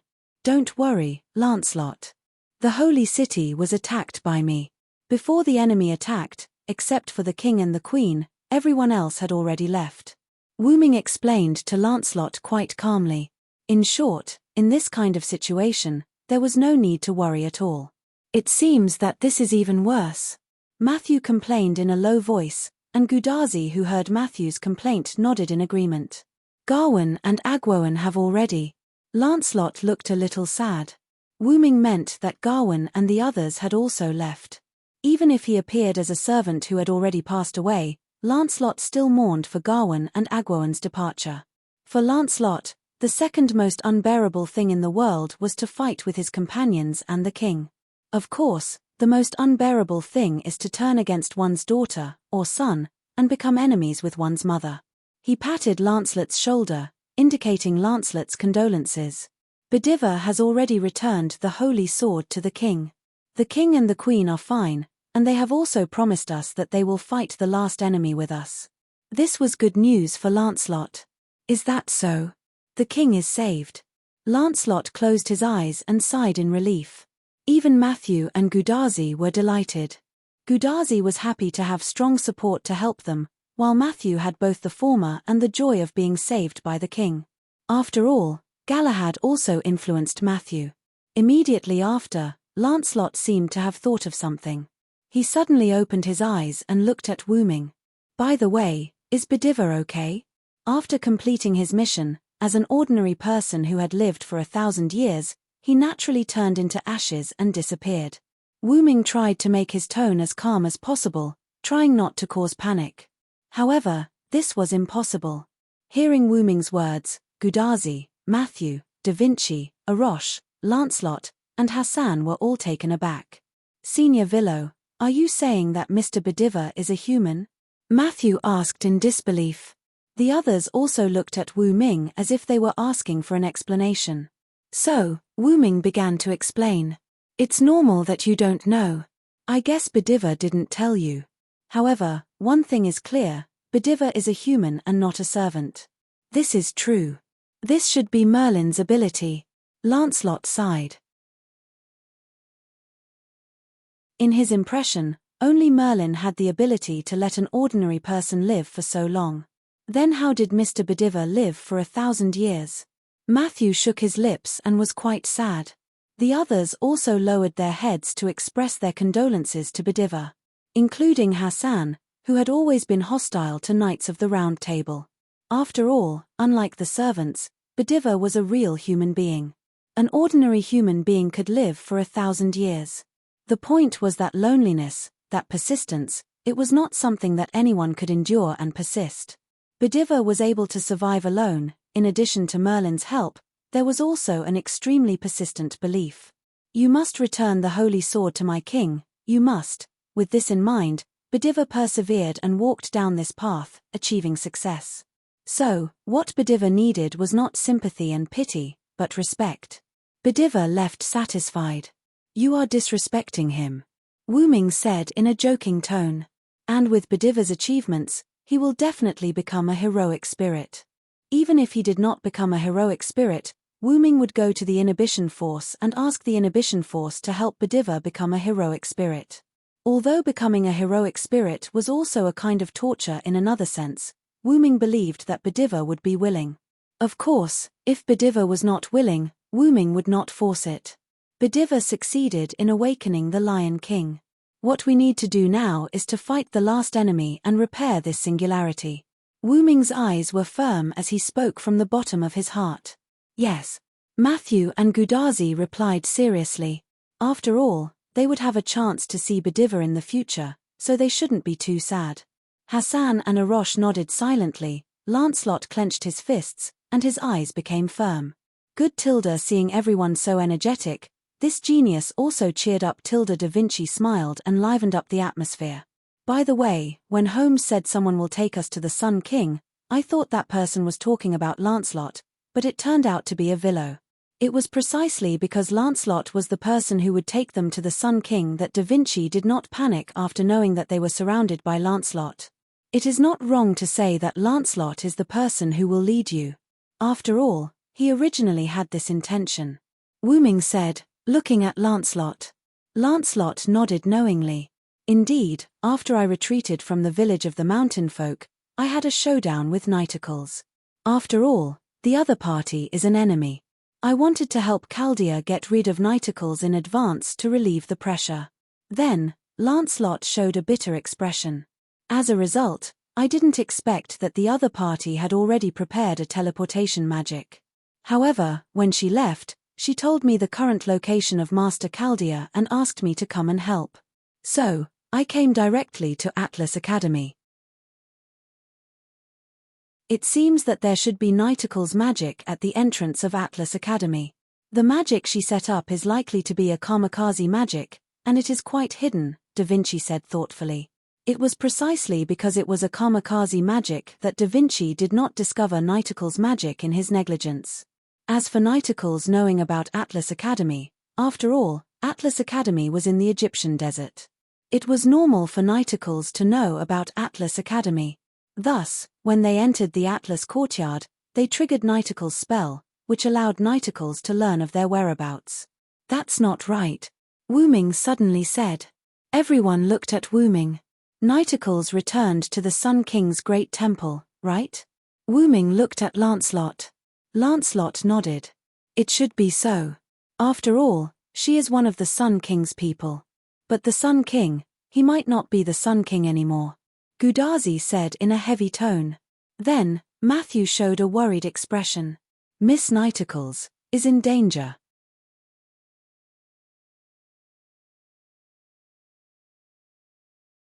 Chapter 797. 5 kilometers away from the great shrine of Ramses II, a dark purple ripple appeared out of thin air. Wu Ming, Artoria, and Guinevere walked out of the portal that looked like a black hole. Is that the temple of the Sun King? Artoria was expressionless. She looked at the buildings in the distance with cold eyes. Although Artoria knew that the Sun King had a shrine, she had never seen it before. Ramses II was the same. He knew where the holy city was, but just like Artoria had never seen his great shrine, Ramses II had never seen the holy city. Because both of them needed to stay in their headquarters. Because the enemy set up defensive spells around the place, I can't directly teleport in. Therefore, Wu Ming chose to open the portal 5 kilometers away from the shrine. Anyway, it was only 5 kilometers, which was not far for a servant. Of course, even if she was teleported to a place further away, Artoria would not care too much about it in her current state. Let's go, Artoria said coldly and handsomely. Then she started walking toward the buildings. This gave Guinevere a fright. My king, are you going to break in? It was not that Guinevere was scared, but now that Artoria had lost her holy lance, she might not be a match for Ramses II's great shrine. She was not afraid of dying, but she was against dying meaninglessly. However, Guinevere's real thoughts were, I want to stay with Sir Villo for a while more. As a pillow person, Artoria naturally knew what Guinevere was thinking. Artoria was already quite unhappy with Guinevere's behavior, and now she was even more unhappy. You can go back to the holy city. My king, you want me to go back to the holy city that has become a ruin? What if something bad happens to me? Guinevere covered his face and cried while taking the initiative to lie in Wu Ming's arms. Artoria did not say anything, but the bulging veins on her forehead made Wu Ming, who was holding Guinevere, gulp nervously. Artoria knew that Guinevere was not as weak as he looked. After all, He was a berserker, wasn't he? Wu Ming, who felt that the atmosphere was not right, quickly changed the topic. Actually, if we could open a portal in the Great Shrine, we wouldn't have to enter the danger zone at all. That was because they would be able to unleash their precious artifacts at the teleportation gate. Not only would they be able to attack the other party, they would also be able to ensure their own safety. So, can we do it now? Artoria stared at Wu Ming. No. No, then what's there to say? It's time to go, my knight. After giving Wu Ming a stern look, Artoria strode toward the temple complex. Seeing this, Wu Ming smiled happily. Artoria had also grown into a real queen. Actually, I have another idea. Hearing this, Artoria stopped and turned her head around. What is it? However, Wu Ming only smiled and kept her in suspense. In the other direction of the Great Shrine, also 5 kilometers away, the same dark purple ripple suddenly appeared. This time, it was still Wu Ming who walked out of the portal, but the people behind him were not Artoria and Guinevere, but Gudazi and the others who were previously in the Atlas Academy. That's the Great Shrine of the Sun King. Gudazi pointed excitedly. This time, they came to the right place. Senior Villo, is the Lion King not here? Is she not here yet? Matthew looked around and then looked at Wu Ming in confusion. Before this, Wu Ming said that the Lion King was coming to help them. Therefore, Matthew thought that the Lion King should have arrived a long time ago. They are indeed here, but they are not here, they are on the other side.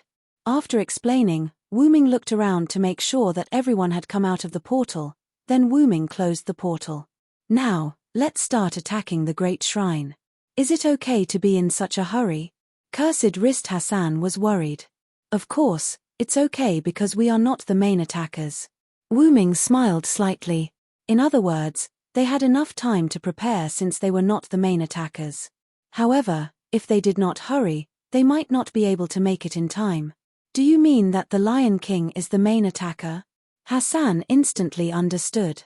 Villo, I remember you said that after Bediva returned the Holy Sword to the Lion King lost the Holy Spear. In that case, let me break the defense of the Great Shrine with my noble phantasm. Arosh volunteered to step forward. Forget it. The previous promise was only temporary. With me around, there's no need to sacrifice your companions. Wu Ming smiled jokingly. Then, Wu Ming seemed to feel something and was stunned. Before everyone could react, Wu Ming snapped his fingers. The portal appeared under everyone's feet, and everyone was instantly teleported away.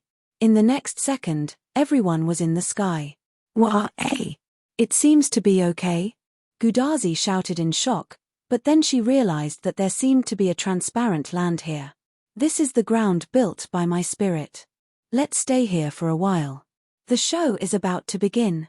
The ground is built purely by spirit. Hassan was shocked. How strong must one's spirit be to build a ground that could withstand 8 people? It is indeed built purely by spirit. Da Vinci squatted down and studied it with interest. Da Vinci, don't mess around. If something goes wrong, we will all fall. Gudazi swallowed her saliva. Even if it was the ground, it was transparent. Looking at this height, they would definitely become meat paste if they fell. Although Matthew was a little nervous, she was constantly adapting. Matthew even felt a little excited now. Then, Matthew asked, Senior Villo, what do you mean by good show? Matthew's focus was different from others. She noticed the good show that Wu Ming mentioned. Wu Ming, who was about to answer Matthew, was stunned again, and then said, It's now. Boom! A sound like a stormy sea came from the ground to the sky where Gudazi and the others were. Everyone looked down subconsciously. With a glance, everyone could not help but widen their eyes. It was not a stormy sea, but a real stormy sea. The water that came out of nowhere, or rather, the torrential flood that came out of nowhere was rushing toward the Grand Shrine at an extremely fast speed. Not only that, several attentive people, such as Matthew, Hassan, and Arosh, also noticed that it was not only the desert below them that had a flood. If one looked at the Grand Shrine complex as the center, they would find that the torrential flood came out of nowhere in all directions around the Grand Shrine. And there was only one direction of the flood, which was the Grand Shrine complex of Ramses II. It was so similar, God's punishment. Cursed Rist Hassan said bitterly. That was right, it was the God's punishment flood.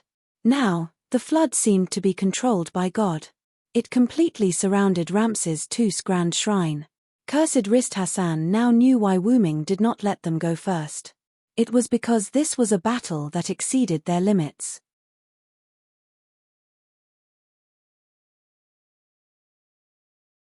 Chapter 798. On the other side, Wu Ming led Artoria and Guinevere to stand on the ground created by his spirit power. The golden color in his eyes, which represented his sorcerer's form, had receded, and his eyes returned to their original red color. God says, humans are sinful. God says, the world needs to be purified. Thus, the flood is given to me. In the name of the Supreme King, I will grant the world equal relief. There was another way that Wu Ming told Artoria, and that was to use the sixth of Wu Ming's 12 forms, the flood. Like a divine punishment, the waves could crush everything. Half of the desert was turned into an ocean. Sand was tossed up and down in the ocean, making it look like a moving sea of sand. Guinevere was already dumbfounded by Wu Ming's display of such a terrifying attack. I didn't expect you to still have such an ability. Artoria was impressed by Wu Ming's ability. There was no doubt that he had reached the level of a god. The praise from Artoria, who used to be the goddess Lungominiad, was the best proof of that. This is the power of a god that I obtained after killing a god. It's one of my trump cards. Wu Ming told Artoria the source of his power without hiding anything. I knew it was a trump card, but I didn't expect it to be one of your trump cards. Artoria was surprised. One of meant that Wu Ming had other tricks that were comparable to this divine punishment. Villo, you're so strong. Guinevere jumped into Wu Ming's arms happily. Guinevere was happy that the person he loved was so strong. Of course, being able to jump into Wu Ming's arms was what Guinevere cared about the most. The veins on Artoria's face bulged again.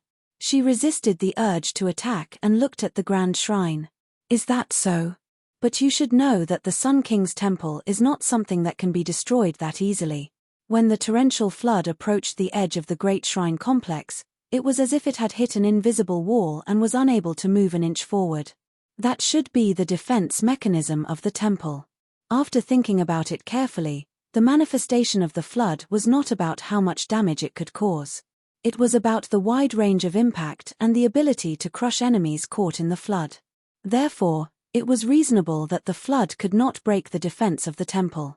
Of course, I didn't rely on this power to break the defense of the temple. Wu Ming was right. From the beginning, he did not expect the flood to break the defense of Ramses II. As someone who also had a temple, Wu Ming naturally knew the power of the temple. As the master of the temple, not only could he make himself invincible in the temple, but he could also attack the temple. Even if the temple was attacked from the outside, the temple, was not something that could be easily broken. Combining offense and defense wasn't just for show. Lightning, lightning, lightning.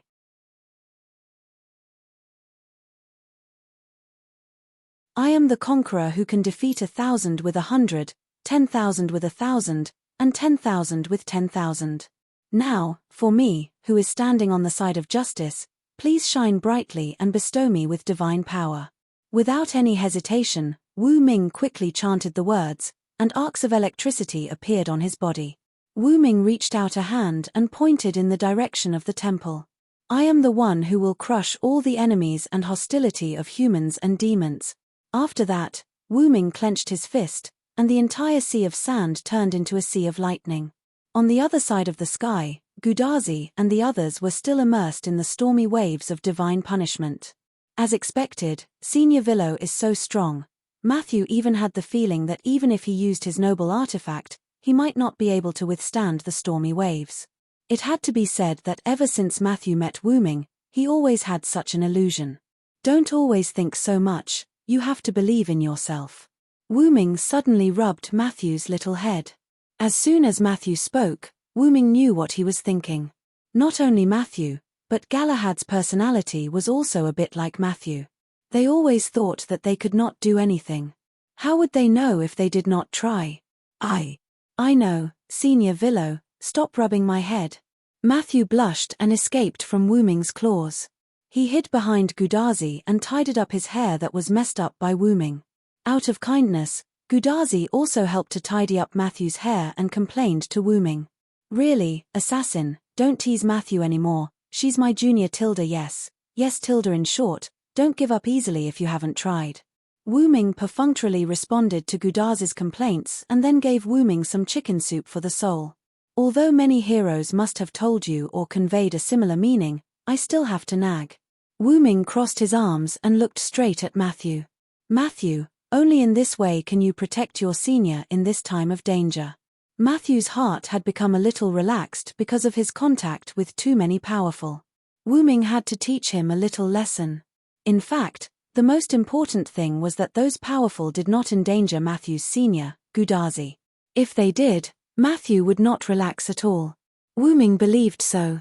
That was why it was a little lesson and not a lesson that must be taught. Few tilde yes, I understand, Senior Villo. Matthew took a deep breath, readjusted his state, and replied seriously. Of course, if Matthew wants to experience the power of this flood, I can spare some time to help you. Wu Ming showed a mischievous smile. Please don't. Matthew shook his head violently and gulped. No one wanted to be on the edge of danger for no reason, except for those guys who wanted to find excitement. And it just so happened that Matthew was not a guy who liked to find excitement, although looking at the flood below from a high altitude was a little exciting. I really admire you guys. You can still chat in this situation. Da Vinci, who had lost interest in the ground constructed by mental power, interjected. Hassan of all faces and cursed wrist Hassan nodded wordlessly in agreement. Quiet Hassan, on the other hand, stood on Wu Ming's side like a traitor. Ha ha ha tilde this is the only way to show the calmness of the strong tilde Arosh laughed. Of course, the strong he was referring to was undoubtedly Wu Ming. By the way, these floods don't seem to have broken through the defense of the Great Shrine. Although Gudazi was a little careless, the flood had been going on for so long, she should have noticed the situation. Ramses II's noble phantasm is both offensive and defensive. It won't be broken so easily. Da Vinci, who had been inside the Great Shrine, was the most qualified to comment. Don't worry, they have already started the next step. Wu Ming said and turned to look in the direction of the Great Shrine. Gradually, there was a slight change in the sea of sand. A large number of electric arcs continued to emerge from the sea of sand, more and more, and then, it exploded instantly. You're tuning in to the Celestial War YouTube channel. Don't forget to subscribe and join us on this journey to catch the most captivating stories.